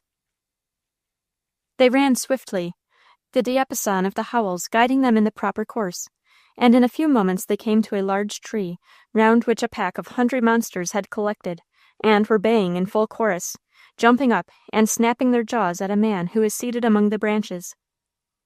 The cowardly brutes, catching sight of the party, sneaked off with howls of baffled rage, and were soon beyond hearing. The doctor descended from his retreat, quite panic-stricken at his narrow escape. He informed them that on first starting from the mission he had picked up a club to defend himself from the wolves should they make their appearance. But when one of the animals came within 6 feet of him, and by its call gathered others to the pursuit, his valiant resolutions vanished. He dropped his stick and plied his heels, with admirable dexterity, till the tree offered its friendly aid, when he hallooed for help with all the power of his lungs. But for Mrs. White's appreciation of the danger, and her speedy appearance upon the scene, Dr. White's term of usefulness in the Oregon mission would have been greatly abridged. The necessities of their missionary life compelled different members of their little band to make frequent journeys both by land and water. It was on one of these journeys, and while passing down the Columbia River in a canoe, that Mrs. White met with an accident that plunged the whole mission into mourning. Mrs. White, with her babe, and Mr. Leslie, had embarked in a canoe on the river where the current was extremely rapid, and as they reached the middle of the stream, the canoe began to quiver and sway from side to side. The sense of her danger came upon Mrs. W. as with a presentiment of coming danger. She trembled like a leaf as she remarked, "How very helpless is a female with an infant!" At the instant that her voice ceased to echo from the rocky shores, and as if a spirit of evil stood ready to prove the truth of her exclamation, the canoe, which was heavily laden, gave a slight swing, and striking a rock began to fill with water, and in a few seconds went down. As the water came up round them, the child started convulsively in its mother's arms, and gave a piercing shriek, Mr. Leslie at the same time exclaiming, "Oh God, we're lost!" When the canoe rose, it was free from its burthen, and the bottom upwards, and Mrs. White found herself directly beneath it, painfully endeavoring to extricate herself, enduring dreadful agony in her struggle for breath. Despairingly, she felt herself again sinking, and in coming in contact with the limbs of a person in the water, the reflection flitted across her brain, "I have done with my labors for these poor Indians. Well, all will be over in a moment, but how will my poor mother feel when she learns my awful fate?" Mr. Leslie afterwards stated that he had no recollection till he rose, and strove to keep above water, but again sank, utterly hopeless of succor. He rose again, just as the canoe passed around a large rock, and its prow was thrown within his reach. He clutched it with eager joy, and supported himself a moment, gasping for breath, when he suddenly thought of his fellow passenger, and the exclamation ran through his mind, "What will the doctor do?" He instantly lowered himself in the water as far as possible, and, still clinging with one hand, groped about as well as he was able, when providentially he grasped her dress, and succeeded in raising her to the surface. By this time the Indians, expert swimmers, had reached the canoe, and with their assistance he supported his insensible burden, and placed her head upon the bottom with her face just out of the water. After a few moments she gasped feebly, and opening her eyes, her first words were, "Oh, Mr. Leslie, I've lost my child." "Pray do dismiss the thought," said he, "and let us try to save ourselves." They were wafted a long way down the river, no prospect offering for their relief. At length they espied, far ahead, the two canoes which had entered the river before them, occupied, as it proved, by an Indian chief and his attendants. Mr. Leslie hallooed to them with all his remaining strength, and they hastened towards them, first stopping to pick up the trunks and a few other things which had floated down the stream. When at last they reached the sufferers, finding them so much exhausted, the chief cautioned them to retain their hold, without in the least changing their position, while he towed them gently and carefully to the shore. Here they rested, draining the water from their clothes, and Mr. Leslie from his head and stomach, for he had swallowed a vast quantity. In half an hour the Indians righted the canoe, which had been drawn on shore, and to their amazement and almost terror, they found beneath it the dead babe, wrapped in its cloak, having been kept in its place by the atmospheric pressure. Mr. Leslie was now uncertain what course to pursue, and asked his companion's advice. She told them she was desirous of proceeding immediately to Fort Vancouver, as they had nothing to eat, no fire, and, in short, had lost so many of their effects that they had nothing wherewith to make themselves comfortable, if they remained there till even the next day. Their canoe was a large one, being about 20 feet in length and 4 in breadth, and was laden with a bed, bedding, mats, 2 large trunks of clothing, kettles and dishes, and provisions to last the crew throughout the journey, and also articles of traffic with the natives, and they lost all but their trunks, the contents of which were now thoroughly soaked. They seated themselves in the canoe, and the chief threw his only blanket over Mrs. W.'s shoulders, both himself and men exerting themselves to render their charges comfortable during the 36 miles they were obliged to travel before reaching the fort, which was late in the evening. They were met by Mr. Douglas, who was greatly shocked at the narrative, and whose first words were, "My God, what a miracle! Why, it is only a short time since, in the same place, we lost a canoe, with 7 men, all good swimmers." The following morning, the bereaved mother was quite composed. They started at 8 o'clock, and with the little coffin, provided by Mr. Douglas, at their feet, traveled rapidly all day, and camped at night just above the falls of the Willamette. They took supper, the men pitched their borrowed tents, and after a day of great fatigue, they lay quietly down to rest. In a short time, however, they were disturbed by a loud paddling and voices, and looking out, beheld about 30 Indians, men, women, and children, in canoes, who landed and camped very near them. Their arrival filled Mrs. White with new apprehension. She feared now that she might be robbed of her dead treasure, and perhaps lose her own life, before she could consign it to its last resting place. All through that restless, dreary night, she kept her vigils, with bursting heart, beside the corpse of her baby. The noises of the Indian camp, the guttural voices of the men, the chattering of the squaws, rang in her ears, while the cries and prattling of the children, by reminding her of the lost one, served to enhance the poignancy of her grief. What a situation for the desolate mother! All alone with death, far from her mother, husband, home, and friends, surrounded by a troop of barbarous, noisy savages, weighed down with grief, tearless from its very weight, not knowing what next would befall her. What agony did she endure through that night's dreary vigils! She felt as though she were draining the cup of sorrow to its dregs, without the strength to pray that it might pass from her. They set off as soon as it was light, that they might, if possible, reach the mission before putrescency had discolored the body of the infant. They arrived at McCoy's about 1 o'clock, where, while they were dining, horses were prepared, and they went on without delay. It is impossible to describe the emotions of the doctor when he met them about 12 miles from the mission, as, excepting a floating rumor among the natives, which he hardly credited, he had had no intimation of the accident. The sad presentiment was realized. Death had entered their circle and robbed them of their fair child. As he looked into the face of his wife, he comprehended in part her sufferings. Amid these and similar sad experiences, this heroic band of Christian women abated not their zeal or efforts in the work to which they had put their hand. In other parts of the territory, separate missionary establishments were superintended by the Whitmans, the Spaldings, and others. The blessings of civilization and religion were thus extended by these devoted men and women to the benighted red man. For a period of 8 years, Dr. and Mrs. Whitman resided on the banks of the Walla Walla River, doing all in their power to benefit the Indians. Such labors as theirs deserved a peaceful old age and the enduring gratitude of their tawny protégés. Alas, that we have to record that such was not their lot. Melancholy indeed was the fate of that devoted band upon the Walla Walla. The measles had broken out among the Indians, and spread with frightful rapidity through the neighboring tribes. Dr. Whitman did all he could to stay its progress, but great numbers of them died. The Indians supposed that the doctor could have stayed the course of the malady if he had wished it, and accordingly concocted a plan to destroy him and his whole family.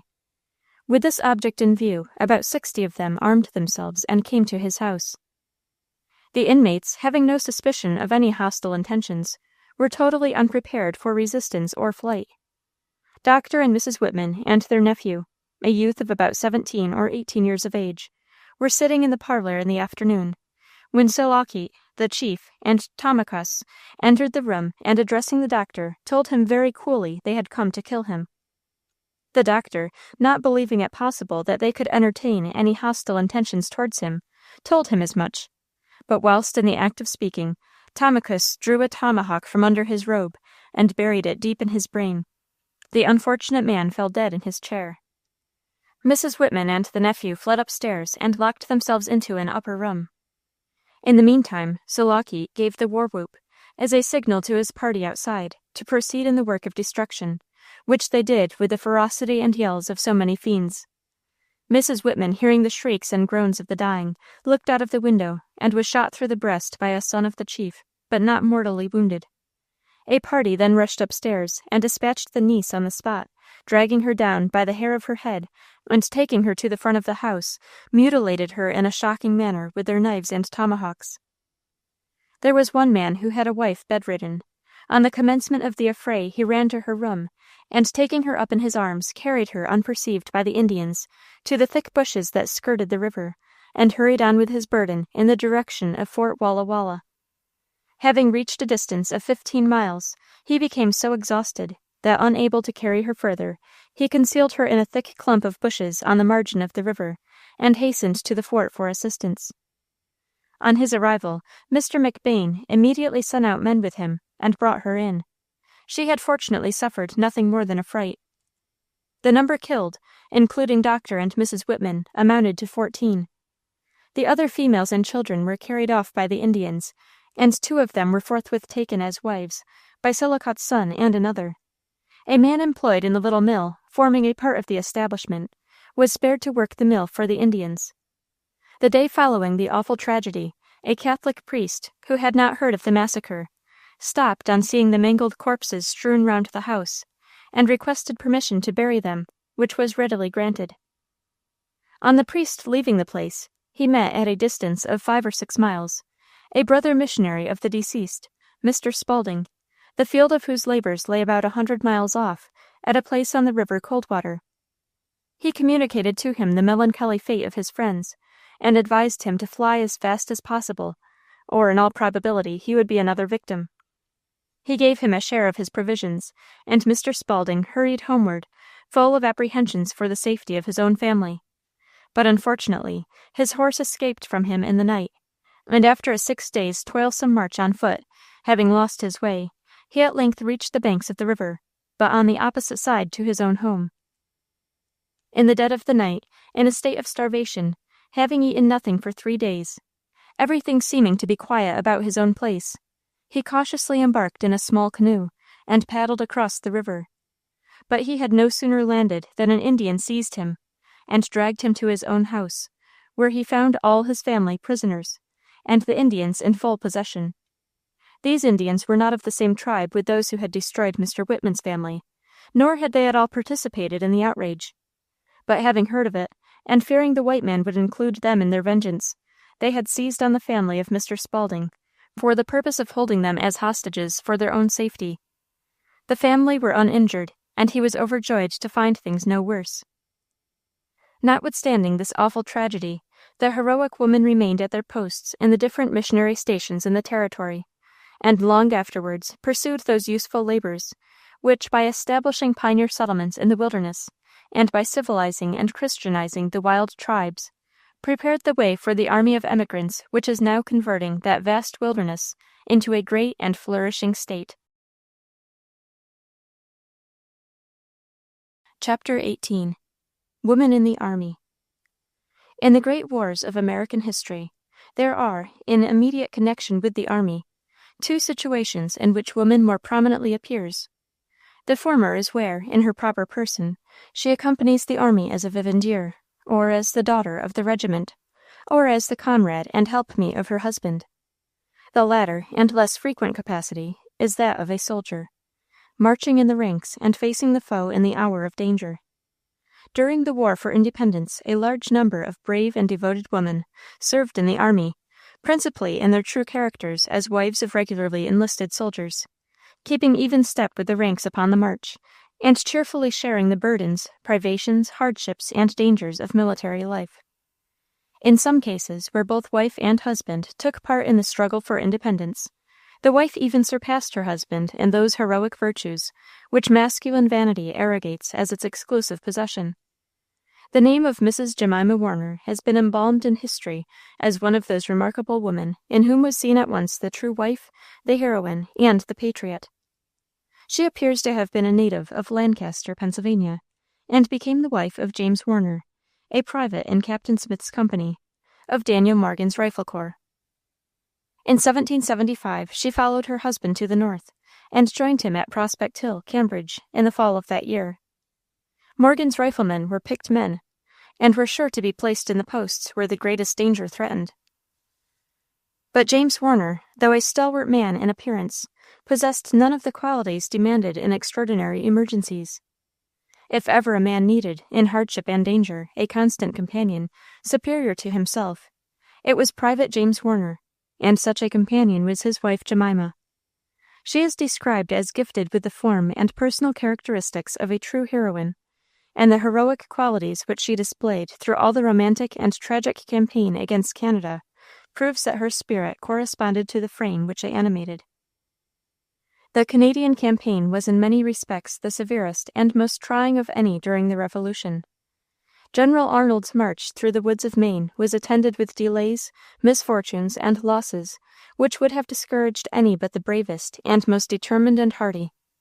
The strength and fortitude of the men was tried to the utmost by wearisome marches, floods, winter's cold and famine, and in these crises Private Warner was one of those few whose soldiership failed to stand the test.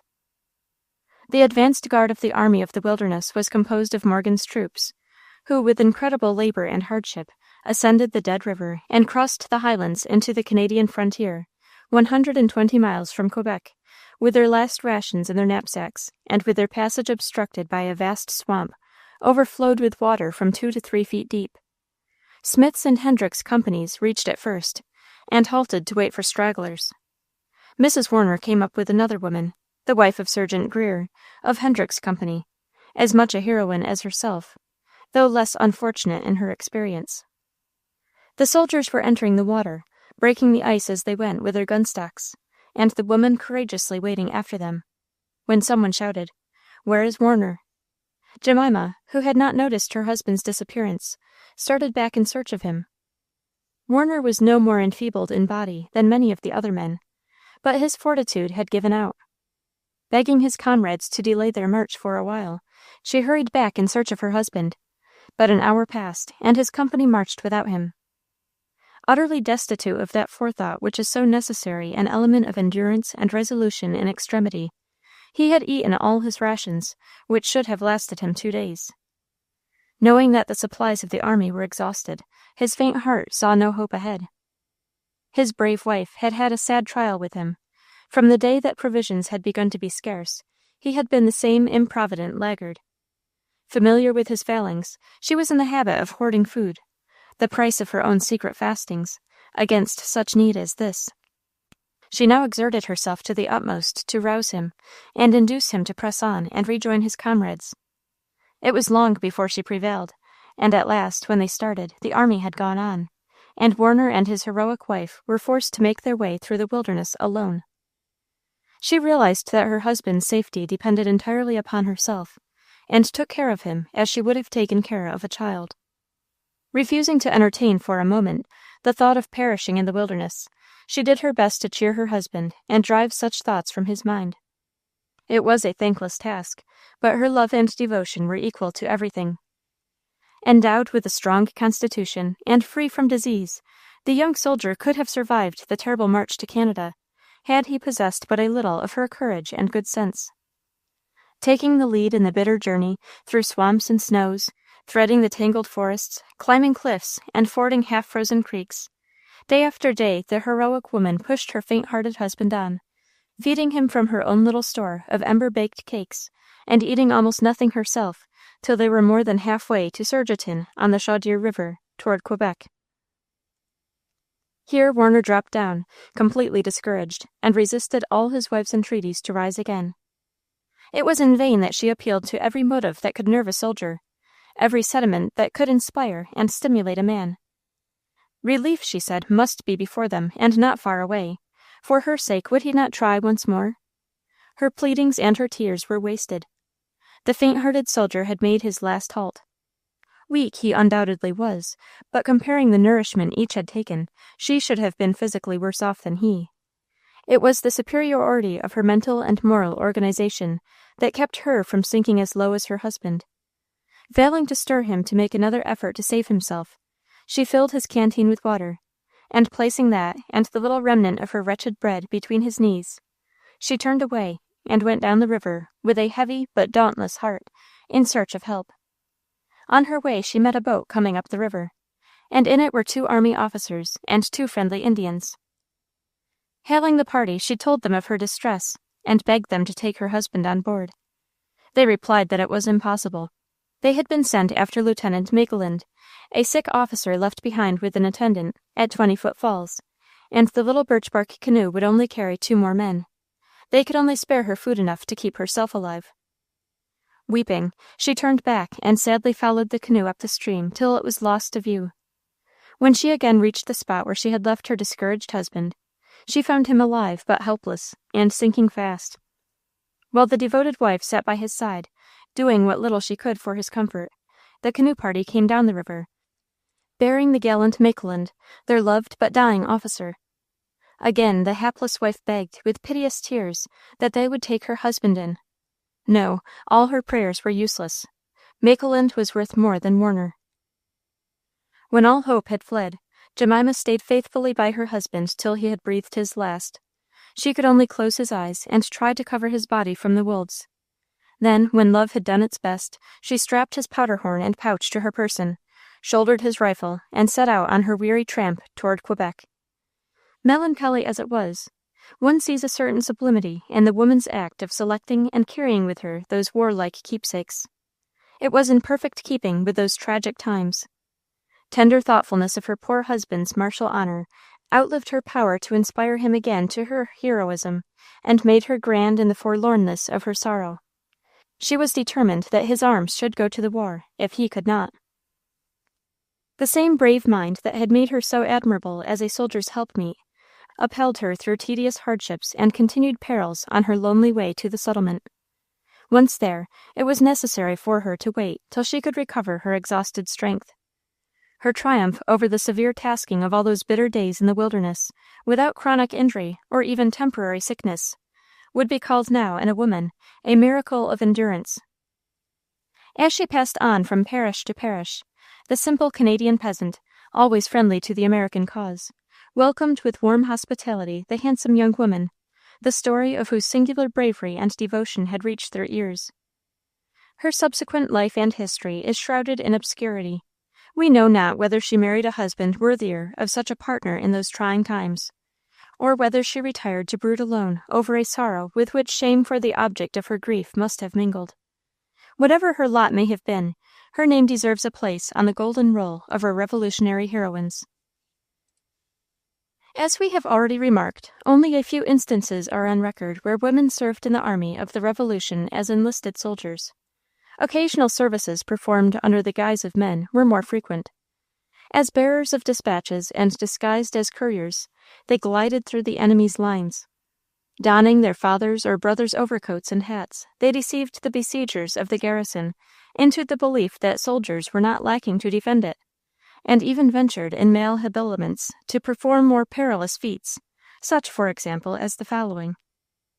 Grace and Rachel Martin, the wives of two brothers who were absent with the Patriot Army, receiving intelligence one evening that a courier under guard of two British officers would pass their house on a certain night with important dispatches, resolved to surprise the party and obtain the papers. Disguising themselves in their husbands' outer garments, and providing themselves with arms, they waylaid the enemy. Soon after they took their station by the roadside, the courier and his escort made their appearance. At the proper moment, the disguised ladies sprang from their bushy covert, and presenting their pistols, ordered the party to surrender their papers. Surprised and alarmed, they obeyed without hesitation or the least resistance. The brave woman, having put them on parole, hastened home by the nearest route, which was a bypath through the woods, and dispatched the documents to General Greene. Perhaps the most remarkable case of female enlistment and protracted service in the Patriot Army was that of Deborah Sampson. The career of this woman shows that her motive in adopting and following the career of a soldier was a praiseworthy one. The whole country was aglow with patriotic fervor, and in no section did the flame burn with a purer luster than in that where Deborah was nurtured. It was not idle curiosity, nor mere love of roving that incited her, in those strait-laced days, to abandon her home and join in the perilous fray, where the standard of freedom was full high advanced. She had evidently counted the cost of the extraordinary step which she was about to take, but found in the difficulties and dangers which it entailed nothing to obstruct or daunt her purpose. Her parents were in humble circumstances, and lived in Plymouth, Massachusetts, where Deborah grew up with but slender advantages for anything more than a practical education. And yet such was her diligence in the acquisition of knowledge, that before she was 18 she had shown herself competent to take charge of a district school, in which duty she displayed some of the same qualities which made her after career remarkable.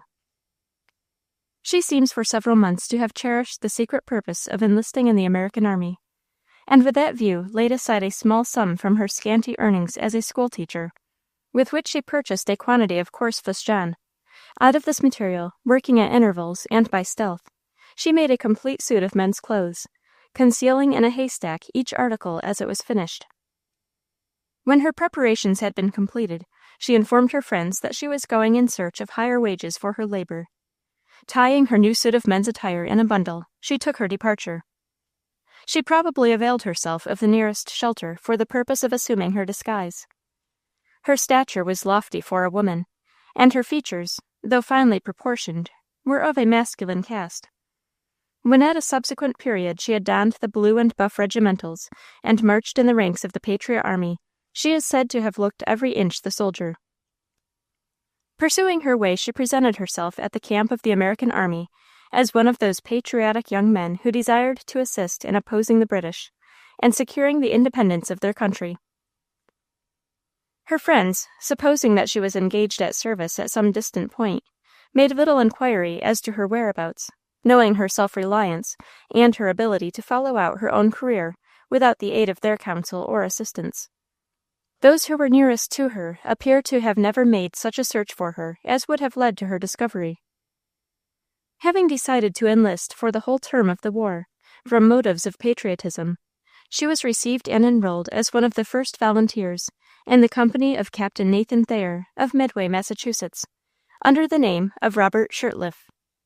Without friends and homeless, as the young recruit appeared to be, she interested Captain Thayer, and was received into his family while he was recruiting his company. Here she remained some weeks, and received her first lessons in the drill and duties of the young soldier. Accustomed to labor from childhood upon the farm and in outdoor employment, she had acquired unusual vigor of constitution. Her frame was robust and of masculine strength, and having thus gained a degree of hardihood, she was enabled to acquire great expertness and precision in the manual exercise, and to undergo what a female, delicately nurtured, would have found it impossible to endure. Soon after they had joined the company, the recruits were supplied with uniforms by a kind of lottery. That drawn by Robert did not fit, but taking needle and scissors, he soon altered it to suit him. To Mrs. Thayer's expression of surprise at finding a young man so expert in using the implements of feminine industry, the answer was, that his mother having no girl, he had been often obliged to practice the seamstress's art. While in the family of Captain Thayer, she was thrown much into the society of a young girl then visiting Mrs. Thayer. She soon began to show much partiality for Deborah, or Robert, and as she seemed to be versed in the arts of coquetry, Robert felt no scruples in paying close attention to one so volatile and fond of flirtation.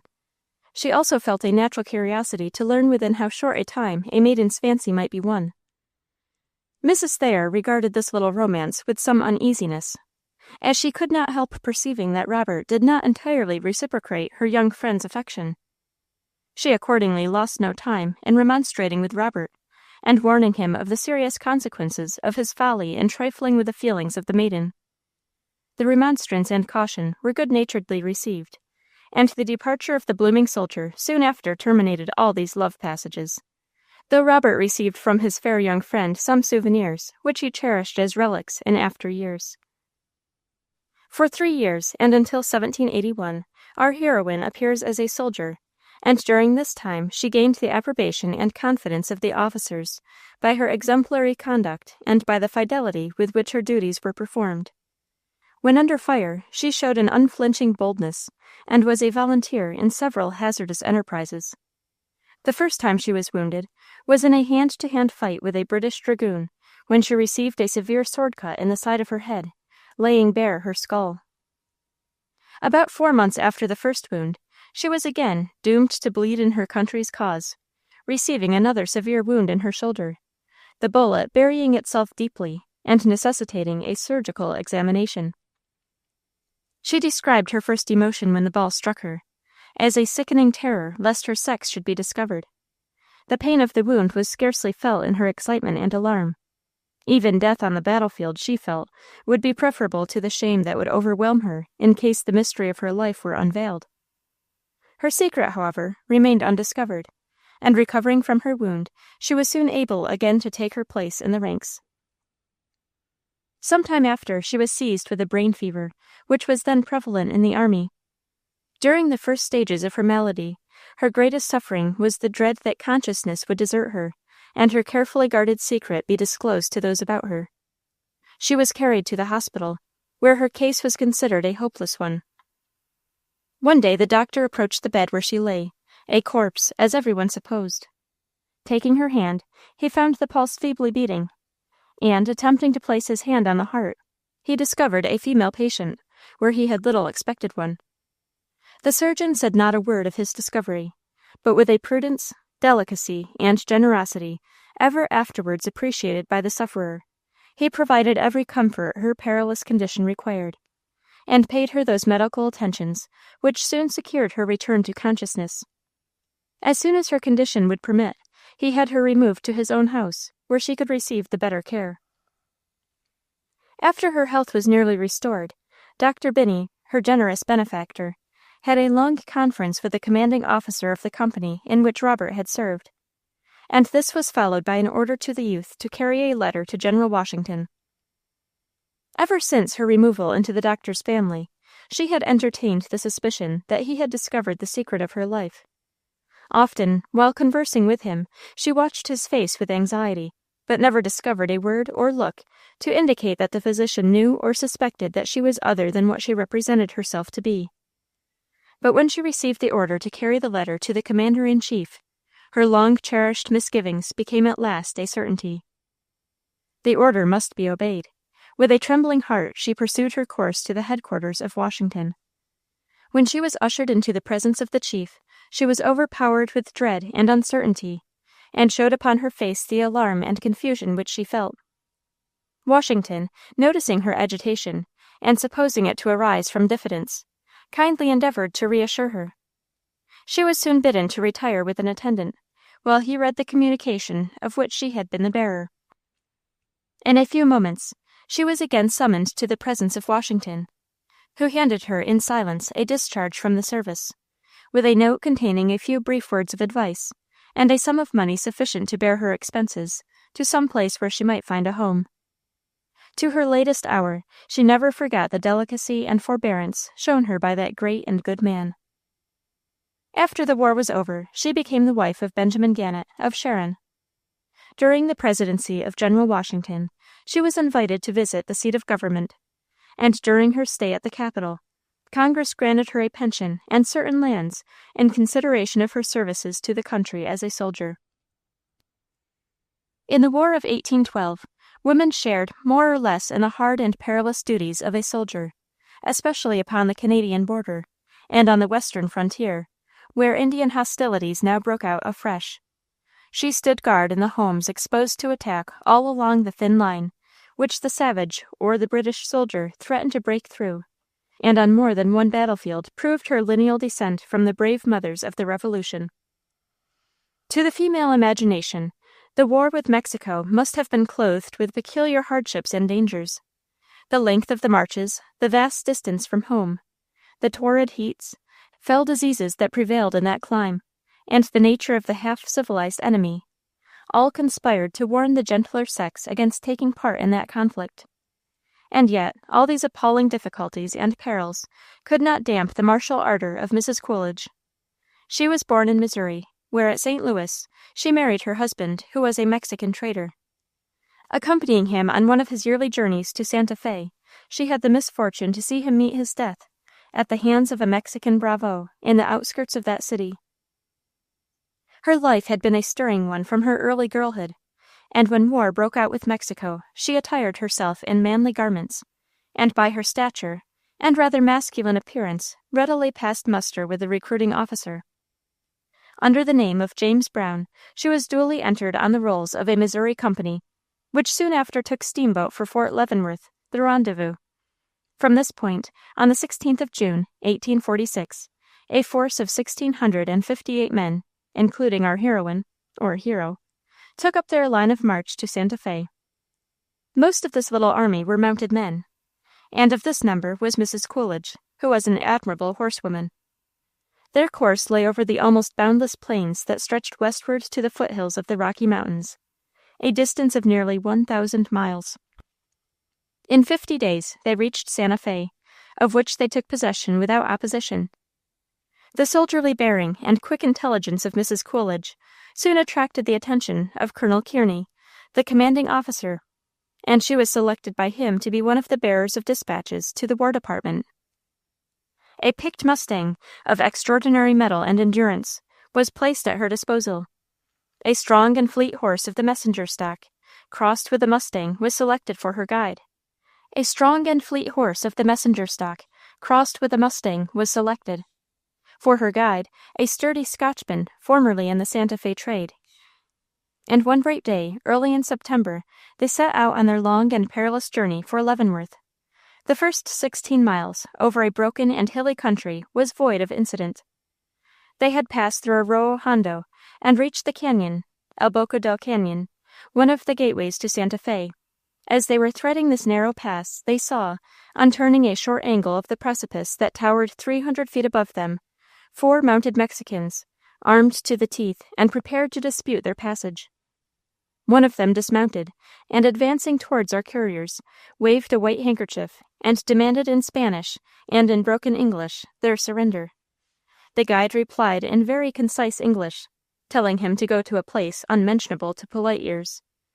The envoy immediately rejoined his companions, and mounted his horse. The party then turned and trotted forward a few paces, as if they were about to give Mrs. Coolidge and the guide a free passage, when they suddenly wheeled their horses, and discharging their pieces, seized their lances and dashed down full tilt upon our heroine and her guide. A shot from the guide's rifle hurled one of the Mexicans out of his saddle, like a stone from a sling. Mrs. Coolidge was less fortunate in her aim, missing the rider. Her bullet struck a horse full in the forehead, but such was the speed with which it was approaching, that it was carried within 20 paces of the spot where she stood before it fell. The rider, uninjured, quickly extricated himself, and seizing from his holster a horse pistol, shot Mrs. Coolidge's horse, which nevertheless still kept his legs, and as her assailant rushed towards her with his machete, or large knife, she leveled a pistol and sent a ball through one of his legs, breaking it and bringing him to the ground. Dismounting from her horse, which was reeling and staggering with the loss of blood, she held her other pistol to the head of the prostrate guerrilla, who surrendered at discretion. Meanwhile, the guide had dispatched one of the 2 remaining Mexicans, and though he had a shot in the fleshy part of his legs, he had succeeded in compelling the other to surrender by shooting his horse. Mrs. Coolidge now, for the first time, discovered blood dripping from a wound made by a musket ball in her bridle arm. Hastily winding her scarf about it, she bound the arms of her prisoner with a piece of rope, and broke his lance and the locks of his pistol and carbine. The other prisoner was served in the same fashion. The arms of the 2 dead Mexicans were also broken or disabled. The fleetest and best of the 2 remaining horses was taken by Mrs. Coolidge in lieu of her own gallant little mustang, which was now gasping out his life on the rocky bottom of the pass. Our gallant couriers then paroled the 2 prisoners, and galloped rapidly down the canyon, taking the other mustang with them, and leaving the guerrillas to find their way home as they best might. As they mounted their horses, the guide remarked to Mrs. Coolidge that he had heretofore entertained the suspicion that she might be a woman, but that now he knew she was a man. A swift ride brought them to Old Pecos, a distance of 10 miles, where they supped and passed the night. Their wounds were mere scratches, and did not necessitate any delay, and the next day, after a long, slow gallop, they reached Las Vegas. Then, keeping their course to the northwest, and pushing rapidly forward, they passed the present site of Fort Union, and having secured a large supply of dried buffalo meat, crossed the wonderful mesa, or tableland west of the Canadian River, and encamped for a night and day on the east bank of that stream. The next stretch for 200 miles lay through a country infested with Utah and Apache Indians. 3 or 4 days of swift riding would carry them through this dangerous region to a place of security on the Arkansas River. If they should meet a hostile band, it was agreed that they would trust for safety in the swiftness of their steeds, which had already proved themselves capable of both speed and endurance. They had crossed Rabbit Ear Creek and reached the Cimarron without seeing even the sign of a foe, when early one morning the guide, looking eastward over the vast sandy plain, from the camp where they had passed the night, saw far away a body of 50 mounted Indians, whom, examining with his glass, he pronounced to be Utahs, coming rapidly towards them. There was no escape, and in accordance with their program, they mounted their horses and rode slowly to meet them. The Indians, spying them, formed a semicircle and galloped towards the fearless couple, who put their horses to a canter, and riding directly against the center of the line of warriors, dashed through it on the run. The Indians, quickly recovering from the astonishment produced by this daring maneuver, wheeled their horses and dashed after them. All but 10 of the Indians were soon distanced. These 10 continued the pursuit, but in an hour and a half this number was reduced to 7, and in another hour only 5 remained. They were evidently young braves, who were hoping to distinguish themselves by taking 2 American soldiers' scalps. On they sped, the pursuers and the pursued, over the wild plain. A space of barely half a mile divided them. The horses, however, of each party seemed so evenly matched in speed and endurance that neither gained on the other. The mustangs, the one ridden by our heroine, the other with only a 90-pound pack on its back, though glossy with sweat, and their nostrils crimson and expanded with the terrible strain upon them, showed no sign of flagging. The guide's horse, a heavier animal, began at length to show symptoms of fatigue. If there had been time, he would have shifted his saddle on the pack mustang, but this was not to be thought of. By dint of spurring and lashing the smoking flanks of the now drooping steed, he barely kept his place by the side of his companion. They were now near a small creek, an affluent of the Arkansas, when the guide, turning his eyes, saw that only 3 of the Indians were on their trail. The 2 others were galloping slowly back. Just as he announced this fact to Mrs. Coolidge, his tired horse fell heavily, throwing him forward upon his head and stunning him senseless. Our heroine, dismounting, dragged her unconscious comrade to the bank of the creek, and throwing water in his face, quickly restored him to his senses. But before he could handle his gun, the Indians had come within 100 paces, whooping fiercely to call back their companions, who just before abandoned the pursuit. They were luckily only armed with bows and arrows, and circling about the fearless pair, they launched arrow after arrow, though without doing any execution. One of them fell before the rifle of Mrs. Coolidge. A second was brought to earth by the guide, who had by this time revived sufficiently to join in the fight. The third turned and galloped off towards his 2 companions, who were now hastening to the scene of conflict. This gave our heroine and her associate in danger time to reload their rifles and to shield their horses behind the bank of the creek. Then, lying prostrate in the grass, they completely concealed themselves from sight. The 3 Indians, seeing them disappear behind the bank of the creek, and supposing that they had taken to flight again, rode unguardedly within range, and received shots which tumbled 2 of them from their saddles. The only remaining warrior gave up the contest and galloped away, leaving his comrades dead upon the field. One of the Indian mustangs supplied the place of the guide's horse, which was wind-broken, and the 2 now pursued their journey at a moderate pace, reaching Fort Leavenworth without encountering any more dangers. Mrs. Coolidge, under her pseudonym of James Brown, after delivering her dispatches, was promoted to the rank of sergeant, and was, at her own request, detached from the New Mexican division of the army and ordered to Matamoras, where she did garrison duty without any suspicion being awakened as to her sex. She afterwards entered active service, and accompanied the army on the march to the city of Mexico. She took part in the storming of Chapultepec, and never flinched in that severe affair, covering herself with honor, and proving what brave deeds a woman can do in the severest test to which a soldier can be put. During the recent war between the North and the South, woman's position on the frontier was similar to that which she occupied in the War of 1812. The greater part of the Army of the United States, which, in time of peace, was stationed along the vast border line from the Red River of the North to the Rio Grande, had been withdrawn. The outposts, by means of which the bloodthirsty Sioux, the savage Comanches, the remorseless Apaches, and numerous other fierce and warlike tribes had been kept in check, were either abandoned or so poorly garrisoned that the settlements upon the border were left almost entirely unprotected from the treacherous savage, the lawless Mexican bandit, and the American outlaw and desperado. What made their position still more unguarded and dangerous was the absence of their fathers, husbands, and brothers as volunteers in the armies. The war fever raged in both the North and the South, and nowhere more hotly than among the pioneers from Minnesota to Texas. This brave and hardy class of men, accustomed as they were to the presence of danger, obeyed the call to arms with alacrity, and the women appear to have acquiesced in the enlistment of their natural protectors, trusting to God and their own arms to guard the household during the absence of the men of the family.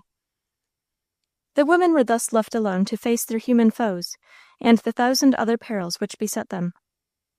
They were, to all intents and purposes, soldiers.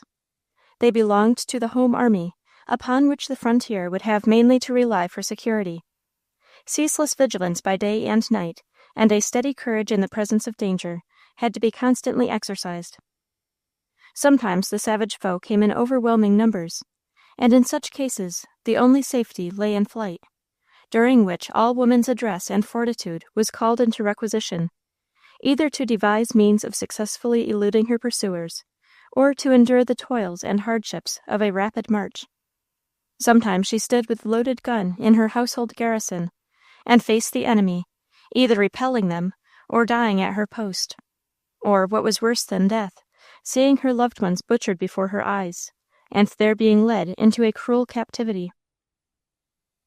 On the Texas border, in 1862, one of these home warriors, during the absence of her husband in the Southern army, was left alone not far from the Rio Grande, and 10 miles from the house of any American settler.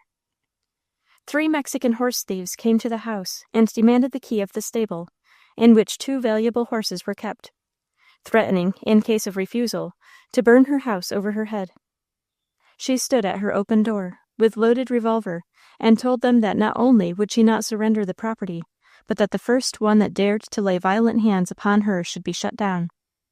Cowed by her intrepid manner, the bandits slunk away. On another occasion, she was attacked by 2 American outlaws while riding on the river bank. One of them seized the bridle of the horse, and the other attempted to drag her from the saddle. Turning upon the latter, she shot him dead, and the other, from sheer amazement at her daring, lost his self-possession and begged for mercy. After compelling him to give up his arms, she allowed him to depart unmolested, as there was no tribunal of justice nearby where he could be punished for his villainy. These exploits gained for the borderer's wife a wide reputation throughout the region, and either through fear of her courage, or through an admiring respect for such heroism, when displayed by a lone woman, she was never again troubled by marauders. The Sioux War in Minnesota in 1862 was remarkable for the sufferings endured and the bravery displayed by women whose husbands had left them to join the army. A notable instance of this description was that of 2 married sisters who lived in one house on the Minnesota River, some 80 miles above Mankato. One morning in the spring of that year their house was surrounded by Sioux Indians, but was so bravely defended that the savages withdrew without doing much damage. 2 weeks of perfect peace passed away, and the sisters renewed their outdoor work as fearlessly as ever, as their secluded situation prevented them from hearing of the ravages of the Indians in the eastern settlements. Late one afternoon, while both the women were sitting in a small grove, not far from the house, they heard the war whoop, and stealing through the bushes, saw 10 savages, who had dragged the 3 children from the house and cut their throats, and after scalping them, were dancing about their mangled corpses. They then set fire to the house and barns, and butchering the cow, proceeded to prepare a great feast. Not knowing how long the monsters would remain, and having no food, nor means to procure any, the hapless woman set out for the nearest house, which was situated 10 miles to the east. They succeeded in reaching the spot at 10 o'clock that night, but found nothing but a heap of ashes and 2 mangled bodies of a woman and her child. Grief, fear, and fatigue kept them from obtaining that rest they so much needed, and before daylight they resumed their march towards the next house, 8 miles farther east. This had also been destroyed. The younger sister, who was the mother of the 3 children who had been butchered, now gave up in grief and despair, and declared that she would die there. But she was at length induced to proceed by the urgent persuasions of the older and stronger woman.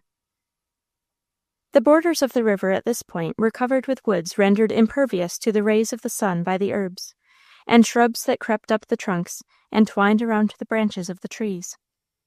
They resumed their melancholy journey, but observing that following the course of the river considerably lengthened their route, they entered into the wood, and in a few days lost their way. Though now nearly famished, oppressed with thirst, and their feet sorely wounded with briars and thorns, they continued to push forward through immeasurable wilds and gloomy forests, drawing refreshment from the berries and wild fruits they were able to collect. At length, exhausted by hunger and fatigue, their strength failed them, and they sunk down helpless and forlorn. Here they waited impatiently for death to relieve them from their misery. In 4 days the younger sister expired, and the elder continued stretched beside her sister's corpse for 48 hours, deprived of the use of all her faculties. At last, Providence gave her strength and courage to quit the melancholy scene, and attempt to pursue her journey.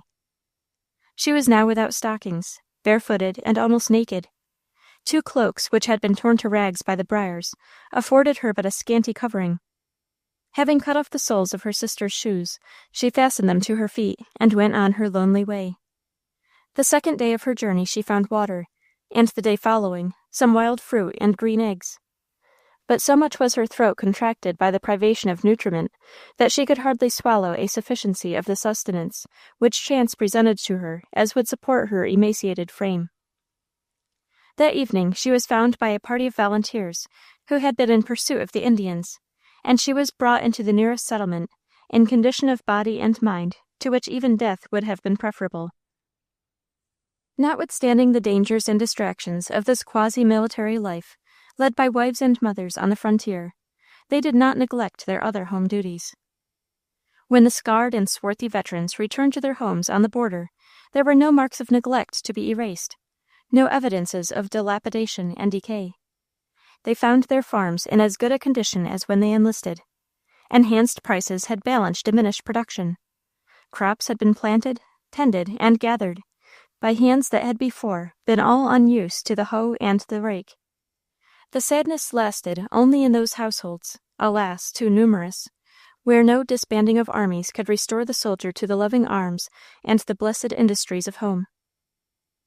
These women of the frontier during the late war may be called the irregular forces of the army, soldiers in all respects except in being enrolled and placed under officers. They fought and marched, stood on guard and were taken prisoners. They viewed the horrors of war and were under fire, although they did not wear the army uniform, nor walk in files and platoons. All these things they did in addition to their work as housewives, farmers, and mothers. Many others took naturally to the rough life of a soldier, and enlisting under soldier's guise, followed the drum on foot or in the saddle, and encamped on the bare ground with a knapsack for a pillow and no covering from the cold and rain but a brown army blanket. One of these heroines was Miss Louisa Wellman of Iowa. Born and nurtured on the border, habituated from childhood to an outdoor life, a fine rider, as well as a good shot with both a rifle and a pistol, it was quite natural that she should have felt a martial ardor when the war commenced, and having donned her brother's clothes, should have enlisted as she did in one of the Iowa regiments. Her most serious annoyance was the rough language and profanity of the soldiers. While in camp, she managed to associate with the sober and pious soldiers, of whom there were several in the company. This was afterwards known as the praying squad, but she did not, in consequence of her reluctance to associate with the others, lose her popularity, owing to her unvarying cheerfulness, her generosity, and her disposition to oblige often at the greatest inconvenience to herself. If a comrade was taken sick, she was the first to tender her services as a watcher and nurse, and in this way came to be known as Dr. Ned. She took part in the storming of Fort Donelson, where she was slightly wounded in the wrist. Afterwards, she served often in the picket line, and distinguished herself by her courage, vigilance, and shrewdness. The boldness with which she exposed herself on every occasion led to such a catastrophe as might have been expected. The Battle of Pittsburgh Landing was an affair in which she figured with a cool bravery that kept her company steady, in spite of the terrible fire which was decimating the ranks of the Federal army. The pressure, however, was at last too great. Slowly driven towards the river, and fighting every inch of ground, the regiment in which she served seemed likely to be annihilated. They had just reached the shelter of the gunboats when a stray shell exploded directly in the faces of the front rank, and Miss Wellman was struck and thrown violently to the earth, but instantly sprang to her feet and was able to walk to the temporary hospital which had been established near the river bank. Like Deborah Sampson, her sex was discovered by the surgeon who dressed her wound. The wound was in the collarbone and was made by a fragment of shell. Although not a dangerous one, it required immediate attention. When the surgeon desired her to remove her army jacket, she demurred, and not being able to assign any good reason for her refusal, the surgeon, coupling this with the modest blush which suffused her features when he made his requisition for the removal of her outside garment, immediately guessed the truth. With chivalrous delicacy, he immediately dispatched her with a note to the wife of one of the captains who was in the camp at the time, recommending the maiden soldier to her care, and begging that she would dress the wound in accordance with the prescription which he sent. Although Miss Wellman begged that her secret might not be disclosed, and that she might be permitted to continue to serve in the ranks, it was judged best to communicate the fact to the commanding officer, who, though he admired the bravery and resolution of the maiden, judged best that she should serve in another capacity, if at all. And having notified her parents and obtained their consent, she was allowed to do service in the ambulance department. She was furnished with a horse, side saddle, saddlebags, etc., and whenever a battle took place, she would ride fearlessly to the front to assist the wounded. Many a poor wounded soldier was assisted off the field by her, and sometimes she would dismount from her horse, and aiding the wounded man to climb into the saddle, would convey him to the hospital. She carried bandages and stimulants in her saddlebags, and did all she was able to relieve the sufferings of such as were too badly wounded to be removed. During this service she was often exposed to the enemy's fire. She was with Grant in the Vicksburg campaign, and on one occasion, being attracted by a tremendous firing, rode rapidly forward, and missing her way, found herself within 100 yards of a battalion of the enemy, whose gray jackets could be seen through the smoke of their rapid firing. Wheeling her horse, she galloped out of range, fortunately escaping the storm of bullets which flew about her. She shared the hardships as well as the perils of the soldiers, and in the bivouac wrapped herself in her blanket and lay on the bare ground, with no other shelter but the sky, rising at the sound of reveille to partake with her comrades of the plain camp fare. All this she did cheerfully and with her whole heart. Her sympathy was not bounded by the wants and sufferings of the soldiers of the Federal army, but embraced in its boundless outpouring those of her countrymen who were then ranged against her as foes. Many a sick and suffering Southerner had cause to bless the kindness and devotion of this noble girl. Herein she showed herself a Christian woman, and a practical example of the teachings of him who said, "Love your enemies." Such deeds as hers shine amid the terrible passions and carnage of war, with a heavenly radiance which time can never dim. Either in the army or in close connection with it, woman's affectionate devotion was illustrated in all those relations of life in which she stands beside man. As a mother, as a wife, and as a sister, she brightly displayed this quality. The following instance of wifely devotion is related of a woman who came from the Red River of Louisiana with her husband, who was a Southern officer. In the fall of 1863, during the bombardment of Charleston by the Federal batteries, this young woman, being tenderly attached to her husband, who was in one of the forts, begged the military authorities to allow her to join her husband and share the fearful dangers and hardships to which he was daily and nightly exposed. All representations of the difficulties, privations, and perils she would encounter failed to daunt her in her purpose. The importunities of the loving wife prevailed over military rules, and even over the expostulations of her husband, and she was allowed to take her post beside the one whom she regarded with an affection amounting to idolatry. Sending her 2 children to the care of a maiden aunt some miles from the city, she was conveyed to her husband's battery, a large earthwork outside of the city. Here she remained for 60 days, during which the battery where she was made one of the principal targets for the Federal cannon. For weeks together she lay down in her clothes in the midst of the soldiers. The bursting of the shells, and the sound of the Federal 100-pounders, with answering volleys from the fort, scarcely intermitted night or day. Sleep was for several days after her arrival out of the question. But at length she became used to the cannonade, and enjoyed intermittent slumbers, from which she was sometimes awakened by the explosion of a shell, which had penetrated the roof of the fort, and strewed the earth with dead and wounded. Her only food was a wormy bread and half-cured pork, which was served out to the soldiers, and her drink was brackish water from the ditch that surrounded the earthwork. The cannonading during the day was so furious that the fort was often almost reduced to ruins, but in the night the destruction was repaired. A fleet of gunboats joined the land batteries in bombarding the fort, and at last succeeded in making it no longer tenable. Guns had been dismounted, the bomb-proof had been destroyed, and sides of the earthwork were full of breaches where the huge 10-inch balls had plowed their way. During all these terrifying and dreadful scenes, our heroine stayed at her post of love and duty beside her husband.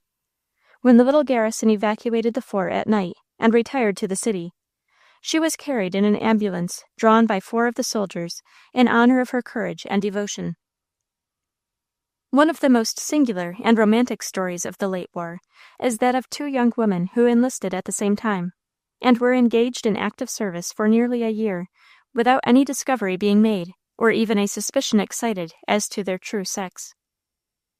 Sarah Stover and Maria Seeley, for these were the names of these heroines of real life, being homeless orphans and finding it difficult to earn a subsistence on a small farm in western Missouri, where they lived, determined to enlist as volunteers in the Federal Army.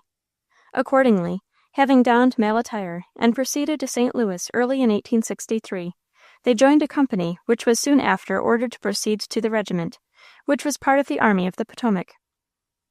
Within 2 weeks after their arrival at the scene of conflict in the East, the Battle of Chancellorsville was fought, the 2 girls participating in it and seeing something of the horrors of the war in which they were engaged as soldiers. In one of the minor battles, which occurred the following summer, they were separated in the confusion of the fight, and upon calling the muster, Miss Stover, known in the regiment as Edward Mallison, was found among the missing. Her comrade, after searching for her among the killed and wounded in vain, at last ascertained that she had been taken prisoner and conveyed to Richmond. Miss Seeley, although she was well aware of the serious consequences which might follow, decided to adopt a bold plan in order to reach her friend whom she loved so devotedly, and who is now suffering captivity and perhaps wounds or disease. Through an old negress she obtained a woman's dress and bonnet, and disguising herself in these garments, deserted at the first favorable opportunity. She reached Washington in safety, and was successful in an application for a pass to Fortress Monroe, from which place she made her way after many difficulties to the lines of the Southern army. By artful representations, she overcame the scruples of the officers, and passed on her way to Richmond, where she soon arrived, and overcoming by her address and perseverance all obstacles, obtained admission to Libby prison, representing that she was near of kin to one of the prisoners. Her singular success in accomplishing her object was due doubtless to her intelligence, fine manners, and good looks, with great tact in using the opportunities within her reach. She found her friend just recovering from a wound in her arm. The secret of her sex was still undiscovered, and after her wound was entirely healed, they prepared to attempt an escape which they had already planned. Miss Seeley contrived to smuggle into the prison a complete suit of female attire, in which one night, just as they were relieving the guard, she managed to slip past the cordon of sentries, and joining her friend at the place agreed upon, the 2 immediately set out for Raleigh, to which city Miss Seeley had obtained 2 passes, one for herself, the other for a lady friend. They traveled on foot, and after passing the lines, struck boldly across the country in the direction of Norfolk. When morning dawned, they concealed themselves in a wood, and at night resumed their march. On one occasion, just as they were emerging from a wood in the evening, they were discovered by a cavalryman. Their appearance excited his suspicion that they were spies, and he told them that he should have to take them to headquarters. But their ladylike manners and straightforward answers persuaded him that he was wrong, and he allowed them to proceed. Another time, they narrowly escaped capture by 2 soldiers, who suddenly entered the cabin of an old negro where they were passing the day. After a tedious journey of a week, they reached the Federal pickets, and finally were transported to Washington on the steamer. This was in the autumn of 1863. Their term of service would expire in 2 months, but after great hesitation, they resolved to report themselves to the headquarters of their regiment as just escaped from Richmond. Accordingly, procuring suits of men's attire, they again disguised their sex, and proceeded to rejoin their regiment, which was encamped near Washington. The desertion of Miss Seeley having been explained in this manner, she escaped its serious penalty, and both girls were soon after regularly discharged from service. As we have already remarked, no suspicion was excited as to their sex, each shielding the other from discovery, and it was only after their discharge that they themselves revealed the secret. The stories of women who have served as soldiers often disclose motives which would have little influence in impelling the other sex to enter the army. Love and devotion are among the most prominent of the moving causes of female enlistment. Sometimes a maiden, like Helen Goodridge, followed her lover to the war. Sometimes a mother enlisted in the hospital department in order to nurse a wounded or sick husband or son. It was often some species of devotion, either to individuals or to her country, that led gentlewomen to march in the ranks and share the dangers and privations of army life. Such an instance as the following furnishes a singularly striking illustration of this unselfish love and devotion of which we are speaking. While the hostile armies were fighting, in the summer of 1864, those desperate battles by which the issues of the war were ultimately decided, a small, slender soldier fighting in the ranks in General Johnson's division was struck by a shell which tore away the left arm and stretched the young hero lifeless on the ground.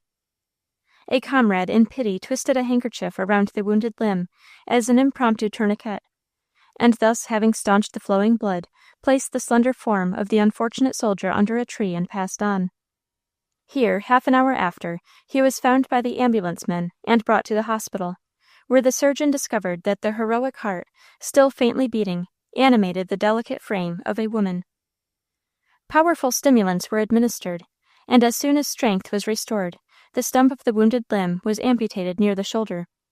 For a week the patient hovered between life and death, but her vitality triumphed in the struggle, and in a few days, with careful nursing, she was able to sit up and converse.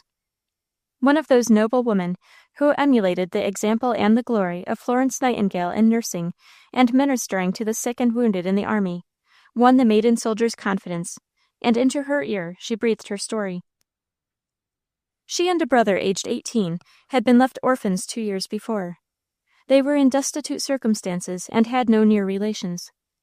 They both supported themselves by honest toil, and their lonely and friendless situation had drawn them together with a warmth of affection that even between a brother and sister has been rarely felt.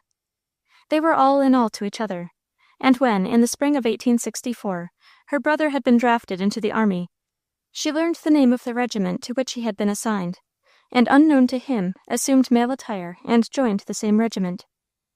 She sought out her brother, and in a private interview made herself known to him.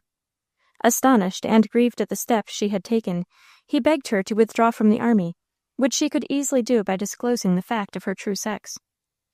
She remained firm against all his affectionate entreaties, informing him that if he was wounded or taken sick, she would be near to nurse him, and in case of such a disaster, she would reveal her secret and get a discharge, so that she could attend constantly upon him. On the morning of the battle in which she had been wounded, they had met for the last time, and, as they well knew the battle would be a bloody one, agreed that each one would notify the other of their respective safety in case they both survived. A note had reached her just after the battle that her brother was safe, and she on her part had sent a message to him that she was alive and well, believing that she would recover, and not wishing to alarm him by telling the truth. Since that time she had heard nothing from him, and begged with streaming eyes that the lady would inquire if he had been wounded in any of the recent severe battles. The lady hastened to procure the much-desired information. After diligent inquiries, she discovered that the brother had been shot dead in a battle which occurred the day following that in which his sister had been wounded. The good lady, sadly afflicted by this intelligence, and fearing its effect upon the invalid, strove to assume a cheerful countenance as she approached the couch.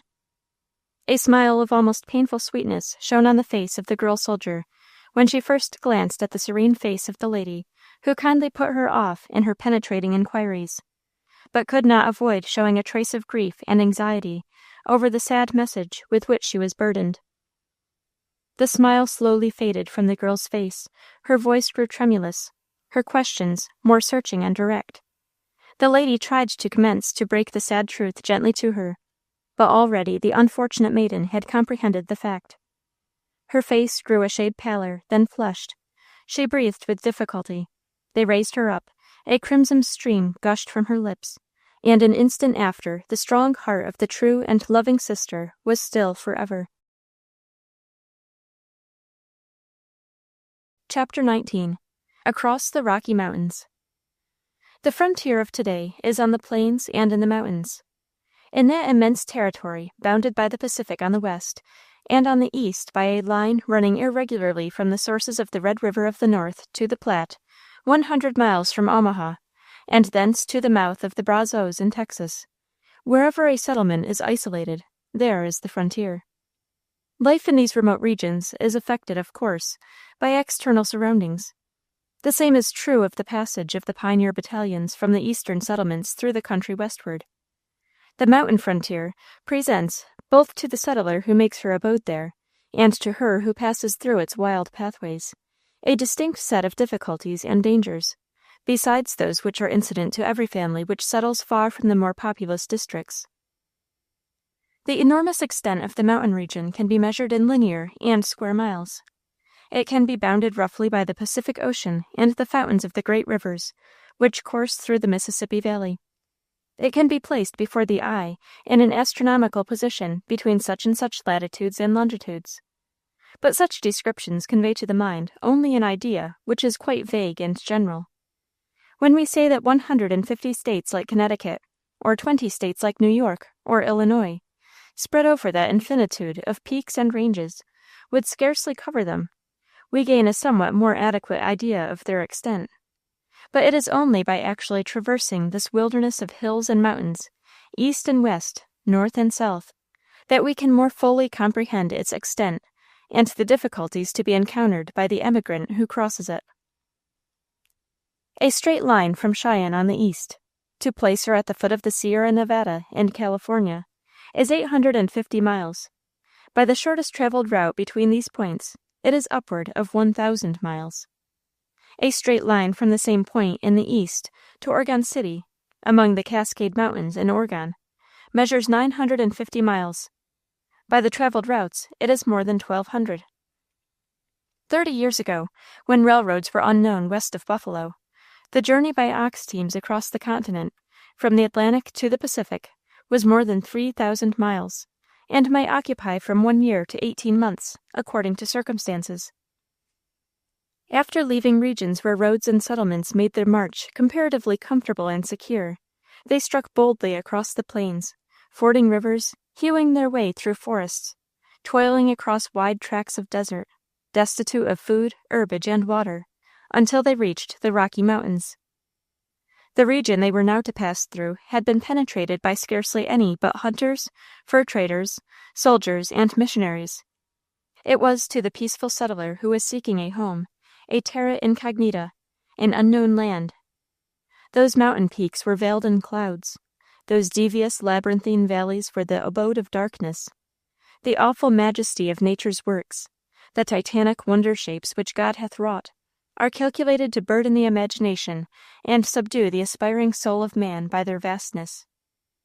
Those mountain heights, seen from which the files of travelers passing through the profound defiles look like insects, the relentless sway of nature's great forces, the storm roaring through the gorges, the flood plunging from the precipice and wearing trenches 1,000 feet deep in the flinty rock, the walls which rear themselves into giant ramparts which human power can never scale, the wide circles of desolation where hunger and thirst have their domain. Such spectacles must indeed have thrilled the hearts, awed the minds, and filled the imaginations of the early pioneers with forebodings of difficulty and danger. And yet the actual difficulties encountered by the emigrants, the actual toils, dangers, and hardships endured then in conquering a passage through and over the Rocky Mountains and their kindred ranges, must have surpassed the anticipations of the shrewdest forethought and the bodings of the gloomiest imagination.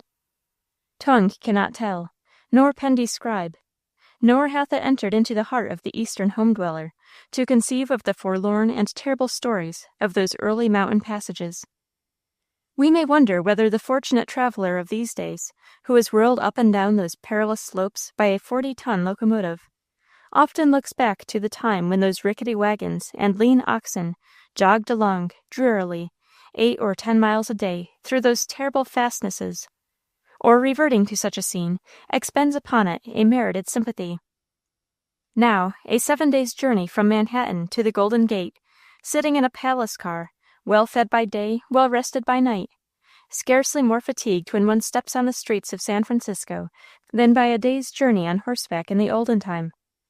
Then a year's journey in the emigrant wagon, scantily fed, poorly nourished with sleep, footsore and haggard, the weary emigrant and his wife dragged themselves into the spot in the valley of the Sacramento or the Columbia, where they were to commence anew their homely toils. Who can sit down calmly and casting his eyes back to those heroes and heroines, the Rocky Mountain pioneers, and not feel his heart swell with pride and gratitude? Pride in that, as an American, he can count such men and women among his countrymen. Gratitude in that he and the whole country are reaping fruits from their heroic courage, fortitude, and enterprise.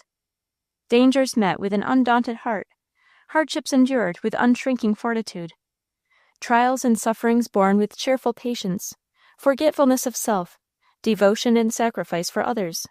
Such, in brief words, is the record of women in those first journeys of the pioneers who crossed the continent for the purpose of making homes, forming communities, and building states on the Pacific slope. Among these histories, which illustrate most clearly the virtues of the pioneer woman, we count those which display her battling with the difficulties of the passage through the mountains, as proving that the heroine of our own time may be matched with those who have lived before her in any age or clime.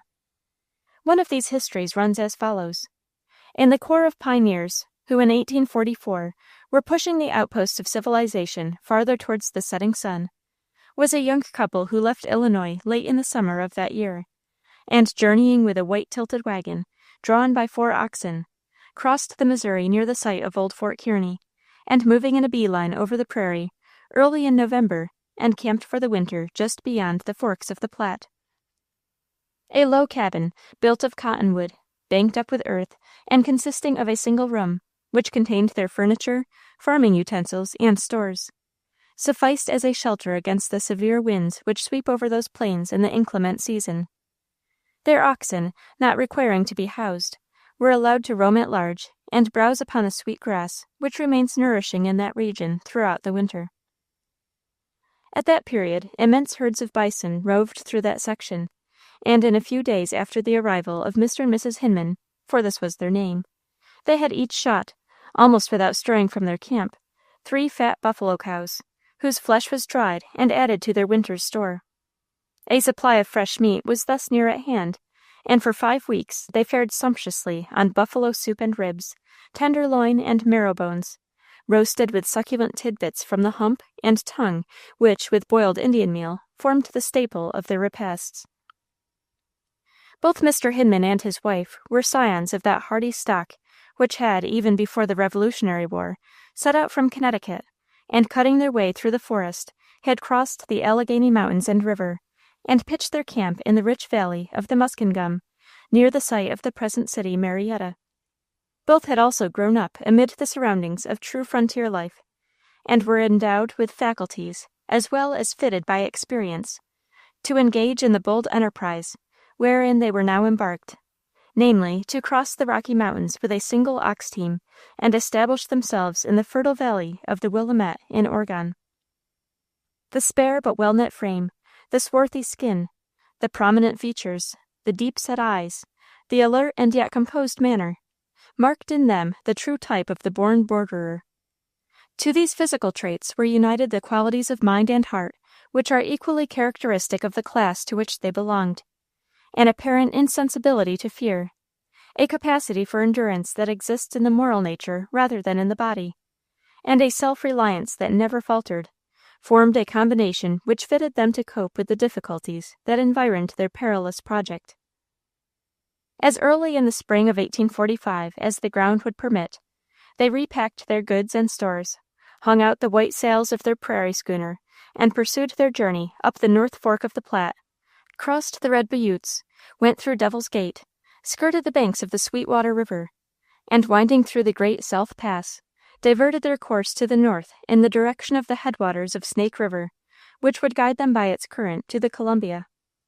At this stage in their journey, they consulted a rough map of the route on which 2 trails were laid down, either of which would lead to the stream they were seeking. With characteristic boldness, they chose the shorter and more difficult trail.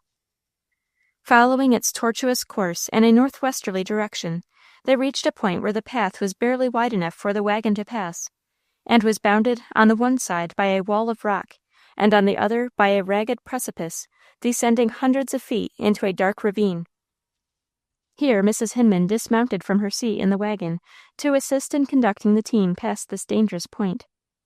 Her husband stood between the oxen and the precipice when the hind wheel of the wagon slipped on a smooth stone, the vehicle tilted, and being top-heavy, upset and was precipitated into the abyss, dragging with it the oxen, who in their fall carried down Mr. Hinman, who stood beside the wheel yoke.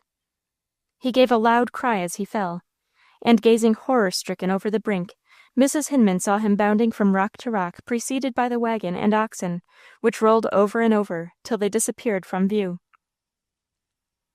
In the awful stillness of that solitude, the beating of her heart became audible as she rapidly reviewed her terrible situation, and taxed her mind to know what she should do. Summoning up all her resolution, she ran swiftly along the edge of the precipice, in search of a place where she could descend, in the hope that by some rare good fortune her husband might have survived his fall. Half a mile back of the spot where the accident occurred, she found a more gradual descent into the ravine, and here, by swinging herself from bush to bush, she managed at length, with the utmost difficulty and danger, to reach the bottom of the ravine, but could find there no trace either of her husband or the ox team. Scanning the face of the precipice, she saw at last, 100 feet above her, the wreck of the wagon, and the bodies of the oxen, which had landed upon a projecting ledge. At great risk of being dashed to pieces, she succeeded in climbing to the spot.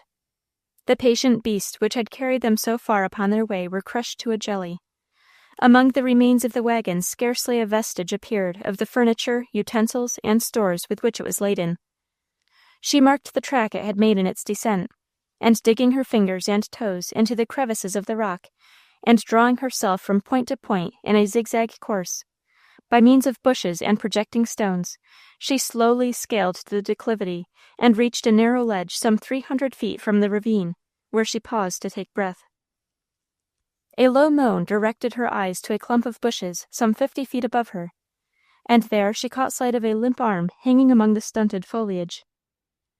Climbing to the spot, she found her husband breathing but unconscious. He was shockingly bruised, and although no bones had been broken, the purple current trickling slowly from his mouth showed that some internal organ had been injured. While there is life, there is hope. If he could be placed in a comfortable position, he might still revive and live. Feeling in his breast pocket, she found a leather flask filled with whiskey, with which she bathed his face, after pouring a large draught down his throat. In a few moments, he revived sufficiently to comprehend his situation. "Don't leave me, Jane," whispered the suffering man. "I shan't keep you long." It was unnecessary to prefer such a request to a woman who had gone through such perils to save one whom she loved dearer than life. "I'll bring you out safe and sound, Jack," returned she, "or die right here with you." While racking her brain for means to remove him 50 feet lower to the ledge from which she had first spied him, a welcome sight met her eye. It was the axe and the coil of rope which had fallen from the wagon during its descent, and now lay within easy reach. Passing the rope several times around his body so as to form a sling, she cut a stout bush, and trimming it, made a stake which she firmly fastened into a crevice, and with an exertion of strength, such as her loving and resolute heart could have alone inspired her to put forth, she extricated him from his position, and laying the ends of the rope over the stake, gently lowered him to the ledge, and gathering moss, made a pillow for his bleeding head. Then descending to the spot where the carcasses of the oxen lay, she quickly flayed one, and cutting off a large piece of flesh, she ransacked the wreck of the wagon, and found a blanket and a pot. Returning to her husband, she kindled a fire, and made broth with some water which she found in the hollow of a rock. Gathering moss and lichens, she made a comfortable couch upon the rock, and gently stretched her groaning patient upon it, covering him with the blanket, for the mountain air was chill even in that August afternoon. The wounded man's breathing grew more regular. The bloody ooze no longer flowed from his white lips, but his frame was still racked by agonizing pains. The hours sped away as the devoted wife bent over him. The height of the mountains in that region materially shortens the day to such as are in the valleys, but though the sun sets early behind the western summits, twilight lingers long after his departure. When the orb of the day had disappeared, Mrs. H. still viewed with wonder, not unmixed with fear, the savage grandeur of the mountains which lifted their heads still glittering in the passing light, and gazing into the profound below, she watched the shades as they deepened to blackness.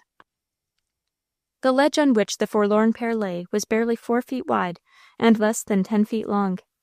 There, on the face of that precipice, 100 miles from the nearest settlement, all through the lonely watches of the night, the strong-hearted wife, with tear-dimmed eyes, hung over the sufferer. Many a silent prayer in the weary hours of that moonless night did she send up to the Father of mercies. Many a plan for bringing succor or for alleviating pain on the morrow did she devise. Will-power is the most potent factor in giving a satisfactory solution of the problem of vitality. Just as the gray light was shimmering in the eastern sky, the wounded man moaned as if he wished to speak. His wife understood that language of pain and weakness, and placed her ear to his lips. "I won't die, Jane," he said scarcely above a whisper. "You shan't die, Jack," was the reply. A great hope dawned like the sun upon her as those 4 magic syllables were uttered. He fell into a doze, and when he woke, the sun was up. "Can you stay here all alone for a few hours?" inquired Mrs. H., after feeding her patient. "I am going to see if I can fetch someone to help us out of this." "Go," he answered. Placing the flask and broth within reach of her husband, and kissing him, she sprang up the acclivity as though she had wings, reached the trail and sped along it southward. 15 miles would bring her to the spot where the 2 trails met. Here she hoped to meet some wayfaring train of emigrants, or some party of hunters coursing through the defiles of the mountains. Sooner than she expected, after reaching the fork, her wish was gratified. In less than half an hour 6 hunters came up with her, and hearing her story, 3 of them volunteered to go and bring her husband to their cabin, which stood half a mile away from the trail.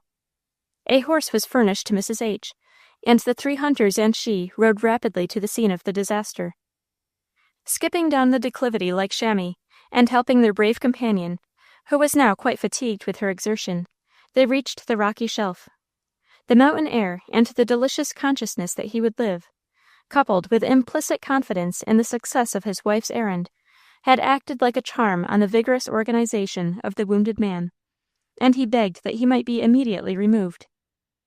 He was accordingly carried carefully to the trail, and placed astride of one of the horses in front of one of the hunters.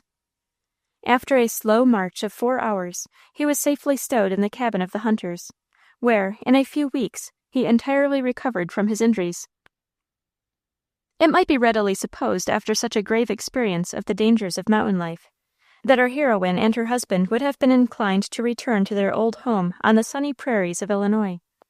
On the contrary, they strongly desired to continue the prosecution of their Oregon enterprise, and were only prevented from carrying it out by the lack of a team and the necessary utensils, etc. The hunters, learning their wishes, returned to the scene of the mishap, and scoured the side of the mountain in search of the articles which had been thrown from the wagon in its descent. They succeeded in recovering uninjured a large number of articles, including a few which still remained in the wrecked vehicle. Then, clubbing together, they made up a purse and bought 2 pair of oxen and a wagon from a passing train of emigrants, who also generously contributed articles for the use and comfort of the resolute but unfortunate pair. Such deeds of charity are habitual with the men and women of the frontier, and the farther west one goes, the more spontaneously and warmly does the heart bound to relieve the sufferings and supply the wants of the unfortunate, particularly of those who have been injured or reduced while battling with the hardships and dangers incident to a wild country. The more rugged the region on our western border, the more boundless becomes the sympathetic faculty of its inhabitants. Nowhere is a large and unselfish charity more lavishly exercised than among the Rocky Mountain men and women. Free as the breezes that sweep those towering summits, warm as the sun of midsummer, bright as the icy peaks which lift themselves into the sky, The spirit of loving kindness for the unfortunate animates the bosoms of the sons and daughters of that mountain land. After wintering with their hospitable friends, Mr. and Mrs. Hinman pursued their journey the following spring, and after a toilsome march, attended by no further startling incidents, reached their destination in Oregon. There in their new home, which Mrs. H., by her industry and watchfulness, contributed so largely to make, they found ample scope for the exercise of those qualities which they had proved themselves to possess. It is men and women like these whom we must thank for building up our empire on that far-off coast. The old hunters and gold seekers in that region are the faithful depositaries of the mountain legends respecting the adventures of the early emigrants, and the observers and annotators, as it were, of the passages made by the pioneers in later times. Around their campfires at night, when their repast is made and their pipes lighted, they beguile the lonely hours with tales of dreadful suffering, or of hairbreadth escapes from danger, or of heroism displayed by mountain wayfarers. This, as we have elsewhere remarked, is the hunter's pastime. While a hunting party were once threading the defiles of the mountain, they espied below them in the valley certain suspicious signs. Approaching the spot, they discovered that a train of emigrants had been attacked by the savages, their wagons robbed, their oxen killed, a number of the party massacred and scalped, and the rest dispersed. One of the hunters proceeds with the story from this point. Thirsting for a speedy revenge, the men at once divided. With Augur Eye as a guide, I took command of the detachment who had to search the river bank. The old sergeant, commanding the scouting party, told off to cross the ford and scour the timber on the right side of the river, whilst the third band was appropriated to the doctor. The weather was cold, and the sky, thickly covered with fleecy clouds, foreboded a heavy fall of snow. The wind blew in fitful gusts, and seemed to chill one's blood with its icy breath, as, sweeping past, it went whistling and sighing up the glen.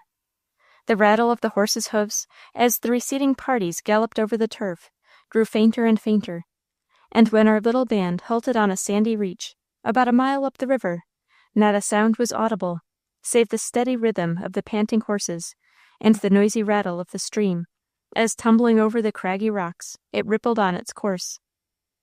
The tracker was again down, this time creeping along upon the sand on his hands and knees, and deliberately and carefully examining the marks left on its impressible surface, which, to his practised eye, were in reality letters, nay, even readable words and sentences. As we watched this tardy progress in impatient silence, suddenly, as if stung by some poisonous reptile, the Indian sprang upon his legs, and making eager signs for us to approach, pointing at the same time eagerly to something a short distance beyond where he stood.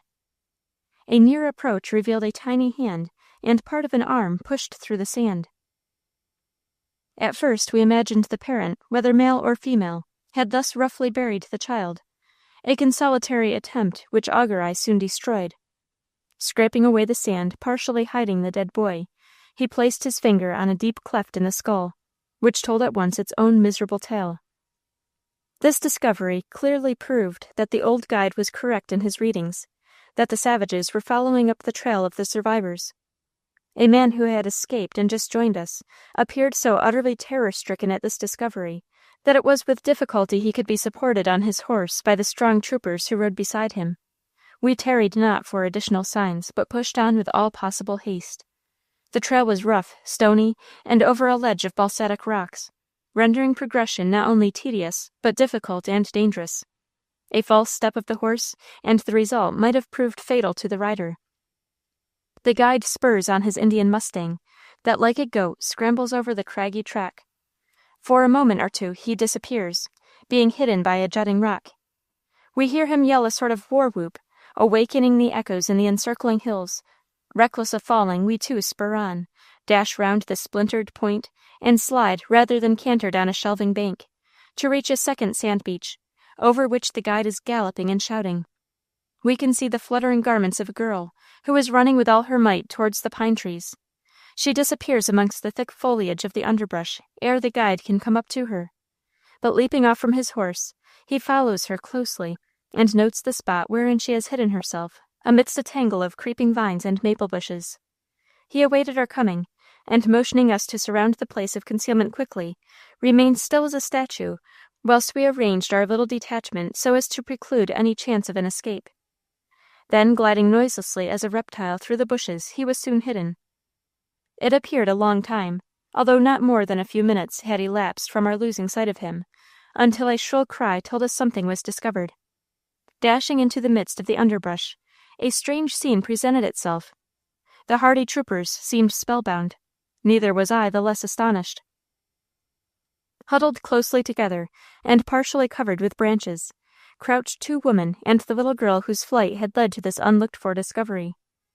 In a state barely removed from that of nudity, the unhappy trio strove to hide themselves from the many staring eyes which were fixed upon them, not for the purpose of gratifying an indecent curiosity, but simply because no one had for the moment realized the condition in which the unfortunates were placed. Soon, however, the fact was evident to the soldiers that the women were nearly unclad, and all honor to their rugged goodness, they stripped off their thick topcoats, and throwing them to their trembling females, turned every one away and receded into the bush.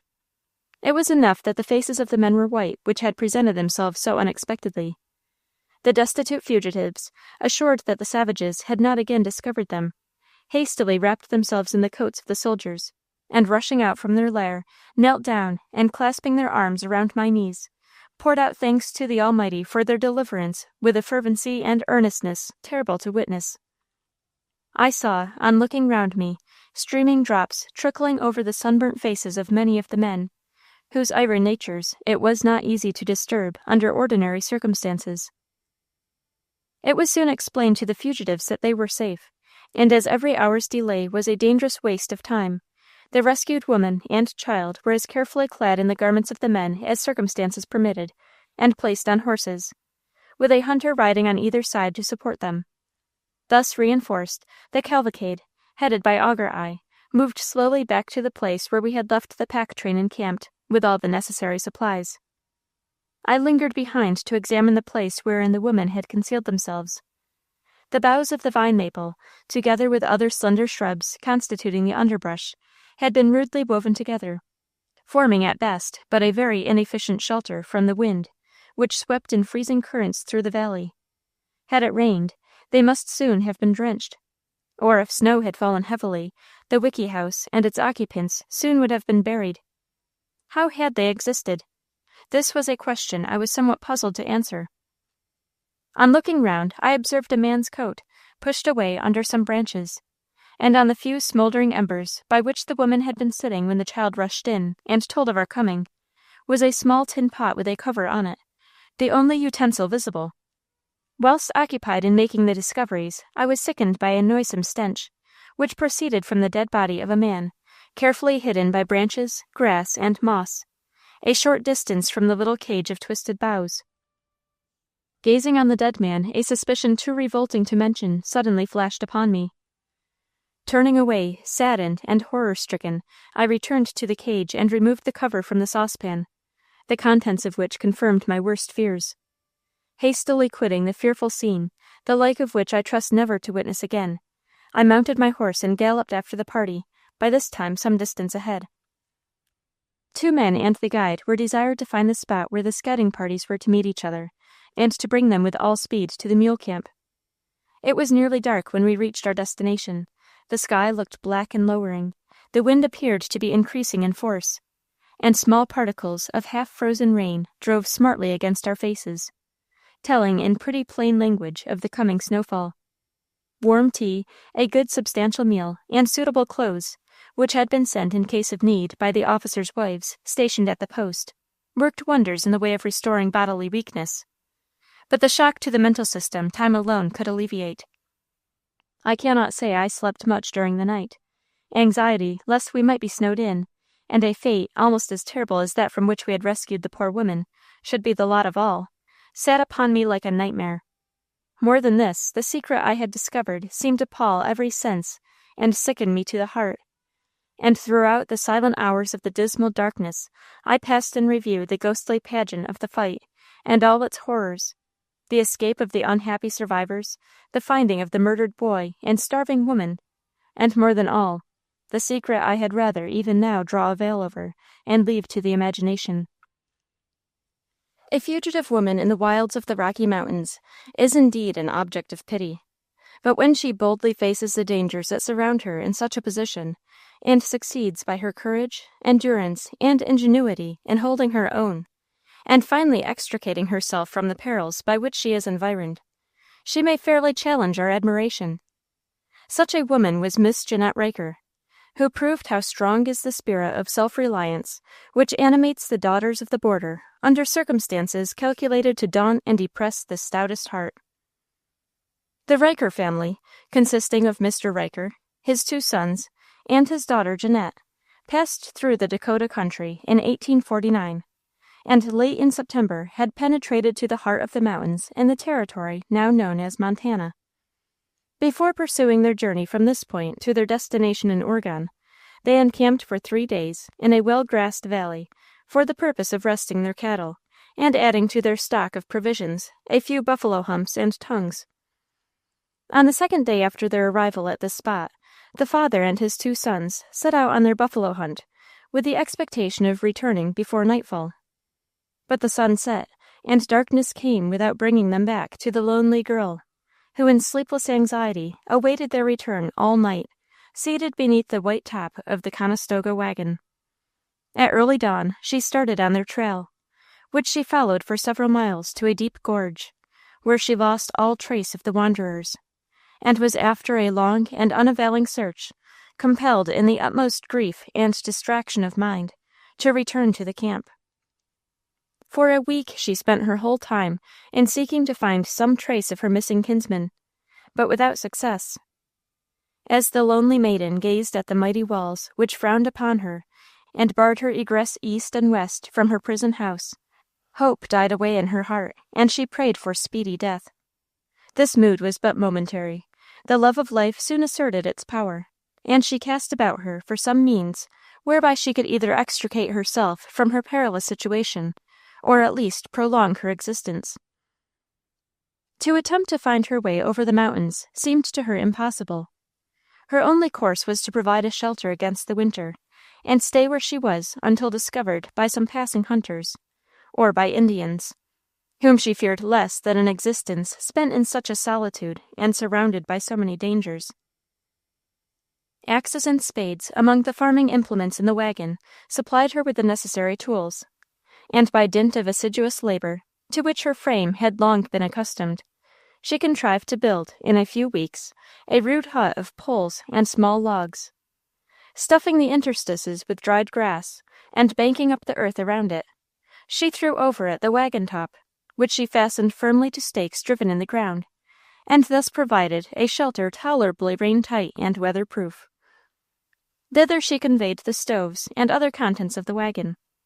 The oxen, straying through the valley, fattened themselves on the sweet grass until the snow fell. She then slaughtered and flayed the fattest one, and cutting up the carcass, packed it away for winter's use. Dry logs and limbs of trees, brought together and chopped up with infinite labor, sufficed to keep her in fuel.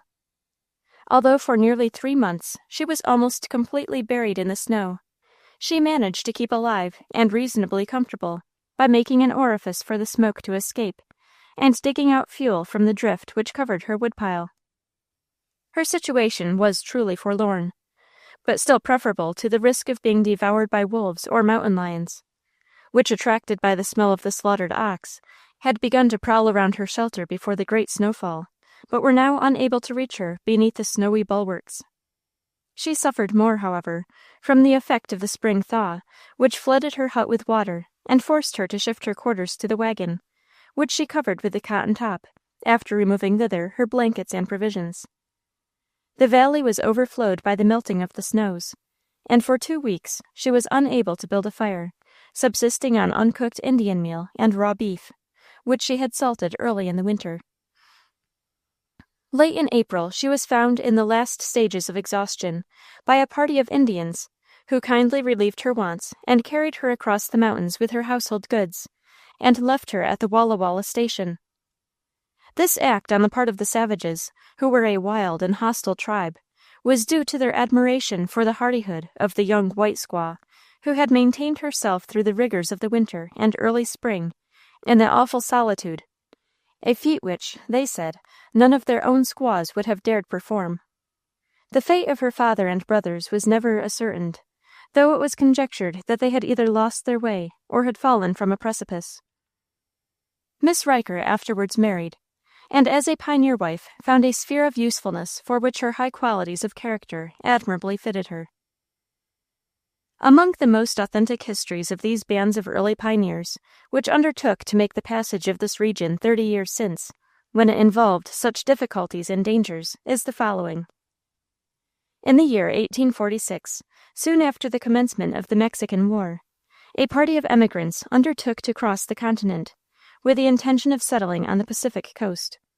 The party consisted of J. F. Reed, wife, and 4 children, Jacob Donner, wife, and 7 children, William Pike, wife, and 2 children, William Foster, wife, and 1 child, Louis Keysburg, wife, and 1 child, Mrs. Murphy, a widow woman, and 5 children, William McCutcheon, wife, and 1 child, W. H. Eddy, wife, and 2 children, W. Graves, wife, and 8 children, J. Fosdicks and his wife, John Denton, Noah James, Patrick Dolan, Samuel Shoemaker, C. F. Stanton, Milton Elliott, Blank Smith, Joseph Rienhard, Augustus Spized, John Baptiste, Blank Antoine, Blank Herring, Blank Halloran, Charles Berger, and Bailey Williams, making a total of 65 souls, of whom 10 were women and 31 were children.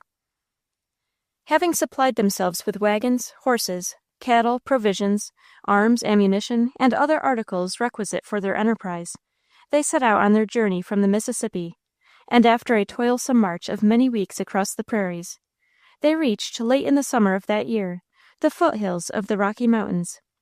Resting for a few days in a grassy valley, and gazing with wistful eyes on the mighty peaks which towered beyond them, they girded up their loins for the novel toils and perils they were soon to encounter, and pushed on, expecting to follow the great military route which would conduct them, before the winter snows, to the sunny slopes which are fanned by the breezes of the peaceful ocean.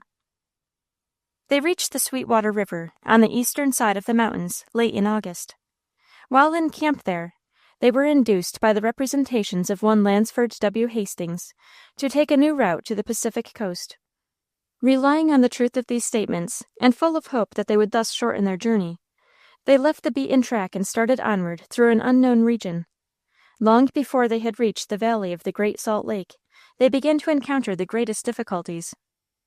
At one time, they found themselves in a dense forest, and seeing no outlet or passage, were forced to cut their way through, making only 40 miles progress in 30 days.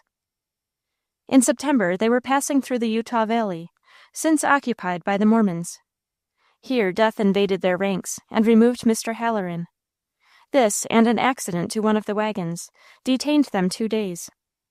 Pursuing their march, they were next forced to travel across a desert tract without grass or water, and lost many cattle. At this point of the journey, the gloomiest forebodings seized the stoutest heart. They were in a rugged and desolate region, far from all hope of succor, surrounded by hostile Indians, their cattle dying, and their stock of provisions lessening rapidly, with the sad conviction hourly forcing itself upon their minds that they had been betrayed by one of their own countrymen.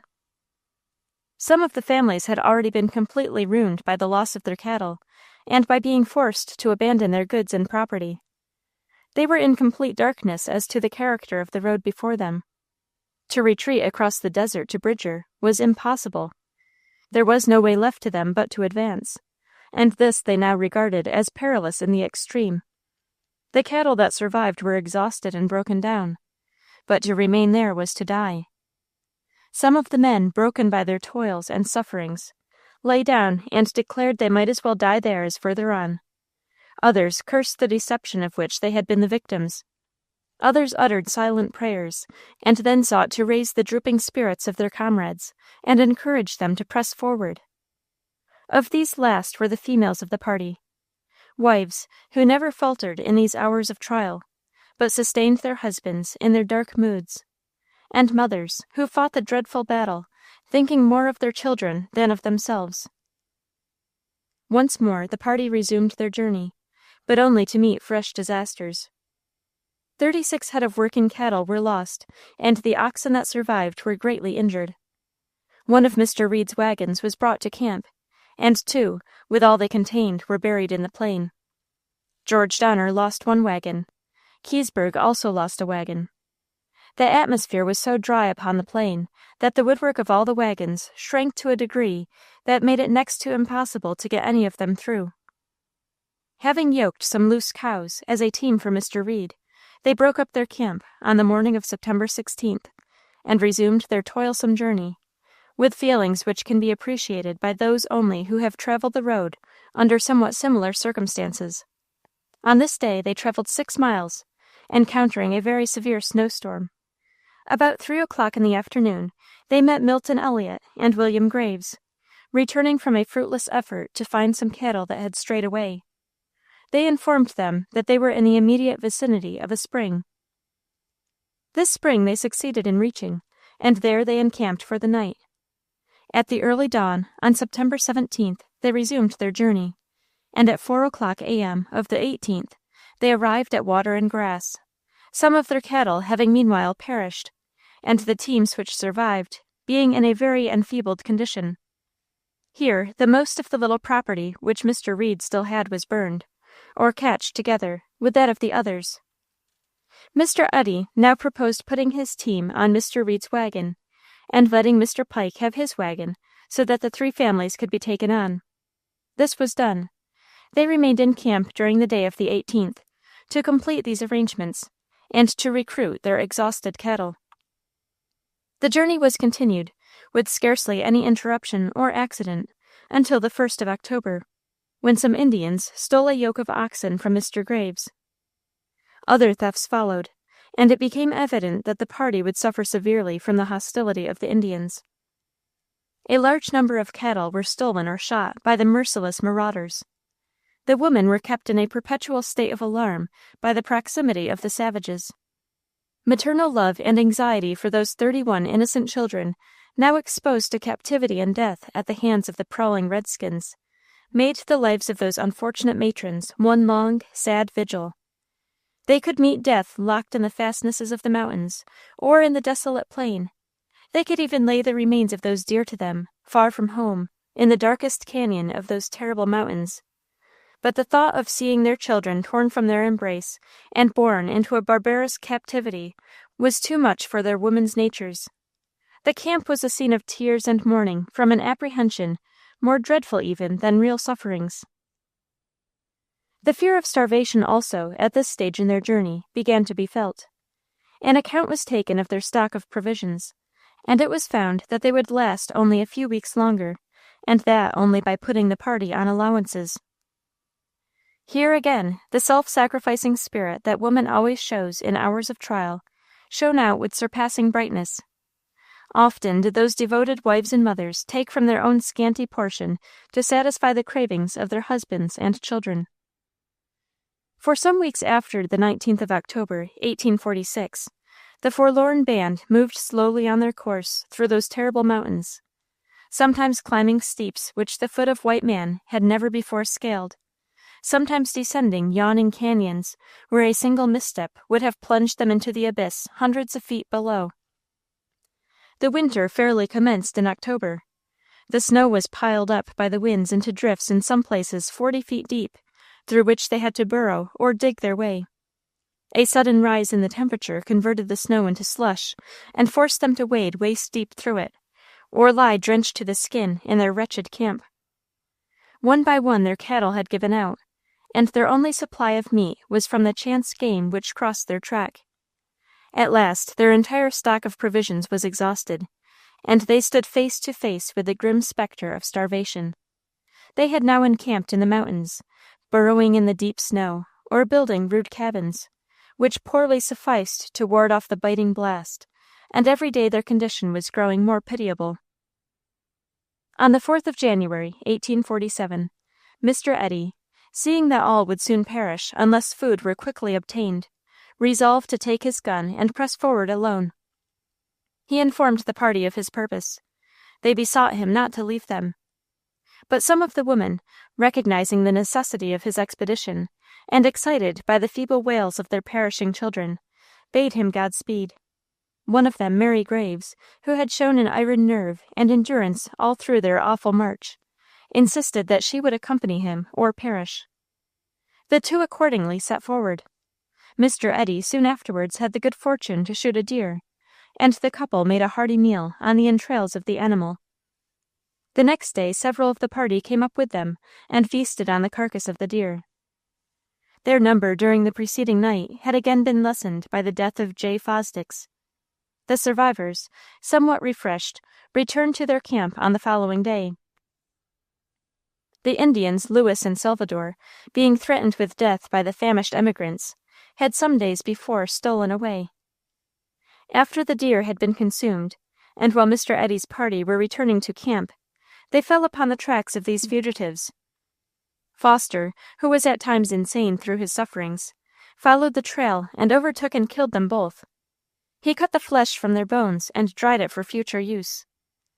Mr. Eddy and a few of the party, in their wanderings, at length reached an Indian village, where their immediate sufferings were relieved.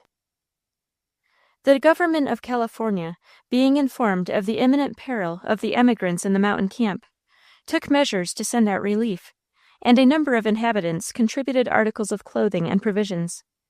2 expeditions, however, failed to cross the mountains in consequence of the depth of the snow.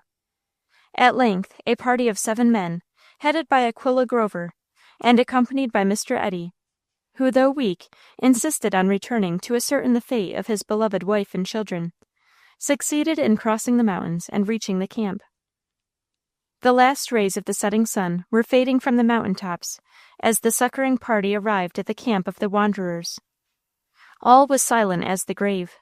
The wasted forms of some of the wretched sufferers were reposing on beds of snow outside the miserable shelters which they had heaped up to protect them from the bitter nights.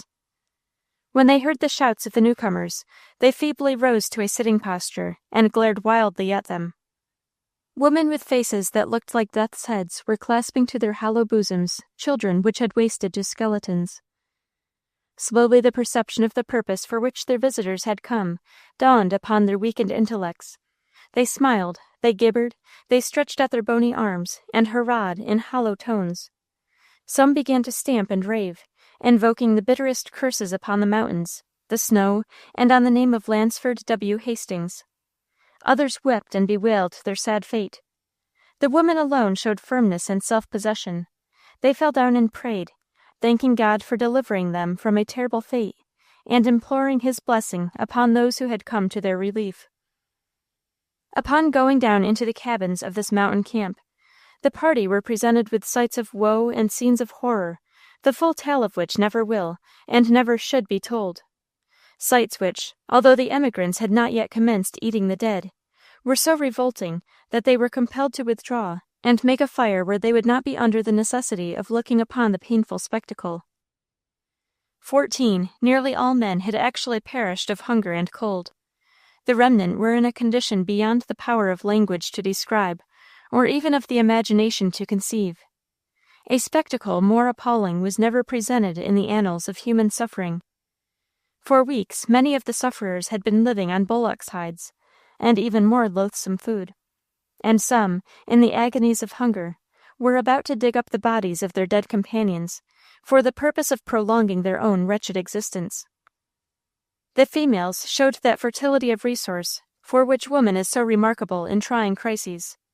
Mrs. Reed, who lived in Bryn's snow cabin, had, during a considerable length of time, supported herself and 4 children by cracking and boiling again the bones from which Bryn's family had carefully scraped all the meat.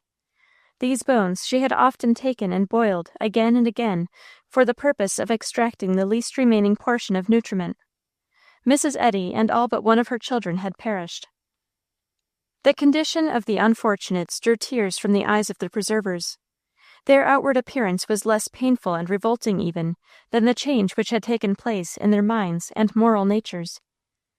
Many of them had in a great measure lost all self-respect. Untold sufferings had broken their spirits, and prostrated everything like an honorable and commendable pride. Misfortune had dried up the fountains of the heart, and the dead, whom their weakness had made it impossible to carry out, were dragged from their cabins by means of ropes, with an apathy that afforded a faint indication of the change which a few weeks of dire suffering had produced in hearts that once sympathized with the distressed and mourned the departed. With many of them, all principal too, had been swept away by this tremendous torrent of accumulated and accumulating calamities. It became necessary to place a guard over the little store of provisions brought to their relief, and they stole and devoured the rawhide strings from the snowshoes of those who had come to deliver them. But some there were whom no temptation could seduce, no suffering move, who were among the faithless faithful still. The brightest examples of these faithful few were to be found among the devoted women of that doomed band. In the midst of those terrible scenes, when they seemed abandoned by God and man, the highest traits of the female character were constantly displayed. The true-hearted, affectionate wife, the loving, tender mother, the angel of mercy to her distressed comrades. In all these relations her woman's heart never failed her. On the morning of February 20th, John Rhodes, Daniel Tucker, and R.S. Moultrie, 3 of the party, went to the camp of George Donner, 8 miles distant, taking with them a little beef. These sufferers were found with but one hide remaining. They had determined that, upon consuming this, they would dig up from the snow the bodies of those who had died from starvation. Mr. Donner was helpless. Mrs. Donner was weak, but in good health, and might have come into the settlements with Mr. Glover's party. Yet she solemnly but calmly declared her determination to remain with her husband, and perform for him the last sad offices of affection and humanity. And this she did in full view of the fact that she must necessarily perish by remaining behind. The rescuing party, after consultation, decided that their best course would be to carry the women and children across the mountains, and then return for the remnant of the sufferers. Accordingly, leaving in the mountain camp all the provisions that they could spare, they commenced their return to the settlement with 23 persons, principally women and children, from whom, with a kind thoughtfulness, they concealed the horrible story of the journey of Messrs. Eddy and Foster. A child of Mrs. Pike and one of Mrs. Keysburg were carried in the arms of 2 of the party. Hardly had they marched 2 miles through the snow, when 2 of Mrs. Reed's children became exhausted, one of them a girl of 8, the other a little boy of 4. There were but 2 alternatives, either to return with them to the mountain camp, or abandon them to death. When the mother was informed that it would be necessary to take them back, a scene of the most thrilling and painful interest ensued. She was a wife, and her affection for her husband, who was then in the settlement, dictated that she should go on. But she was also a mother, and all-powerful maternal love asserted its sway, and she determined to send forward the 2 children who could walk, and return herself with the 2 youngest, and die with them. No argument or persuasion on the part of Mr. Glover could shake her resolution. At last, in response to his solemn promises that after reaching Bear River he would return to the mountain camp and bring back her children, after standing in silence for some moments, she turned from her darling babes and asked Mr. Eddy, "Are you a Mason?" A reply being given in the affirmative, she said, "Will you promise me, upon the word of a Mason, that when you arrive at Bear River Valley you will return and bring back my children, if we do not meantime meet their father going for them?" "I do thus promise," Mr. Glover replied. "Then I will go on," said the mother, weeping bitterly as she pronounced the words. Patty, the little girl, then took her mother by the hand and said, "Well, mamma, kiss me good-bye. I shall never see you again. I am willing to go back to our mountain camp and die, but I cannot consent to your going back. I shall die willingly if I can believe that you will see papa. Tell him good-bye for his poor little Patty." The mother and the children lingered in a long embrace. As Patty turned from her mother to go back to the camp, she whispered to Mr. Glover and Mr. Moultrie, who were to take her, that she was willing to go back and take care of her little brother, but that she should never see her mother again. Before reaching the settlement, Mrs. Reed met her husband, who had been driven, for some cause, from the party several weeks before, and had succeeded in crossing the mountains in safety. Messrs. Reed and McCutcheon next headed a relief party, and crossed the mountains with supplies for the remainder of the emigrants. The Reed children were alive, but terribly wasted from their dreadful sufferings. Hunger had driven the emigrants to revolting extremities. In some of the cabins were found parts of human bodies, trussed and spitted for roasting, and traces of these horrid feasts were seen about the space in front of the doors where offal was thrown. The persons taken under Mr. Reed's guidance on the return were Patrick Bryn, wife and 5 children, Mrs. Graves and 4 children, Mary and Isaac Donner, children of Jacob Donner, Solomon Work, a stepson of Jacob Donner, and 2 of his children. They reached the foot of the mountain without much difficulty, but they ascertained that their provisions would not last them more than a day and a half. Mr. Reed then sent 3 men forward, with instructions to get supplies at a cache about 15 miles from the camp. The party resumed its journey, crossed the Sierra Nevada, and after traveling about 10 miles, encamped on a bleak point, on the north side of a little valley, near the head of the Yuba River. A storm set in, and continued for 2 days and 3 nights. On the morning of the 3rd day, the clouds broke away, and the weather became more intensely cold than it had been during the journey. The sufferings of the emigrants in their bleak camp were too dreadful to be described. There was the greatest difficulty in keeping up the fire, and during the night the women and children, who had on very thin clothing, were in great danger of freezing to death. When the storm passed away, the whole party were very weak, having passed 2 days without food. Leaving Patrick Bryn and his family, and the rest of the party who were disabled, Mr. Reed and his California friends, his 2 children, Solomon Hook and a Mr. Miller, pressed forward for supplies, and in 5 days they succeeded in reaching the settlement. It was some weeks before a new relief party, organized by Messrs. Eddy and Foster, were successful in reaching the party which Reed had left. A shocking spectacle was presented to the eyes of the adventurers at the starved camp, as they rightly named it. Patrick Bryn and his wife were sunning themselves, with a look of vacuity upon their faces. They had eaten the 2 children of Jacob Donner. Mrs. Graves' body was lying near them, with almost all the flesh cut from the arms and limbs. Her breasts, heart, and liver were then being boiled over the fire. Her child sat by the side of the mangled remains, crying bitterly. After being supplied with food, they were left in charge of 3 men who undertook to conduct them to the settlement. Meanwhile, Messrs. Eddy and Foster went on to the horrible mountain camp, only to be shocked and revolted by new scenes of horror. Strewed about the cabins and burrows in the snow were the fragments of human bodies from which the flesh had been stripped. Among the debris of the hideous feasts sat the emaciated survivors, looking more like cannibal demons than human beings. Keseberg had dug up the corpse of one of Mr. Eddy's children and devoured it, even when other food could be obtained, and the infuriated father could with difficulty be restrained from killing the monster on the spot. Of the 5 surviving children at the mountain camp, 3 were those of Mr. and Mrs. Jacob Donner.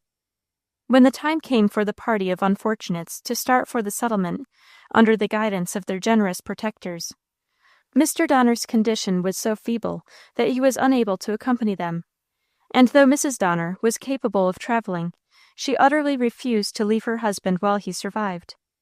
In response to the solicitations of those who urged that her husband could live but a little longer, and that her presence would not add 1 moment to the remaining span of his life, she expressed her solemn and unalterable purpose, which no hardship or danger could change, to remain and perform for him the last sad offices of duty and affection. At the same time, she manifested the profoundest solicitude for her beloved children, and implored Mr. Eddy to save them, promising all that she possessed if he would convey them in safety to the settlement. He pledged himself to carry out her wishes without recompense, or perish in the attempt. No provisions remained to supply the needs of these unhappy beings.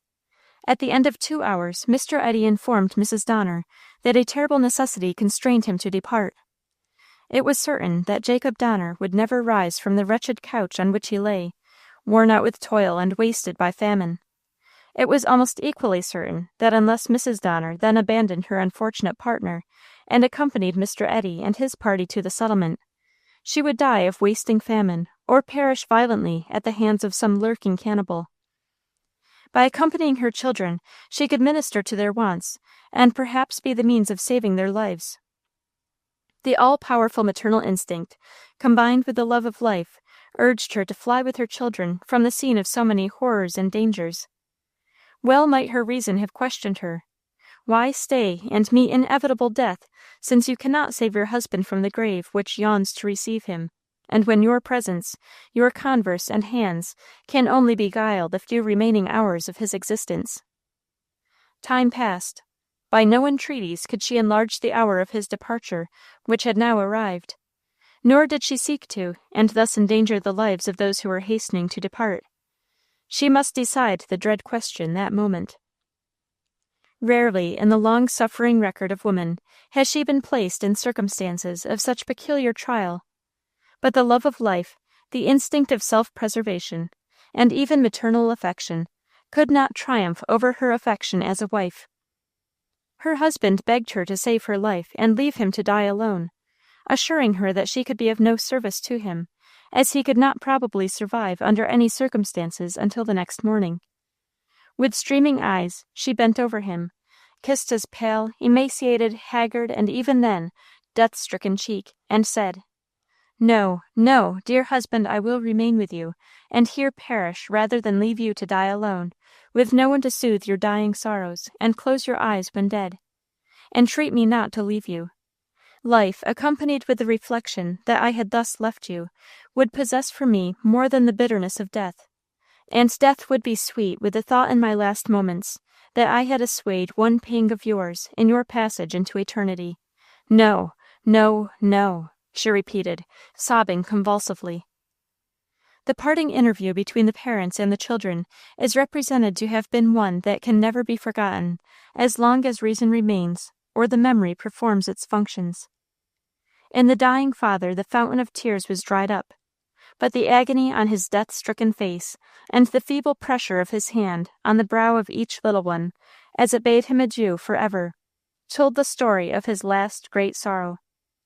As Mrs. Donner clasped her children to her heart in a parting embrace, she turned to Mr. Eddy with streaming eyes, and sobbed her last words, "Oh, save, save my children." This closing scene in the sad and eventful careers of those unfortunate emigrants was the crowning act in a long and terrible drama which illustrated, under many conditions of toil, hardship, danger, despair, and death, the courage, fortitude, patience, love, and devotion of woman. Chapter 20. The Comforter and the Guardian. Mind power and heart power, these are the forces that move the moral universe. Which is the stronger? Who shall say? If the former is within the province of the man, the latter is still more exclusively the prerogative of the woman. With this she wins and rules her empire. With this she celebrates her noblest triumphs, and proves herself to be the God-delegated consoler and comforter of mankind. This is the power which moves the will to deeds of charity and mercy, which awakens the latent sympathies for suffering humanity, which establishes the law of kindness, soothes the irritated and perturbed spirit, and pours contentment and happiness into the soul. If we could collect and concentrate into one great pulsating organ all the noble individual emotions that have stirred 1,000,000 human hearts, what a prodigious agency would that be to act for good upon the world! And yet we may see something of the operation of just such an agency if we search the record of our time, watch the inner movements which control society, and reflect that nearly every home contains a fractional portion of this beneficent agency, each fraction working in its way, and according to its measure, in harmony with all the others towards the same end. Warm and fruitful as the sunshine, and subtle too, as the ether which illumines the solar walk, we can gauge the strength of this agency only by its results. Nor can we by the symbols of language fully compass and describe even these results. The man of science can measure the great forces of physical nature. Heat, electricity, and light can all be gauged by mechanisms constructed by his hand, but by no device can he measure the forces of our moral nature. The poet, whose insight is deeper than others into this great and mysterious potency, can only give glimpses of its source, and draw tears by painting, in words, the traits which it induces. The historian and biographer can record and dwell with fondness upon the acts of men and women, which were prompted by this power of the soul. The moralist can point to them as examples to follow, or as cheering evidence of the loftier impulses of humanity. But still, in its depth and height, in its fountain, and in its remotest outflow, this power cannot be fully measured or appreciated by any standards known to man. The comprehensive and conceptive faculty of the imagination is wearied in placing before itself the springs, the action, and the boundless beneficence of this grand force, which flourishes and lives in its highest efficiency in the breast of woman.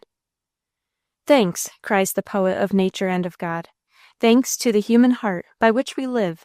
Thanks to its tenderness, its joys, its fears. We have shown how, in all the ages since the landing, woman has proved her title to the possession of the manly virtues. We have shown her as a heroine, battling with the hostile powers of man and nature, and yet, even in those cases, if we were to analyze the motives which prompted her heroic acts, we should find them to spring at last from the source of power whereof we are speaking. It is out of her abounding and forceful emotional nature that she becomes a heroine. It is to relieve, to succor, or to save her dear ones, that she is brave, strong, enduring, patient, and devoted. Frontier life has called upon her for the exercise of these qualities, and she has nobly responded to the call. She fought, she toiled, she was undaunted by the apprehension of dangers and difficulties, as well as intrepid in facing them. She bore without complaint the privations and hardships incident to such a life, and taxed every resource of body and mind in efforts to secure for her successors a home which neither peril nor trial should assail. But this did not embrace the entire circle of her acts and her influence. To soothe, to comfort, to sustain in the trying time, to throw over the darkest hour the brightness of her sunny presence and sweet voice.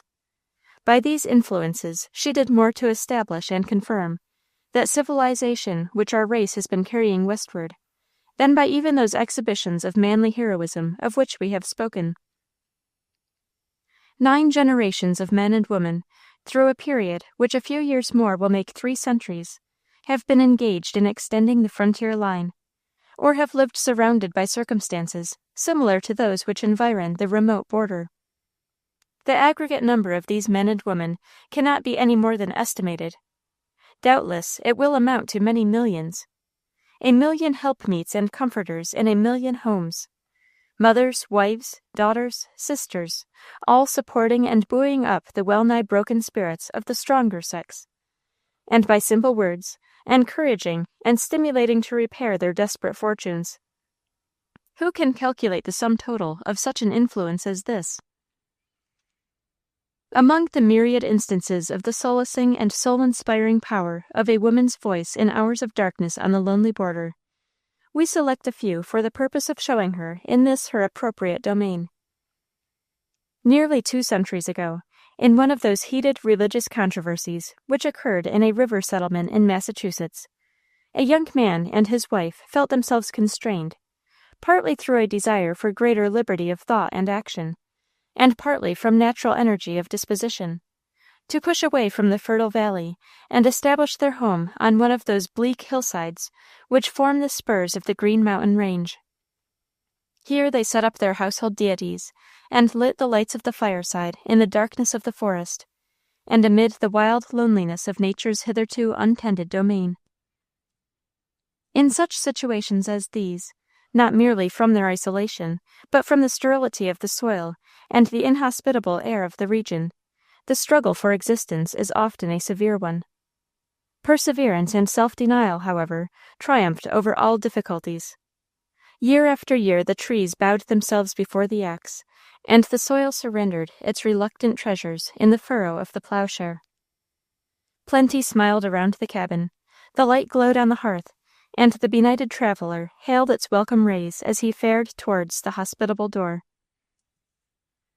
Apart from the self-interest and happiness of its inmates, It was no small benefit to others that such a home was made in that rugged country. Such homes are the outposts of the army of pioneers. Here they can pause and rest, gathering courage and confidence when they regard them as establishments in the same wilderness where they are seeking to plant themselves.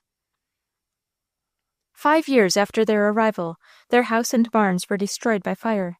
Their cattle, farming utensils, and household furniture were all fortunately saved, and before long the buildings were replaced, and in 2 years all the ravages of the devouring element had been repaired. Again a happy and plenteous abode rewarded the labors of the pair. 3 years rolled away in the faithful discharge of every duty incumbent upon them, each toiling in their respective sphere to increase their store and rear their large family of children. A series of severe rains had kept them within doors for nearly 10 days.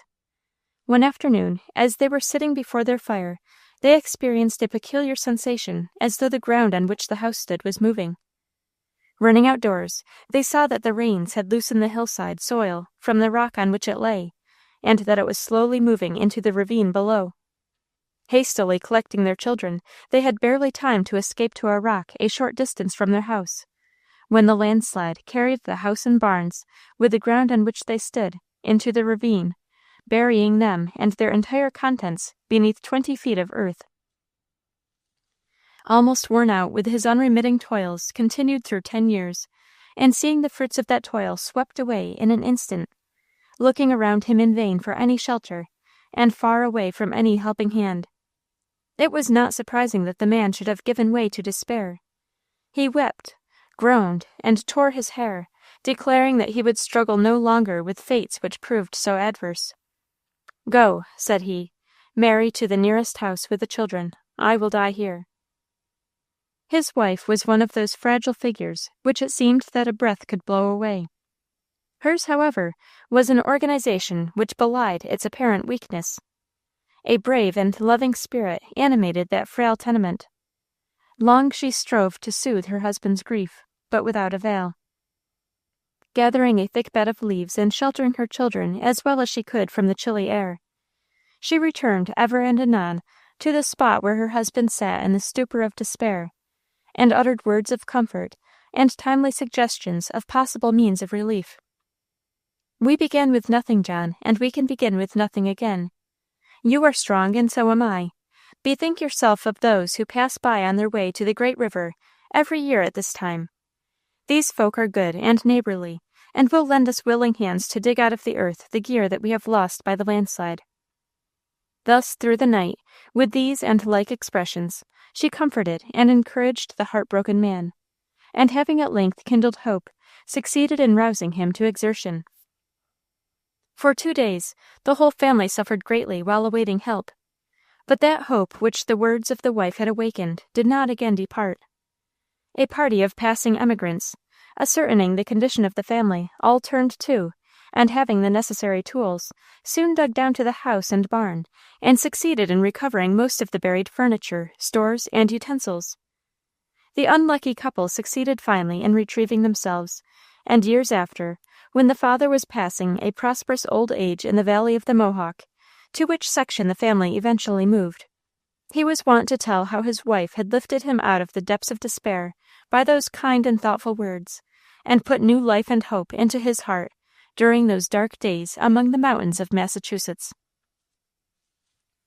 There is no section of our country where the presence of woman is so strong for good, and where her words of lofty cheer to the stricken and distressed are so potential as in the mountain republics on our extreme western border. There are in that section communities composed almost entirely of men who not only treat the few of the other sex who live among them with a chivalrous respect, but who listen to their words as if they were heaven-sent messages. In one of the mining settlements of California, during the early years of that state, an epidemic fever broke out, and raged with great malignity among the miners. The settlement was more than 200 miles from San Francisco, in a secluded mountain gorge, barren of all but the precious metal which had attracted thither a rough and motley multitude. There was no doctor within 100 miles, and not a single female to nurse and watch the forlorn subjects of the pestilence. Mrs. Maurice, a married lady who had recently come from the East to San Francisco with her husband, hearing of the distress which prevailed in that mountain district, immediately set out, in company with her husband, who heartily sympathized with her generous enterprise, and crossed the Sierra Nevada for the purpose of ministering to the wants of the sick. She carried a large supply of medicines and other necessaries, and after a toilsome journey over the rough footpaths, which were then the only avenues by which the place could be reached, arrived at the settlement. By some means the miners had become apprised of her approach, and she was met by a cavalcade of rough-bearded men, a score in number, mounted on mules, as a guard of honor to escort her to the scene of her noble labors. As she came in sight, riding down the mountainside, the escort party waved their huge hats in the air and hurrahed as if they were mad, while the tears streamed down their swarthy cheeks. With heads uncovered, they ranged themselves on either side of the lady and her husband, and accompanied them to the place where the pestilence was raging. Some of the sick men rose from their beds, and stood with pale, fever-wasted faces at the doors of their wretched cabins, and smiled feebly, and tried to shout as the noble woman drew near. Their voices were hollow and sepulchral, and the ministering angel who had visited them witnessed this moving spectacle, not without tears. For 2 months she passed her time night and day in watching over and ministering to those unfortunate men. Snatching a nap now and then, every other available moment was given to her patients. Many died, and after receiving their last messages to friends far away in the East, she closed their eyes and passed on in her errand of mercy. One of her patients thus testified to the efficacy of her ministrations. As I owe my recovery to her exertions, I rejoice to give my testimony to her untiring zeal, her self-sacrificing devotion, and her angelic kindness. She never seemed to me to be happy except when engaged in alleviating the sufferings of us who were sick, and she watched over us with all the tenderness and love of a mother. Many of the sick men called her by that endeared name, and we all seemed to be her children. Even in the gloomiest cabins and to the most disheartened of the fever-stricken, her presence seemed to bring sunshine. Her face always wore a smile so sweet that I forgot my pain when I gazed upon her. Her voice rings in my ears even now. It was peculiarly soft and musical, and I never heard her speak, but I recalled those lines of the great dramatist. Her voice was ever low, an excellent thing in woman. Every sufferer waited to hear her speak, and seemed to hang upon her accents. Her words were few, but so kind that we all felt that with such a friend to help us we could not long be sick. She was entirely forgetful of herself, so much did the poor invalids dwell in her thoughts. The storms of autumn raged with frightful violence throughout that gorge, and yet I have known her, while the wind was howling and the rain pouring, to go round 3 times in one night to the bedsides of those whose lives were hanging by a thread. Once I recollect, after my recovery, going to see a young man who was very low, and seemed to have life only while Mrs. Maurice bent over him. She had visited him early that evening, and had promised to come and see him again, after making her rounds among her other patients. A fierce snowstorm had come up, and a strong man could barely maintain himself before the blast. I found the poor fellow very low. He was evidently sinking rapidly. He moved feebly, and turned away his eyes, which were fixed upon me as I entered. It was already considerably past the hour when it was expected she would return, and as I bent to ask him how he was, he looked into my face with a bright, eager gaze, and said in a whisper, "Ask mother to come." I knew in an instant whom he meant, and said I would go in search of her, and conduct her thither through the storm.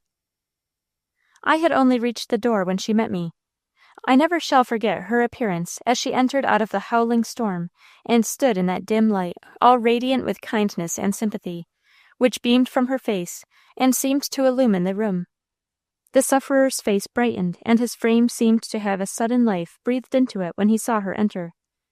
It seemed to me as if she had a miraculous healing power. For that moment he began to mend, and in a few weeks was restored to his pristine health.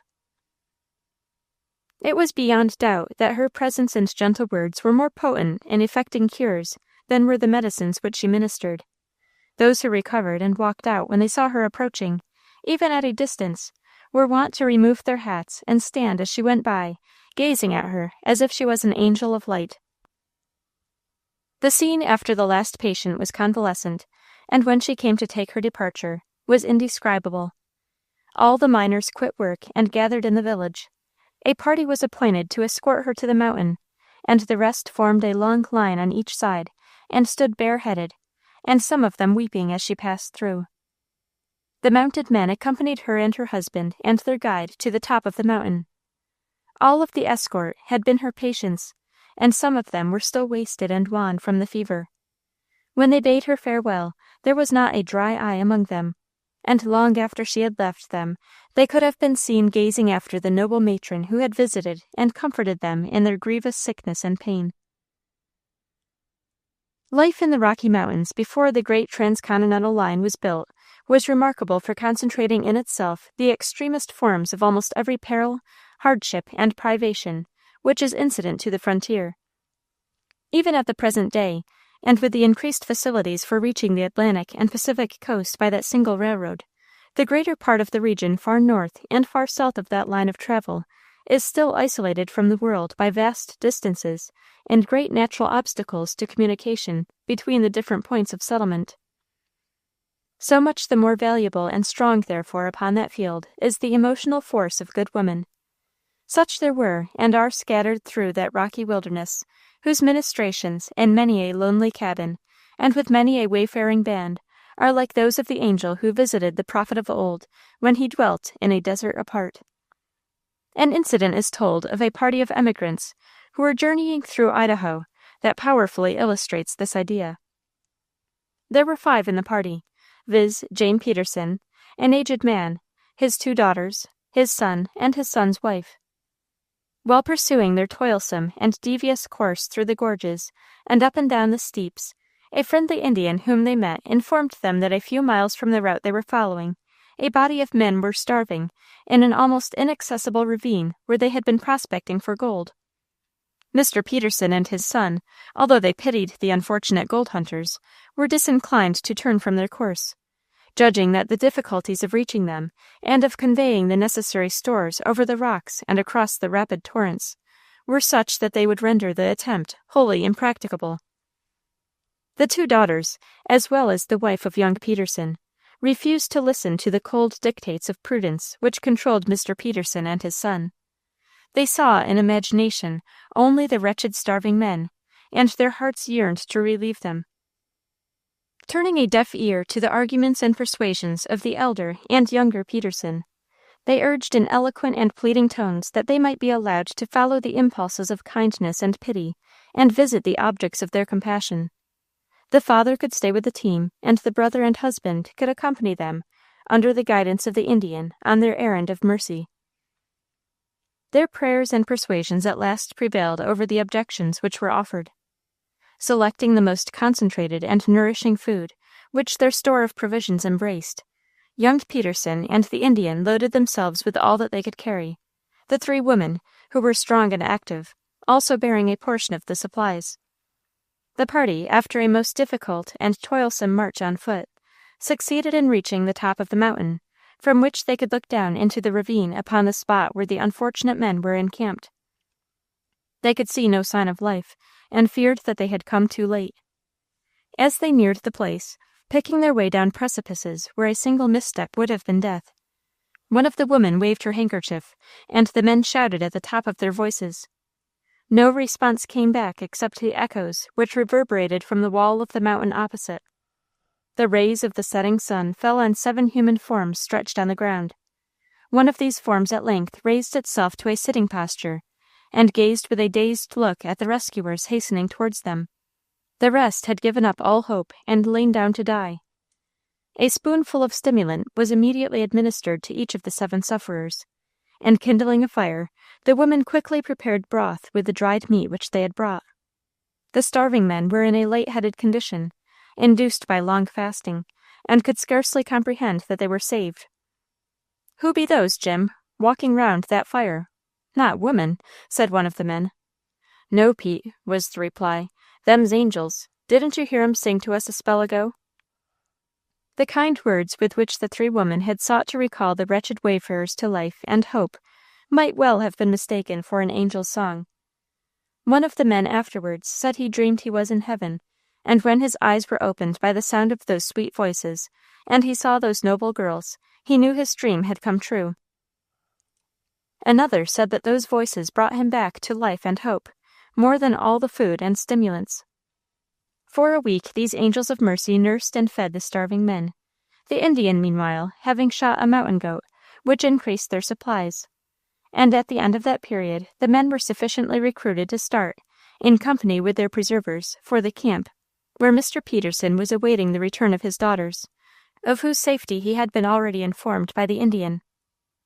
When the rescued men came to bid them farewell, they brought a bag containing 100 pounds weight of gold dust, the price for which would have been their lives, but for those devoted women, and begged them to accept it, not as a reward, but as a token of their gratitude. The girls refused to take the gift, believing that the adventurous miners needed it, and that they had been amply rewarded by the reflection that they had saved 7 lives. The parting on both sides was tearful, the rough miners being more affected than even the women. Each party pursued its separate course, the one towards Oregon, the other towards Utah. But after the Petersons had reached the spot where they encamped that night, they discovered the bag of gold which the miners had secretly deposited in the wagon. The treasure thus forced upon them was divided between the Miss Petersons and their sister-in-law. Bright and pure as that metal was, it was incomparably less lustrous than the deeds which it rewarded, and infinitely less pure than the motives which prompted them. Finely has a poet of our own time celebrated the wondrous power of those words of cheer and comfort which woman utters so often to the unfortunate. Oh, ever when the happy laugh is dumb, all the joy gone, and all the sorrow come, when loss, despair, and soul-distracting pain wring the sad heart and rack the throbbing brain, the only hope, the only comfort heard, comes in the music of a woman's word. Like beacon bell on some wild island shore, silverly ringing through the tempest's roar, whose sound borne shipward through the ocean gloom tells of the path and turns her from her doom. Acting within their own homes, who can sum up the entire amount of good which the frontier wife, mother, sister, and daughter have accomplished in their capacities as emotional and sympathetic beings? How many fevered brows have they cooled? How many gloomy moods have they illumined? How many wavering hearts have they stayed and confirmed? This service of the heart is rendered so freely and so often that it ceases to attract the attention it merits. Like the vital air and sunshine, it is so free and spontaneous that one rarely pauses to thank God for it. The outflow of sympathy, the kind word or act, and all the long sacrifice of woman's days pass too often without a thought, or a word, from those who perhaps might droop and die without them. England has its Westminster Abbey, beneath whose clustered arches statesmen, philanthropists, warriors, and kings repose in a mausoleum, whither men repair to gaze at the monumental bust, the storied urn, and proud epitaph. But where is the mausoleum which preserves the names and virtues of those gentle, unobtrusive women, the heroines and comforters of the frontier home? In the East, the simple slabs of stone which record their names have crumbled into the dust of the churchyard. In the far West, they sleep on the prairie and mountain slope, with scarcely a memorial to mark the spot. Nowhere more strongly are the manifestations of heart power shown than among the women of our remote border. Speaking of them, one who long lived in that region says, "If you are sick, there is nothing which sympathy and care can devise or perform which is not done for you. No sister ever hung over the throbbing brain or fluttering pulse of a brother with more tenderness and fidelity. This is as true of the lady whose hand has only figured her embroidery or swept her guitar, as of the cottage girl wringing from her laundry the foam of the mountain stream. If I must be cast, in sickness or destitution, on the care of a stranger, let it be in California, but let it be before avarice has hardened the heart and made a god of gold." What is said of the California wives, mothers, and sisters may, with equal force, be applied to women throughout the whole vast mountain region, including 10 immense states and territories. In the mining districts, on the wide cattle ranch, in the Erie, perched like an eagle's nest on the crest of those sky-piercing summits, or on the secluded valley farm, wherever there is a home to be brightened, a sick bed to be tended, or a wounded spirit to be healed, there is woman seen as a minister of comfort, consolation, and joy. The military posts on the frontier have long had reason to thank the wives of the soldiers and officers for their kindness, manifested in numberless ways. One of these ladies was Mrs. R., who accompanied her husband to his post on the Rio Grande in 1856. Here she remained with him for more than 3 years, till that grand mustering of all the powers of the Republic to the long-contested battlegrounds along the Potomac. Their life on the Mexican frontier was full of interest, novelty, and adventure. The First Artillery was often engaged in repulsing the irregular and roving bands of the Cortinas, who rode over the narrow Boundary River in frequent raids and stealing expeditions into Texas. When in camp, Mrs. Ricketts greatly endeared herself to the men in her husband's company by constant acts of kindness to the sick, and by showing a cheerful and lively disposition amid all the hardships and annoyances of garrison life, at such a distance from home and from the comforts and refinements of our American civilization. She was a spirit of mercy as well as good cheer, and many a poor fellow knew that if he could but get her ear, his penance in the guardhouse for some violation of the regulations would be far less severe on account of her gentle and womanly plea. She afterwards shared her husband's imprisonment in Richmond. Captain R. had been severely wounded and grew rapidly worse. The gloomiest forebodings pressed like lead upon the brave heart of the devoted wife. Again the surgeons consulted over his dreadfully swollen leg, and prescribed amputation. And again it was spared to the entreaties of his wife, who was certain that his now greatly enfeebled condition would not survive the shock. Much of the time he lay unconscious, and for weeks his life depended entirely on the untiring patience and skill with which his wife soothed down the rudeness of his prison house, cheering him and other prisoners who were so fortunate as to be in the room with him, and alleviating the slow misery that was settling like a pall upon him. As the pebble which stirs the lake in wider and ever wider circles, so the genial emotion which begins in the family extends to the neighborhood, and sometimes embraces the whole human race. Hence arises the philanthropic kindness of some, and the large-hearted charity that is willing to labor anywhere and in any manner to relieve the wants of all who are suffering pain or privation.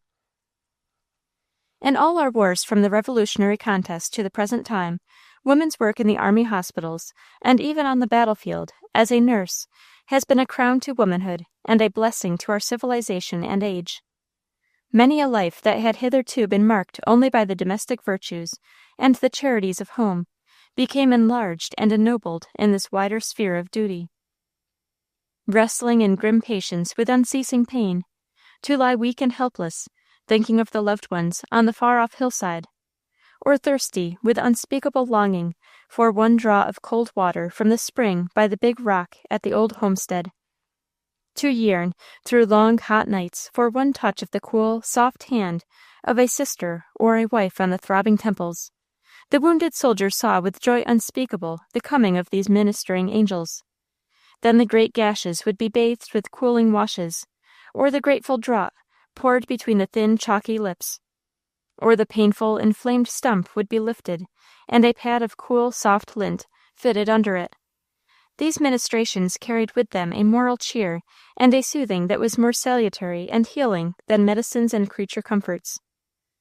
The poor wounded soldier was assured in tones to whose pleasant and homelike accents his ear had long been a stranger, that his valor should not be forgotten, that they too had a son, a brother, a father, or a husband in the army. After a pallid face and bony fingers were bathed, sometimes a chapter in the New Testament, or a paragraph from the newspapers, would be read in tones low but distinct, in grateful contrast to the hoarse battle shouts that had been lingering in his ear for weeks.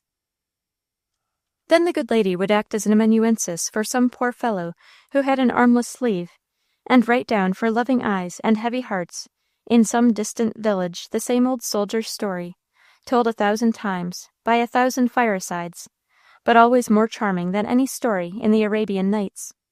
How on that great day he stood with his company on a hillside, and saw the long line of the enemy come rolling across the valley. How when the cannon opened on them, He could see the rough, ragged gaps opening in the line, how they closed up and moved on, how this friend fell on one side, and poor Jimmy on the other. And then he felt a general crash and a burning pain, and the musket dropped out of his hand. Then the ambulance and the amputation, and what the surgeon said about his pluck, and then the weakness, and the pain, and the hunger, and how much better he was now, and how kind the ladies had been to him. Such offices as these lift woman above the plane of earthly experience and place her a little lower than the angels. Only she can fill the measure of such duties, and only she does fill them. Among the deities of the Eastern pantheon, the god representing the destroyer is embodied under the form of a man, while the preserver is symbolized under the form of a woman.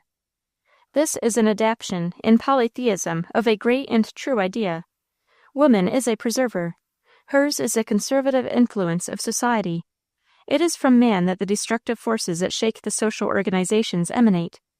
He wars on his kind, and the earth shakes under the tread of his armies. He organizes those mighty revolutionary movements which pull down the fabric of states. He is restless, aggressive, warlike. But it is woman's province to keep. Her mission is peace. A party of soldiers passing through the western wilds sees in the distance a body of horsemen approaching. Cocking their rifles and putting themselves in a defensive attitude, they prepare for battle. But when they see that there are women among the riders who are galloping towards them, they relax their line and restore their rifles to their shoulders. They know there will be no battle, for woman's presence means peace. Woman is the guardian of our race. In the household she is saving, in the family she is protecting, and everywhere her influence is that which she keeps.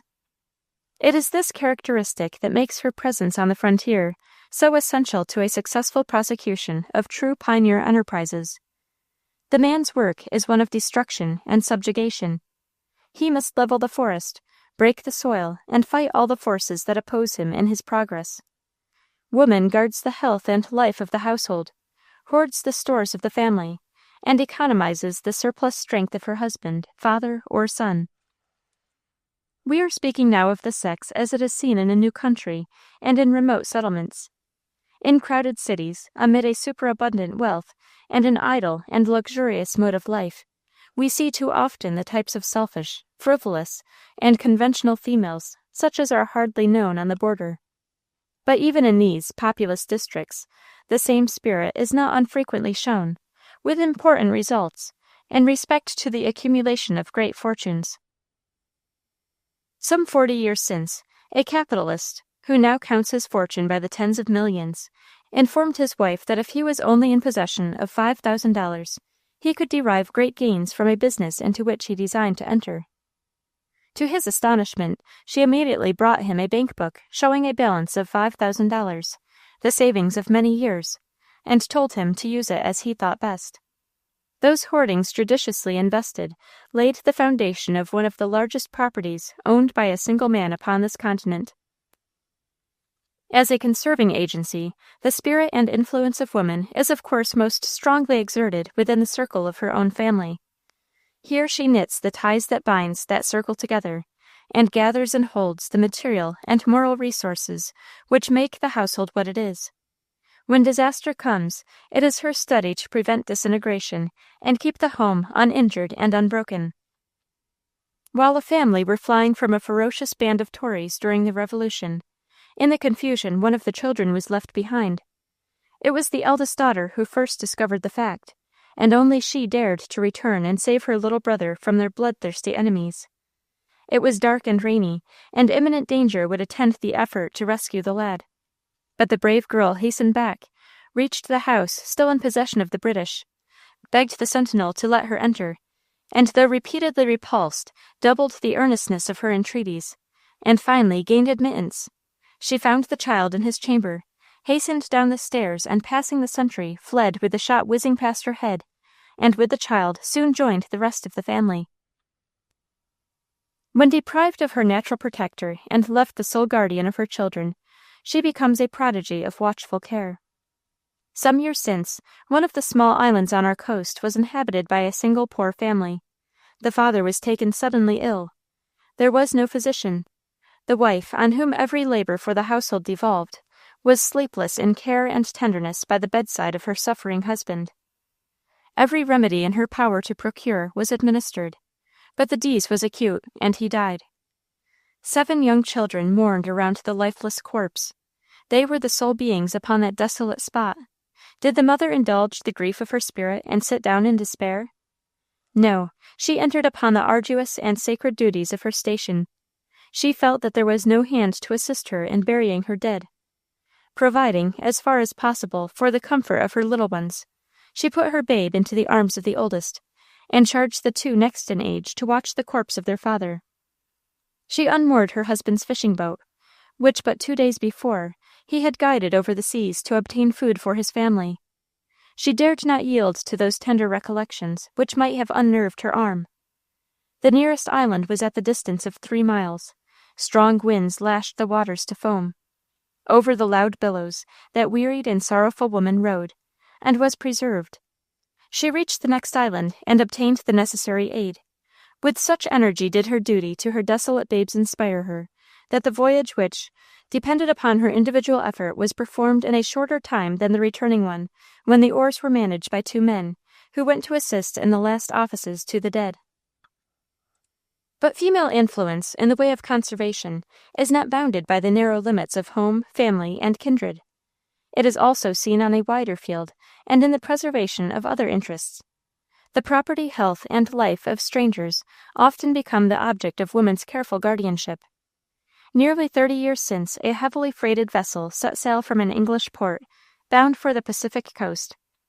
After a voyage of more than 3 months, it reached the Sandwich Islands, and after remaining there a week, sailed in the direction of Oregon and British Columbia. When 2 days out from Honolulu, the captain and mate were taken down with fever, which not only confined them to their berths, but by its delirium incapacitated them from giving instructions respecting the navigation of the vessel. The 3rd officer, upon whom the command devolved, was shortly afterwards washed overboard and lost in a gale. The rest of the crew were of the most common and ignorant class of sailors, not even knowing how to read and write. The heavens, overspread with clouds which obscured both the sun and the stars, was a sealed book to the man at the wheel, and the good ship, at the mercy of the winds and waves, was drifting they knew not whither. At this juncture the wife of the captain stepped to the front and boldly assumed the command. She had been reared on Cape Cod, and was a woman of uncommon intelligence and strength of character. Her husband, in the early stages of his illness, had thoughtfully instructed her in the rudiments of navigation, and foreseeing that such knowledge might be the means of enabling her to steer the ship safely to port, she diligently employed every moment that she could spare from the necessary attendance on the sick men, in studying the manual of navigation. She soon learned how to calculate latitude and longitude. When the 3rd officer was washed overboard, she knew that all must then depend upon her, and at once put herself in communication with the steersman, and instructed him as to their true position. The men all recognized the value of her knowledge, and obeyed her as if she had been their chief from the outset. The correctness of her calculations was soon proved, and such was her firmness and kindness while in command, that the soldiers came to regard her as a superior being who had been sent from heaven to help them out of their dangers. The clouds at length cleared away, the wind subsided, and after a voyage of 25 days, the ship made the mouth of the Columbia River. Meanwhile, by diligent nursing, she had also contributed to save the lives of her husband and his 2nd officer. But for her knowledge and firmness, it was acknowledged by all that the ship would have been lost, and a large salvage was allowed her by the owners as a reward for her energy and intelligence in saving the vessel and its valuable cargo. Another of these guardians on the deep was Mrs. Spaulding of Georgia. She was one of those patriot women of the Revolution of whom we have already spoken. The part she bore in that struggle, and the anxieties to which she had been necessarily subjected, so impaired her health that some years after the termination of the war, an ocean voyage and a European climate was prescribed for her restoration. While crossing the Atlantic, a large ship painted black, carrying 12 guns, was seen to windward, running across their course. She was evidently either a privateer or a pirate. As there was no hope of outsailing her, it was judged best to boldly keep the vessel on her course, trusting that its size and appearance might deter the strange craft from attacking it. Mr. Spaulding, realizing the danger of their situation, and not daring to trust himself with an interview till the crisis was past, requested the captain to go below and do what he could for the security of his family. The captain, on visiting the cabin, found that Mrs. Spaulding had placed her daughter-in-law and the other inmates of the cabin, for safety, in the 2 staterooms, filling the berths with the cots and bedding from the outer cabin. She had then taken her station beside the scuttle, which led from the outer cabin to the magazine, with 2 buckets of water. Having noticed that the 2 cabin boys were heedless, she had determined herself to keep watch over the magazine. She did so till the danger was past. The captain took in his light sails, hoisted his boarding nettings, opened his ports, and stood on upon his course. The privateer waited till the ship was within a mile, then fired a gun to windward and stood on her way. This ruse preserved the ship. America, like England, has had her gray starlings, whose lives have been devoted to the rescue of drowning sailors. Such a life was that of Kate Moore, who some years since resided on a secluded island in the Sound. Disasters frequently occur to vessels which are driven round Montauk Point, and sometimes in the Sound when they are homeward bound, and at such times she was always on the alert. She had so thoroughly cultivated the sense of hearing that she could distinguish amid the howling storm the shrieks of the drowning mariners, and thus direct a boat, which she had learned to manage most dexterously, in the darkest night, to the spot where a fellow mortal was perishing. Though well educated and refined, she possessed none of the affected delicacy which characterizes too many town-bred misses, but adapting herself to the peculiar exigencies of her father's humble yet honorable calling, she was ever ready to lend a helping hand, and shrank from no danger if duty pointed that way. In the gloom and terror of the stormy night, amid perils at all hours of the day and all seasons of the year, she launched her bark on the threatening waves, and assisted her aged and feeble father in saving the lives of 21 persons during the last 15 years.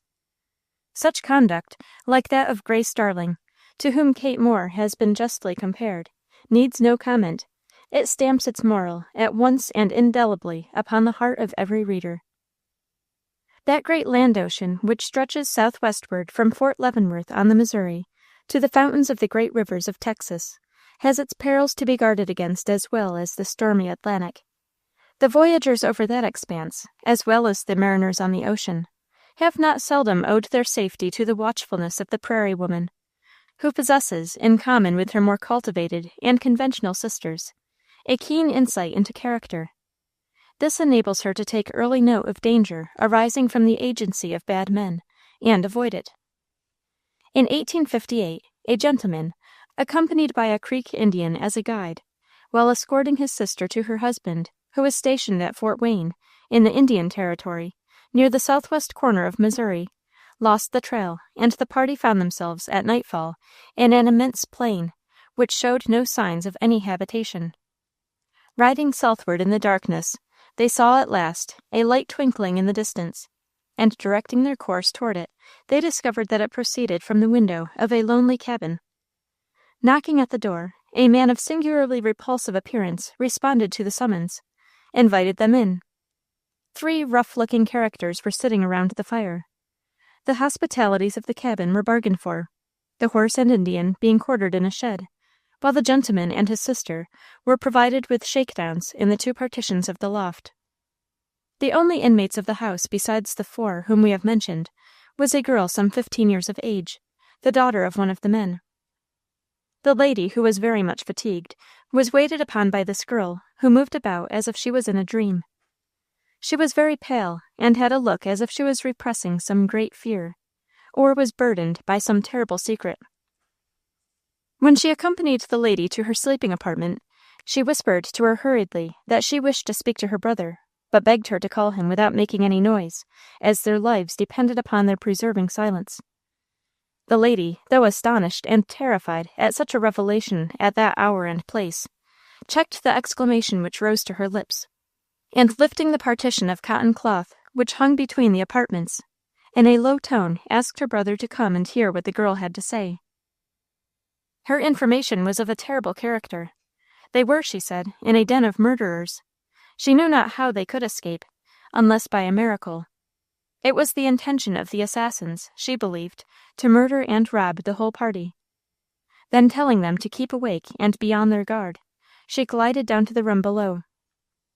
The brother and sister, listening sharply for a few minutes, heard the girl say in a loud tone, as if she intended the guests should hear her, that she was going out to the shed to look for her earring, which she believed she had dropped there.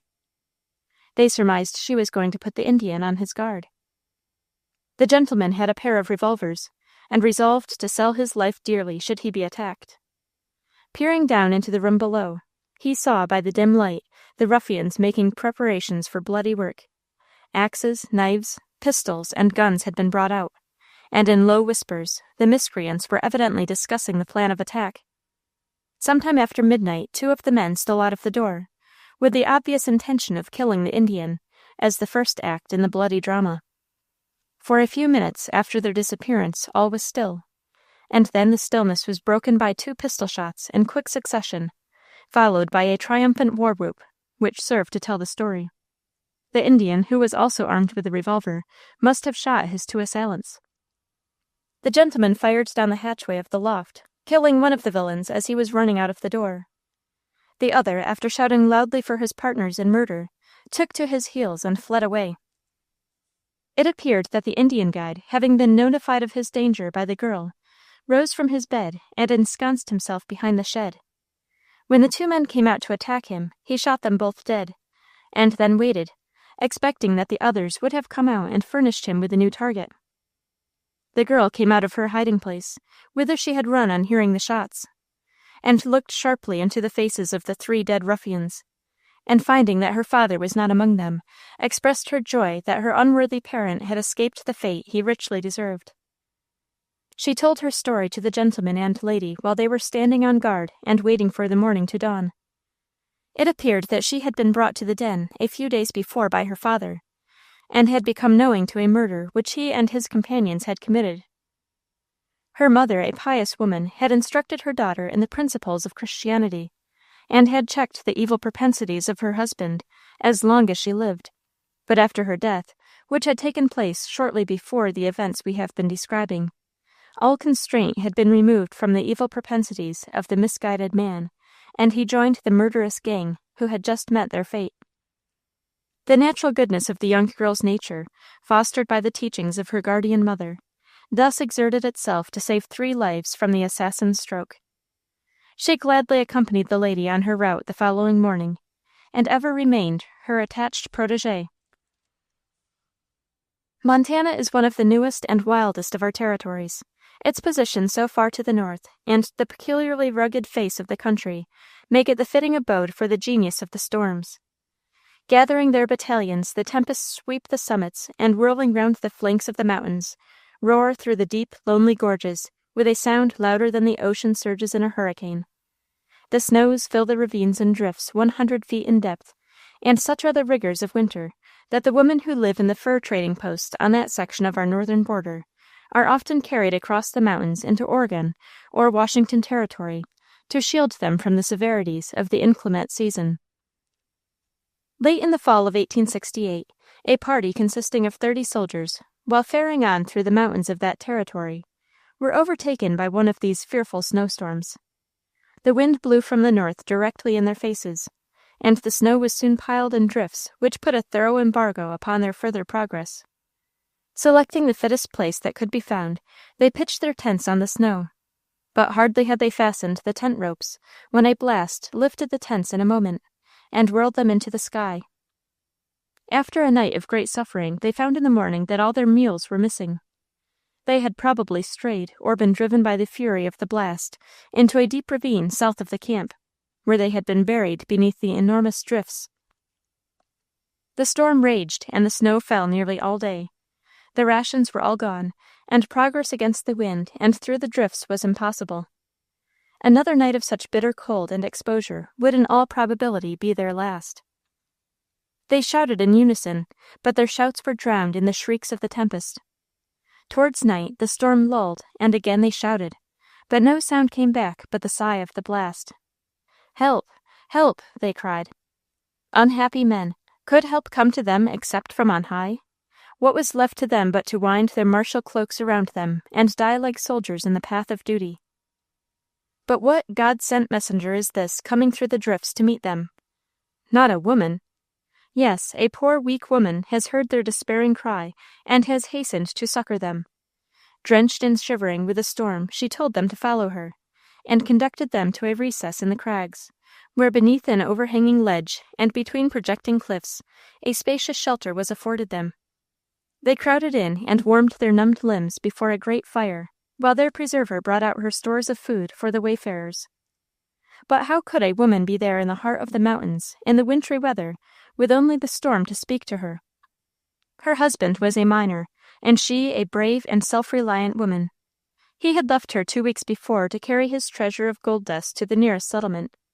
She was all alone, alone in that rock-encompassed cabin in the realms of desolation, and still the heroine guardian who had snatched 30 fellow beings from the jaws of death. Solitude is the theater where untold thousands of devoted women, the brave, the good, the loving, for ages past have acted their unviewed and unrecorded dramas in the great battle of frontier life. Warriors and statesmen have their need of praise, and crowds surround them to throw the wreath of laurel or of bay upon their fainting brows, or to follow their plumed hearse to the mausoleum which a grateful people has raised to their memory. Yet it may be a higher courage dwells in one meek heart which braves an adverse fate, than his whose ardent soul indignant swells, warmed by the fight, or cheered through high debate. The soldier dies surrounded. Could he live, alone to suffer, and alone to strive? Chapter 21. Woman as an Educator on the Frontier. Within the house, within the family, the woman is all. She is the inspiring, molding, embellishing, and controlling power. This terse description of woman's influence in the household applies with double force and significance to the position of the pioneer wife and mother. Her life in that position was one long battle, one long labor, one long trial, one long sorrow.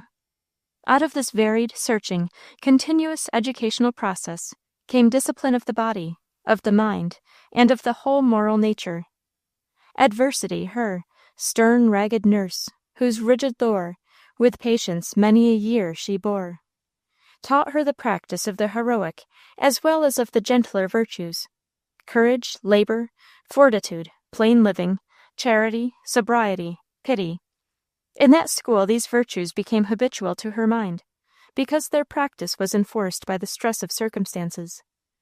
Daily and nightly, in those homes on the frontier, there is some danger to be faced, some work to be done, some suffering to be borne, or some self-denial to be exercised, some sufferer to be relieved, or some sympathy to be extended.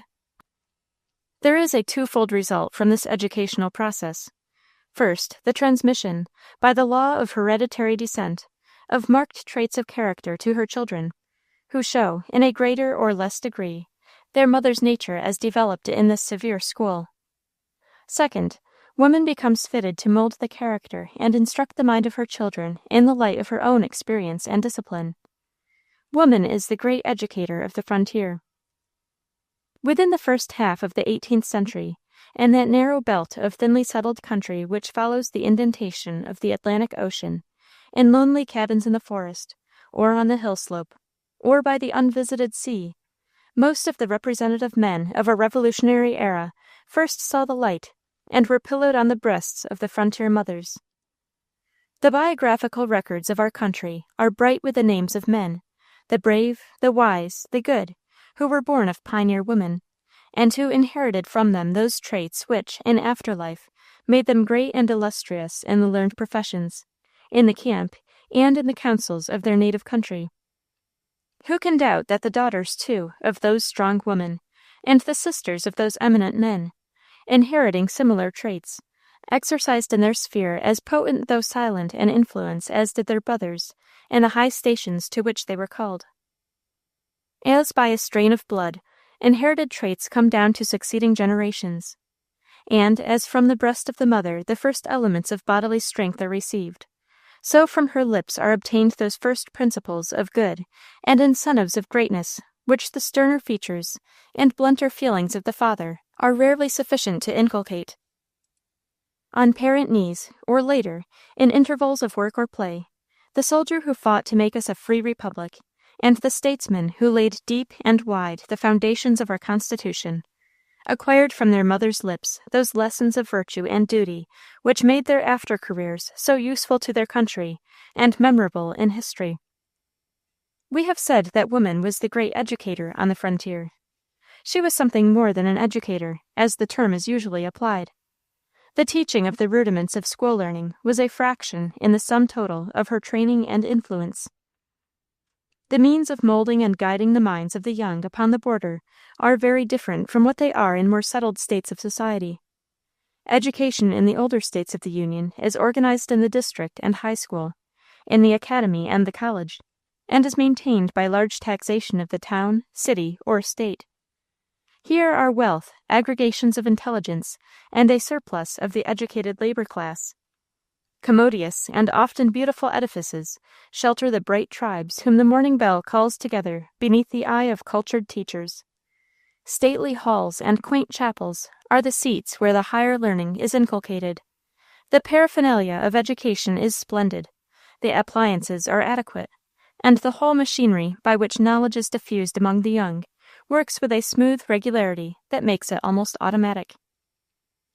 Contrast this system which prevails today, and in the more settled conditions of American society, with that which prevailed in earlier years in a thinly and newly inhabited country, and which now obtains on our frontier line, and how striking is the difference. Indeed, how could we look for any such organism where small settlements were separated from each other by long spaces and bad roads, and where single cabins were so completely isolated as in the New England and the Middle and Southern States a century and a half ago, or as in the earlier settled states of the West 70 years ago, or as in the newly settled states of the West within the present generation, or as on the frontier proper today. Under such conditions, even the district school was impracticable or inaccessible.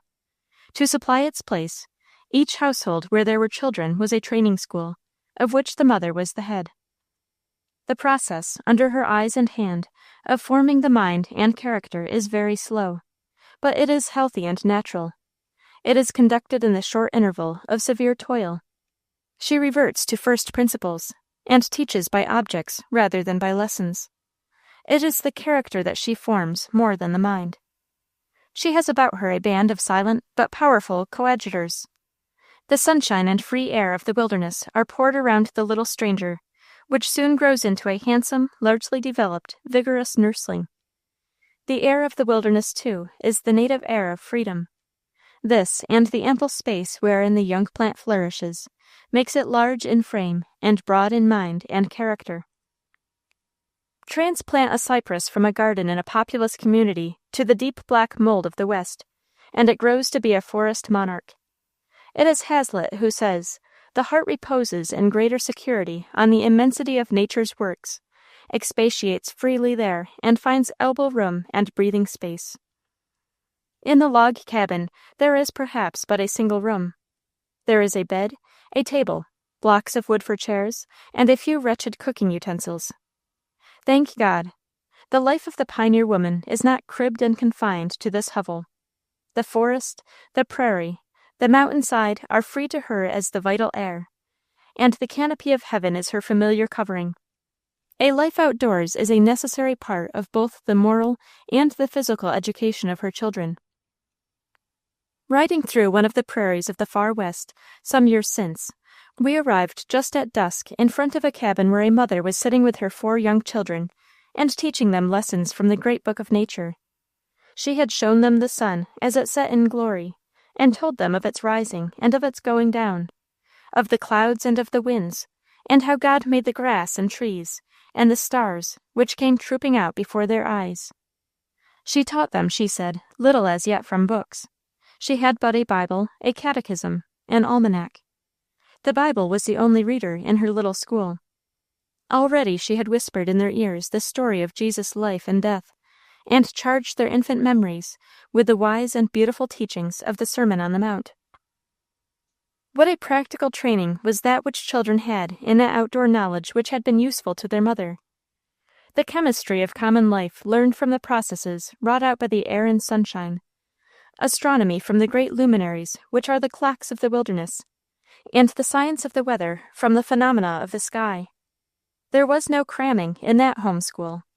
Each item of knowledge was well absorbed and assimilated, for the mother's toils made the intervals long between the lessons. So much the better for the young heart and mind, which grows, swells, and gathers force unlaced and unfettered by scholastic pedantry and repression.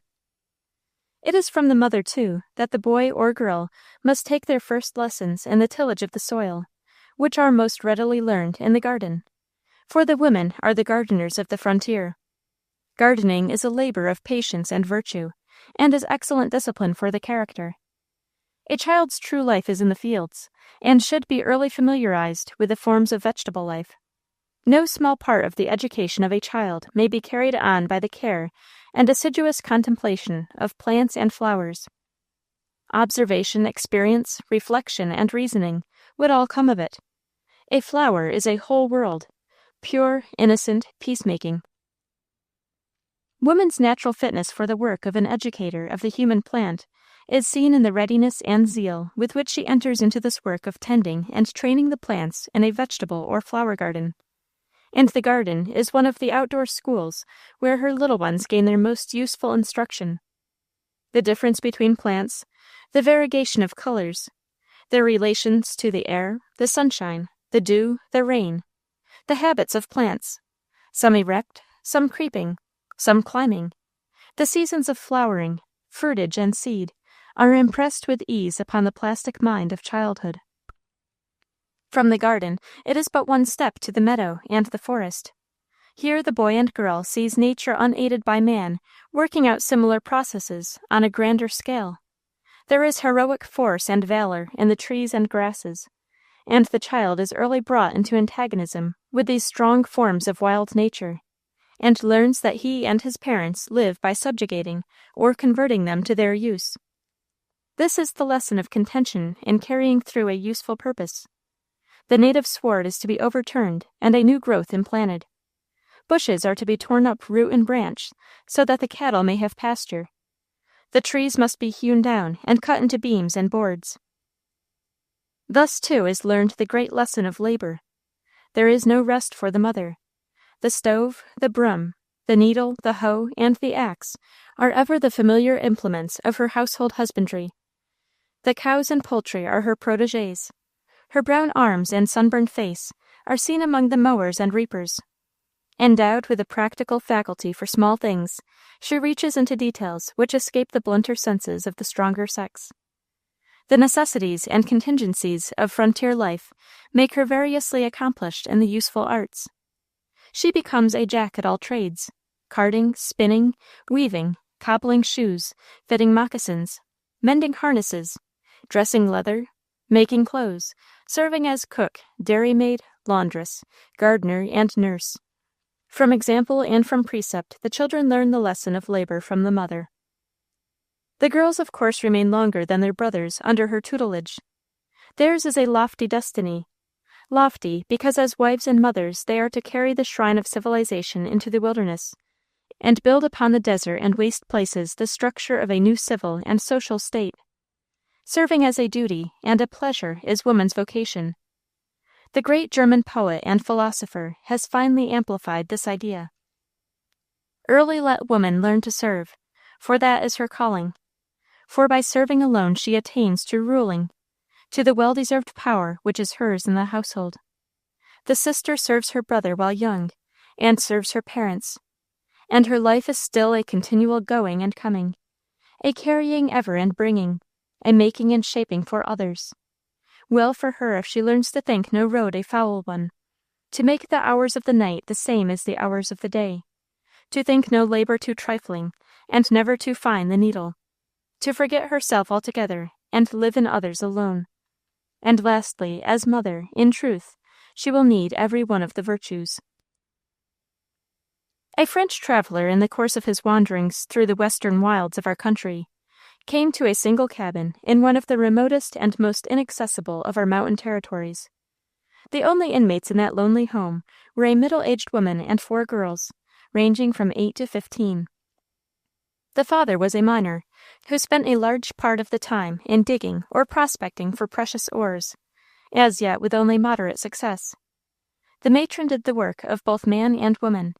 The cabin was a museum of household mechanisms and implements. Independent of the clothier, the merchant, and the grocer, their dress was the furry covering of the mountain beasts. Their tea was a decoction of herbs. Their sugar was boiled from the sap of the maple.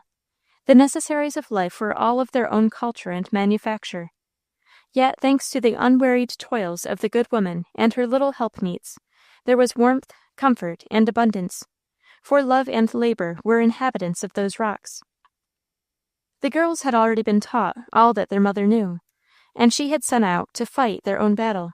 3 sons, strong, brave, and versed in border lore. "It was my mother," said the matron, "that taught me all that I know, 40 years ago in the forests of Michigan, and I am trying to bring up my girls so that they shall know everything that their grandmother taught me. They could read and write and cipher. They were little farmers and gardeners, and seamstresses and housewives. Nor had their religious and moral training been neglected. The good book lay well thumbed and dog-eared on the kitchen shelf. The sound of the church-going bell had never been heard by those children, but every Sunday the mother gathered them about her, and they read together from the New Testament. "It is 10 years," said the matron, "since I have seen a church. I remember the last time I visited San Francisco, awaking Sunday morning and hearing the sound of the bell which called us to meeting. It was sweeter than heavenly music to my ears, and I burst into tears." What a suggestion was that, pointing to the unsatisfied craving of that lonely heart for the consolation of the promises uttered by consecrated lips. Right and fitting is it that woman, God beloved in old Jerusalem, that she, the last at the cross, and the first at the sepulchre, though far from the Sabbath that smiles upon Eastern homes, should keep alive in the hearts of her children the remembrance of the Savior and of the Lord's Day. Rove wherever they may, the sons and daughters of the wilderness will find amid the stormiest lives a safe anchorage in the holy keeping of the Christian Sabbath and in the Word of God, for these are the best and surest legacies of a pious mother's precepts. A civilization in which the early lispings of childhood are of God and Christ cannot become altogether corrupt and degenerate, for woman here is the depository and transmitter of religious faith. From the earliest times to a comparatively recent period, a large proportion of the distinguished men of our country have necessarily passed their first years in remote settlements, if not on the extreme border of civilization. The lives of those men who have risen to eminence as generals, statesmen, professional men, and authors, and date their success from the lessons received from woman's lips in the early homes of their childhood, would fill volumes. We pass by the first generations of these pupils, and come to the men of that period from which today we date the birth of the Republic. The heroic age of American statesmanship commenced in 1776. Of all those illustrious men who signed the immortal Declaration, or framed the Constitution of the United States, a considerable number passed their childhood and youth in secluded and remote settlements. They were the sons of women on the American frontier. They drew in with their mother's milk the intellectual and moral traits, and gathered from their mother's lips those lessons which prepared them in after years to guide the counsels of their country in the most trying period of its history. Let us commence the list with the deathless name of Washington. Born in a secluded and primitive farmhouse at Bridges Creek, Virginia, he was left by the death of his father to the care and guardianship of his mother. She, says his biographer, proved herself worthy of the trust. Endowed with plain, direct good sense, thorough conscientiousness, and prompt decision, she governed her family strictly, but kindly, exacting deference while she inspired affection. George, being her eldest son, was thought to be her favorite, yet she never gave him undue preference, and the implicit deference exacted from him in childhood continued to be habitually observed by him to the day of her death. He inherited from her a high temper and a spirit of command, but her early precepts and example taught him to restrain and govern that temper, and to square his conduct on the exact principles of equity and justice. Tradition gives an interesting picture of the widow, with her little flock gathered round her, as was her wont, reading to them lessons of religion and morality out of some standard work. Her favorite volume was Sir Matthew Hale's Contemplations, moral and divine. The admirable maxims therein contained, for outward action as well as self-government, sank deep into the mind of George, and doubtless had a great influence in forming his character. They certainly were exemplified in his conduct throughout life. His mother's manual, bearing his mother's name, Mary Washington, written with her own hand, was ever preserved by him with filial care, and may still be seen in the archives of Mount Vernon. A precious document. Let those who wish to know the moral foundation of his character consult its pages.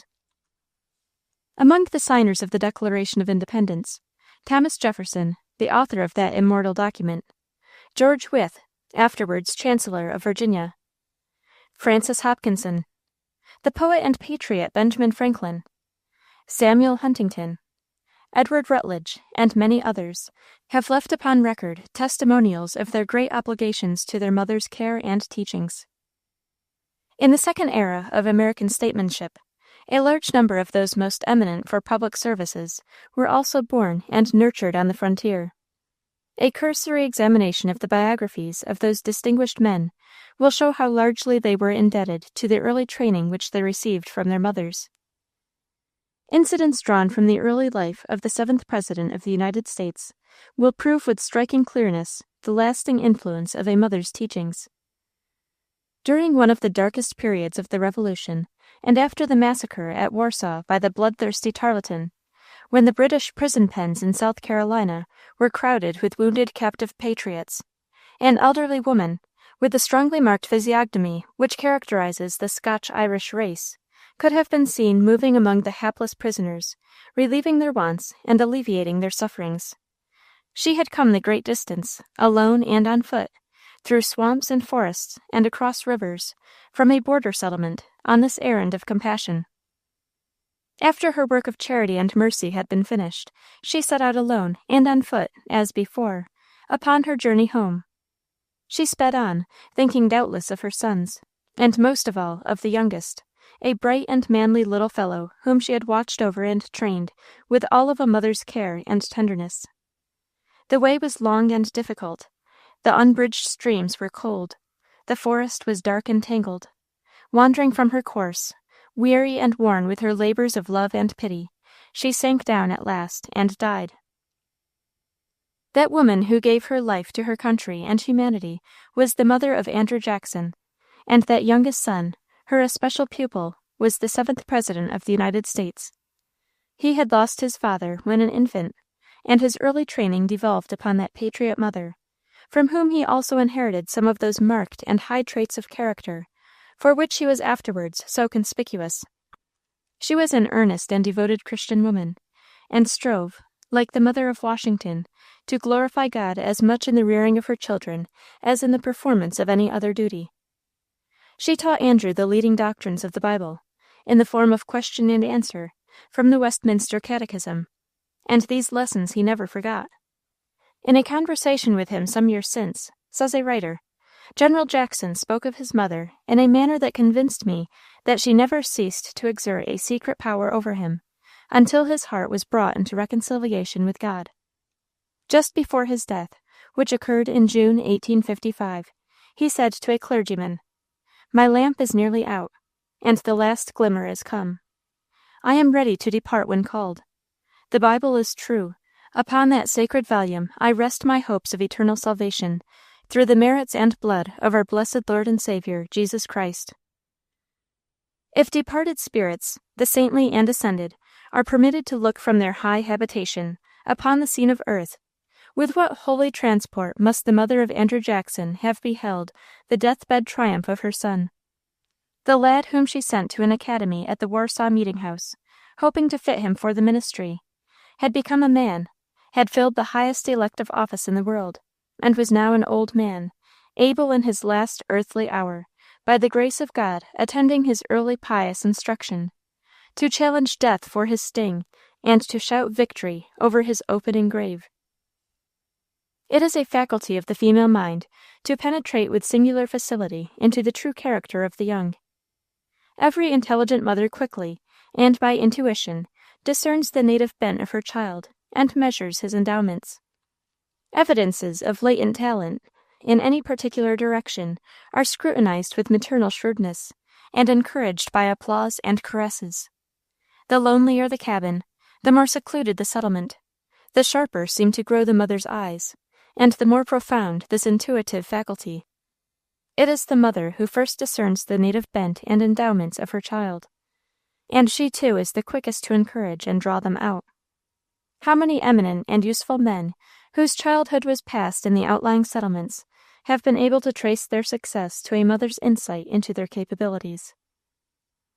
In one of the forest homes on the skirts of civilization in Pennsylvania, Benjamin West, the greatest historical painter of the last century, showed first to his mother's eyes the efforts of his infant genius. The picture of a smiling babe made on a summer's day, when the little painter was but a child of 7, caught his mother's delighted eyes, and she covered him with her kisses. Years after, when Benjamin West was the guest of kings and emperors, that immortal artist was wont to recall those electric caresses and say, "My mother's kiss made me a painter." Daniel Webster's childhood home was in a log cabin on the banks of the Merrimack, in a sequestered portion of New Hampshire.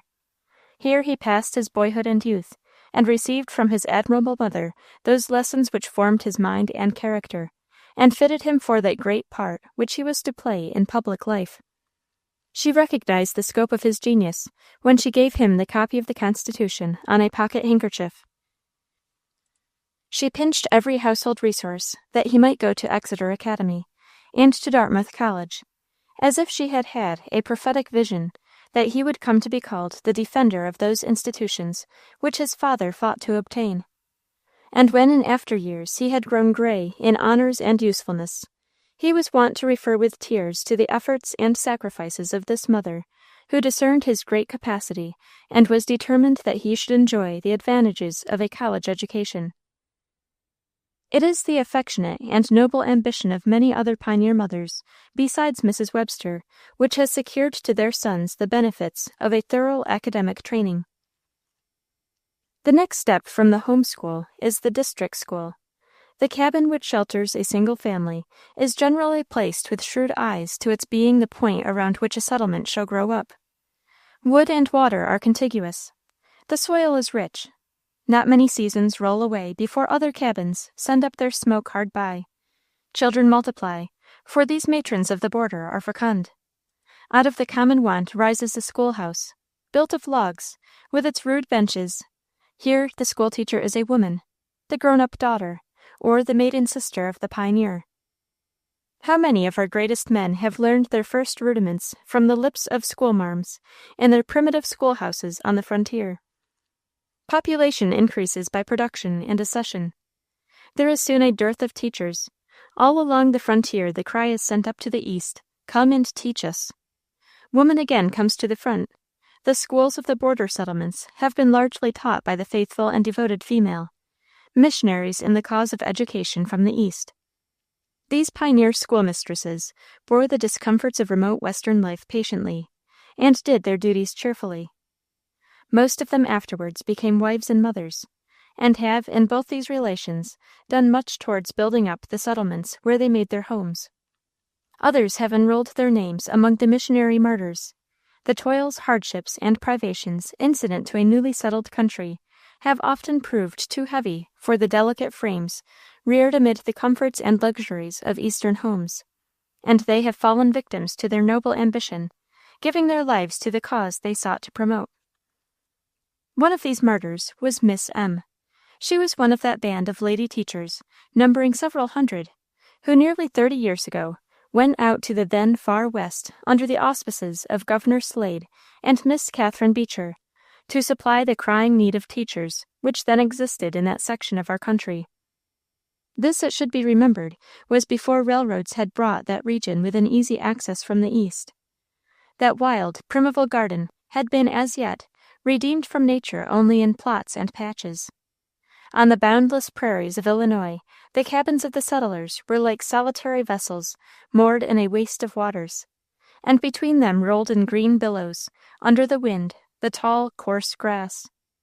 The settlers themselves were of the most adventurous, and often of the roughest class. Society presented to the cultured eye a rude and almost barbarous aspect. Man, while grappling, almost unaided, with untamed nature, and seeking to subdue her, seems to gravitate away from civilization and approach his primitive state. Everything is taken in the rough. The arts and the graces of a more settled condition of society are cultivated but little, because they are non-essentials. The physical qualities are prized more than mental culture, and the sentiments and sensibilities are in abeyance during the reign of the more robust emotions. During the onset which the pioneer makes upon the wilderness, he and his entire family bear the rugged impress which such a life stamps upon them. The wife, in the practice of the sterner virtues of courage, self-denial, and fortitude, may become hardened against the access of the quick sensibilities and tender emotions of her more delicately reared sisters. The children, bright-eyed, strong, and nimble, run like squirrels through the woods, and leap like fawns on the plain.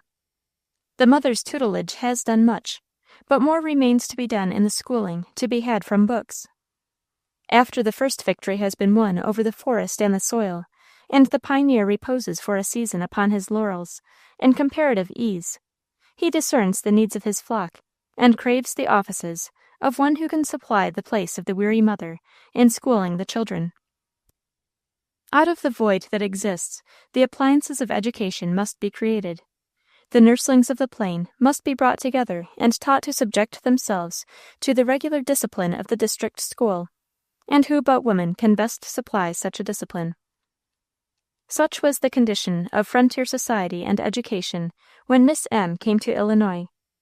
Her immediate field of labor was a wide prairie, over which were thinly scattered the cabins of the pioneer families. There were no books, no schoolhouse, no antecedent knowledge of what was needed. But under the advice and suggestions of this intelligent young lady, every want was, in a measure, supplied. A rough structure, with logs for seats and planks for benches, was soon prepared, books provided, and the children gathered together in the comfortless room where Miss M. made her first essay as a preceptor of the little pioneers. The children were like wild things caught and confined in a cage. Their restlessness was a severe tax to the patience of the delicate girl. The long walk to and from the schoolroom in all weathers, through the snows of winter, the mud of spring, and against the blast which sweeps those plains, formed no small part of her labor. Luxuries and even comforts were denied her. They gave her the best they had, but that was poor enough. Her chamber was an unplastered loft, her bed a shakedown of dried grass. The moonbeams showed her the crevices where the rain trickled in, and the snow fringed her coverlid. Her fare was of the coarsest, and her social intercourse, to her sensitive nature, was almost forbidding. But she never swerved from the course she had marked out, nor shrank from the labors and duties incident to her mission. Her body, extremely fragile, was the tenement of an intellect of premature activity and grasp, a need of delicacy, sensibility, and great moral force. She was a born missionary, and in the difficult and trying career which she had chosen, she showed courage, self-denial, tenacity of purpose, which, combined with a sweetness of disposition, soon made her beloved by her scholars and enabled her to soften their wildness, smooth their rudeness, and impress upon their minds the lessons of knowledge which it was her study to impart. In sunshine or storm, her presence was never wanting at her post of duty. On the dark mornings of winter, she could have been seen convoying her little protégés through the drifting sleet, or the snow, or slush, and those rough but not unkindly parents scarcely dreamed that her life was waning. The vivid carnation of her cheeks was not painted by the frosty air, nor by the scorching heat of the iron box, which warmed her little charges as they gathered beneath the ethereal splendors of her eye in the schoolroom. The destroyer had set his seal upon her, but her frail body was swayed and animated by the spirit whose energies even mortal disease could not subdue. The discovery of the sacrifice was too late, though all that rude kindness and unlearned thoughtfulness could do was lavished upon her in those few days that remained to her. Months of exposure, hardship, solitude of the soul, and intense ambition in her noble mission had done their work, and before the light of the 10th day after she was driven to her couch had faded, surrounded by a score of her pupils, she passed away, and was numbered in the army of missionary heroines and martyrs. Those brave labors and that noble life was not for naught. The lessons taught those pupils, the high examples set before them, and the life expended for their sake were not lost or forgotten. Some of those little scholars have grown to be good and useful men and women, and are now repeating, in other schools, farther towards the setting sun, the lessons and example of devotion which they learned from the teacher who gave her life that they might have knowledge.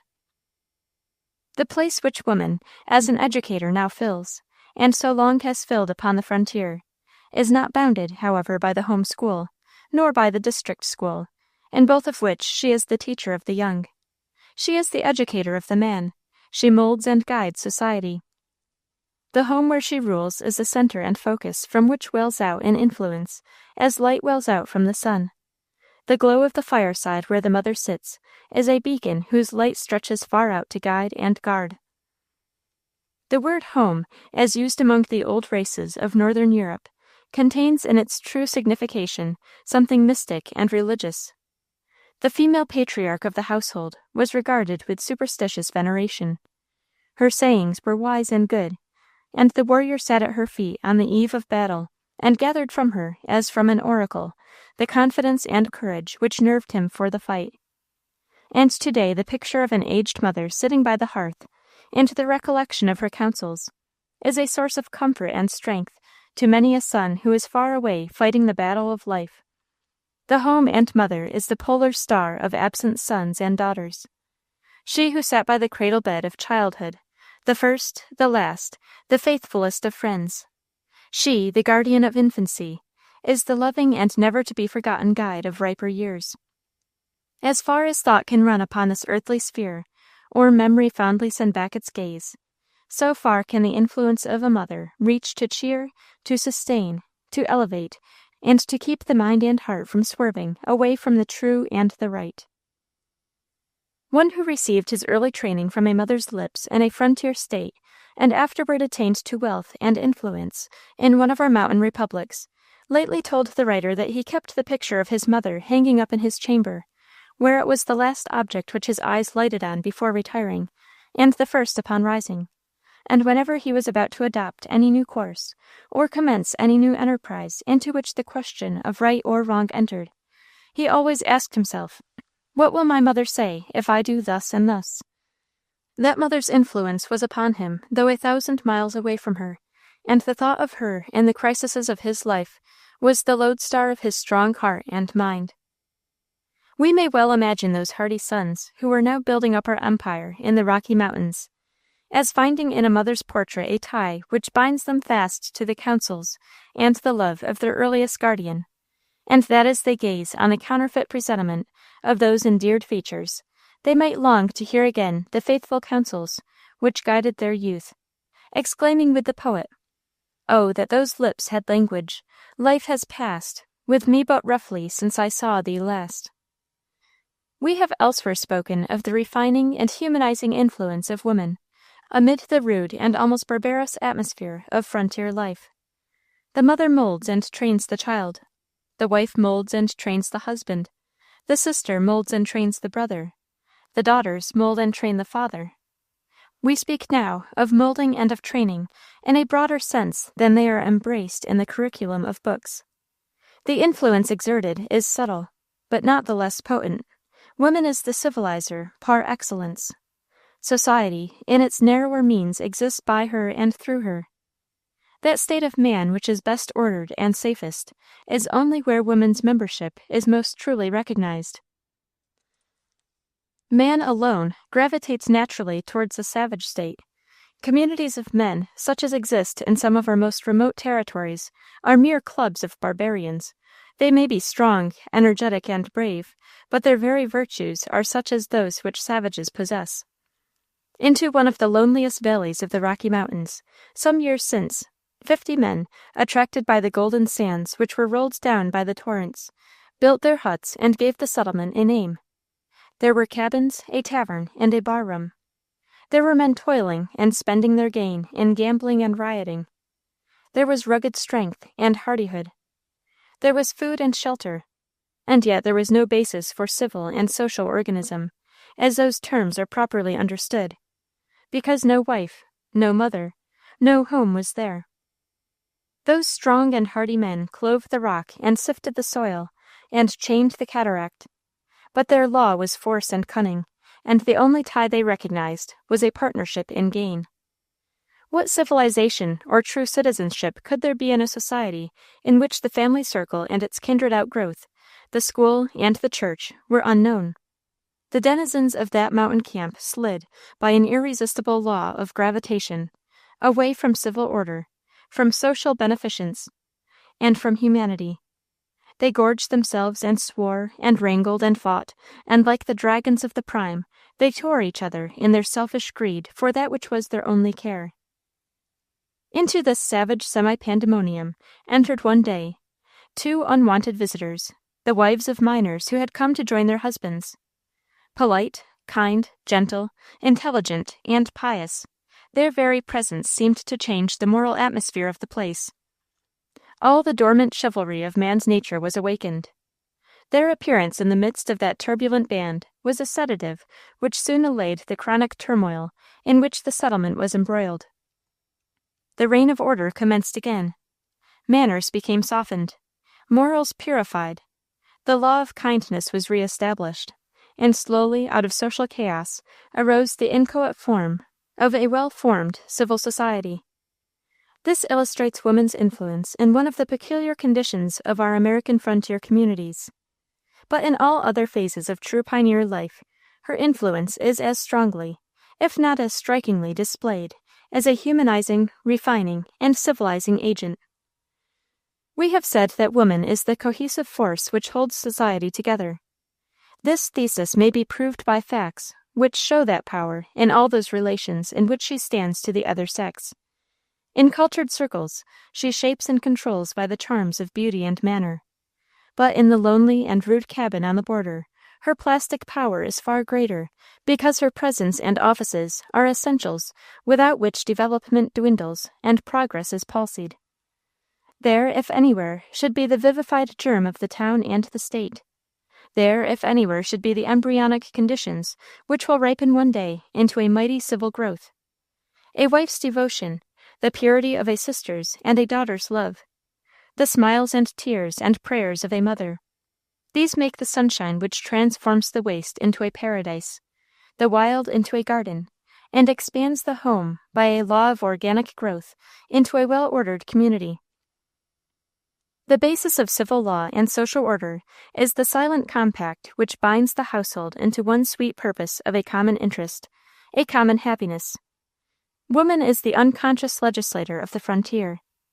The gentle restraints of the home circle, its calm, its rest, its security form the unwritten code of which the statute book is the written exponent. The cross is emblazoned on the rude entablature above the hearthstone of the cabin, and where woman is, there is the holy rest of the blessed Sabbath. She who is the child's instructor in the truths of revealed religion is also the father's guide and mentor in the same ways. Faith and hope in these doctrines, as cherished by woman, are the sheet anchors of our unknit civilizations. Law is established because woman's presence renders more desirable life, property, and the other objects for which laws are made. Religion purifies and sanctifies the frontier home because she is the repository and early instructress in its holy creeds. The influence that woman exerts on man is one that exalts. While she educates her child, she elevates and ennobles the entire circle of the family.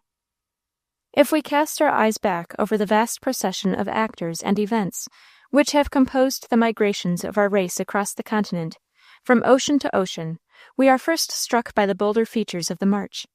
We see the battles, the feats of courage and daring, the deeds of high enterprise in which woman is the heroine, standing shoulder to shoulder beside her hero mate.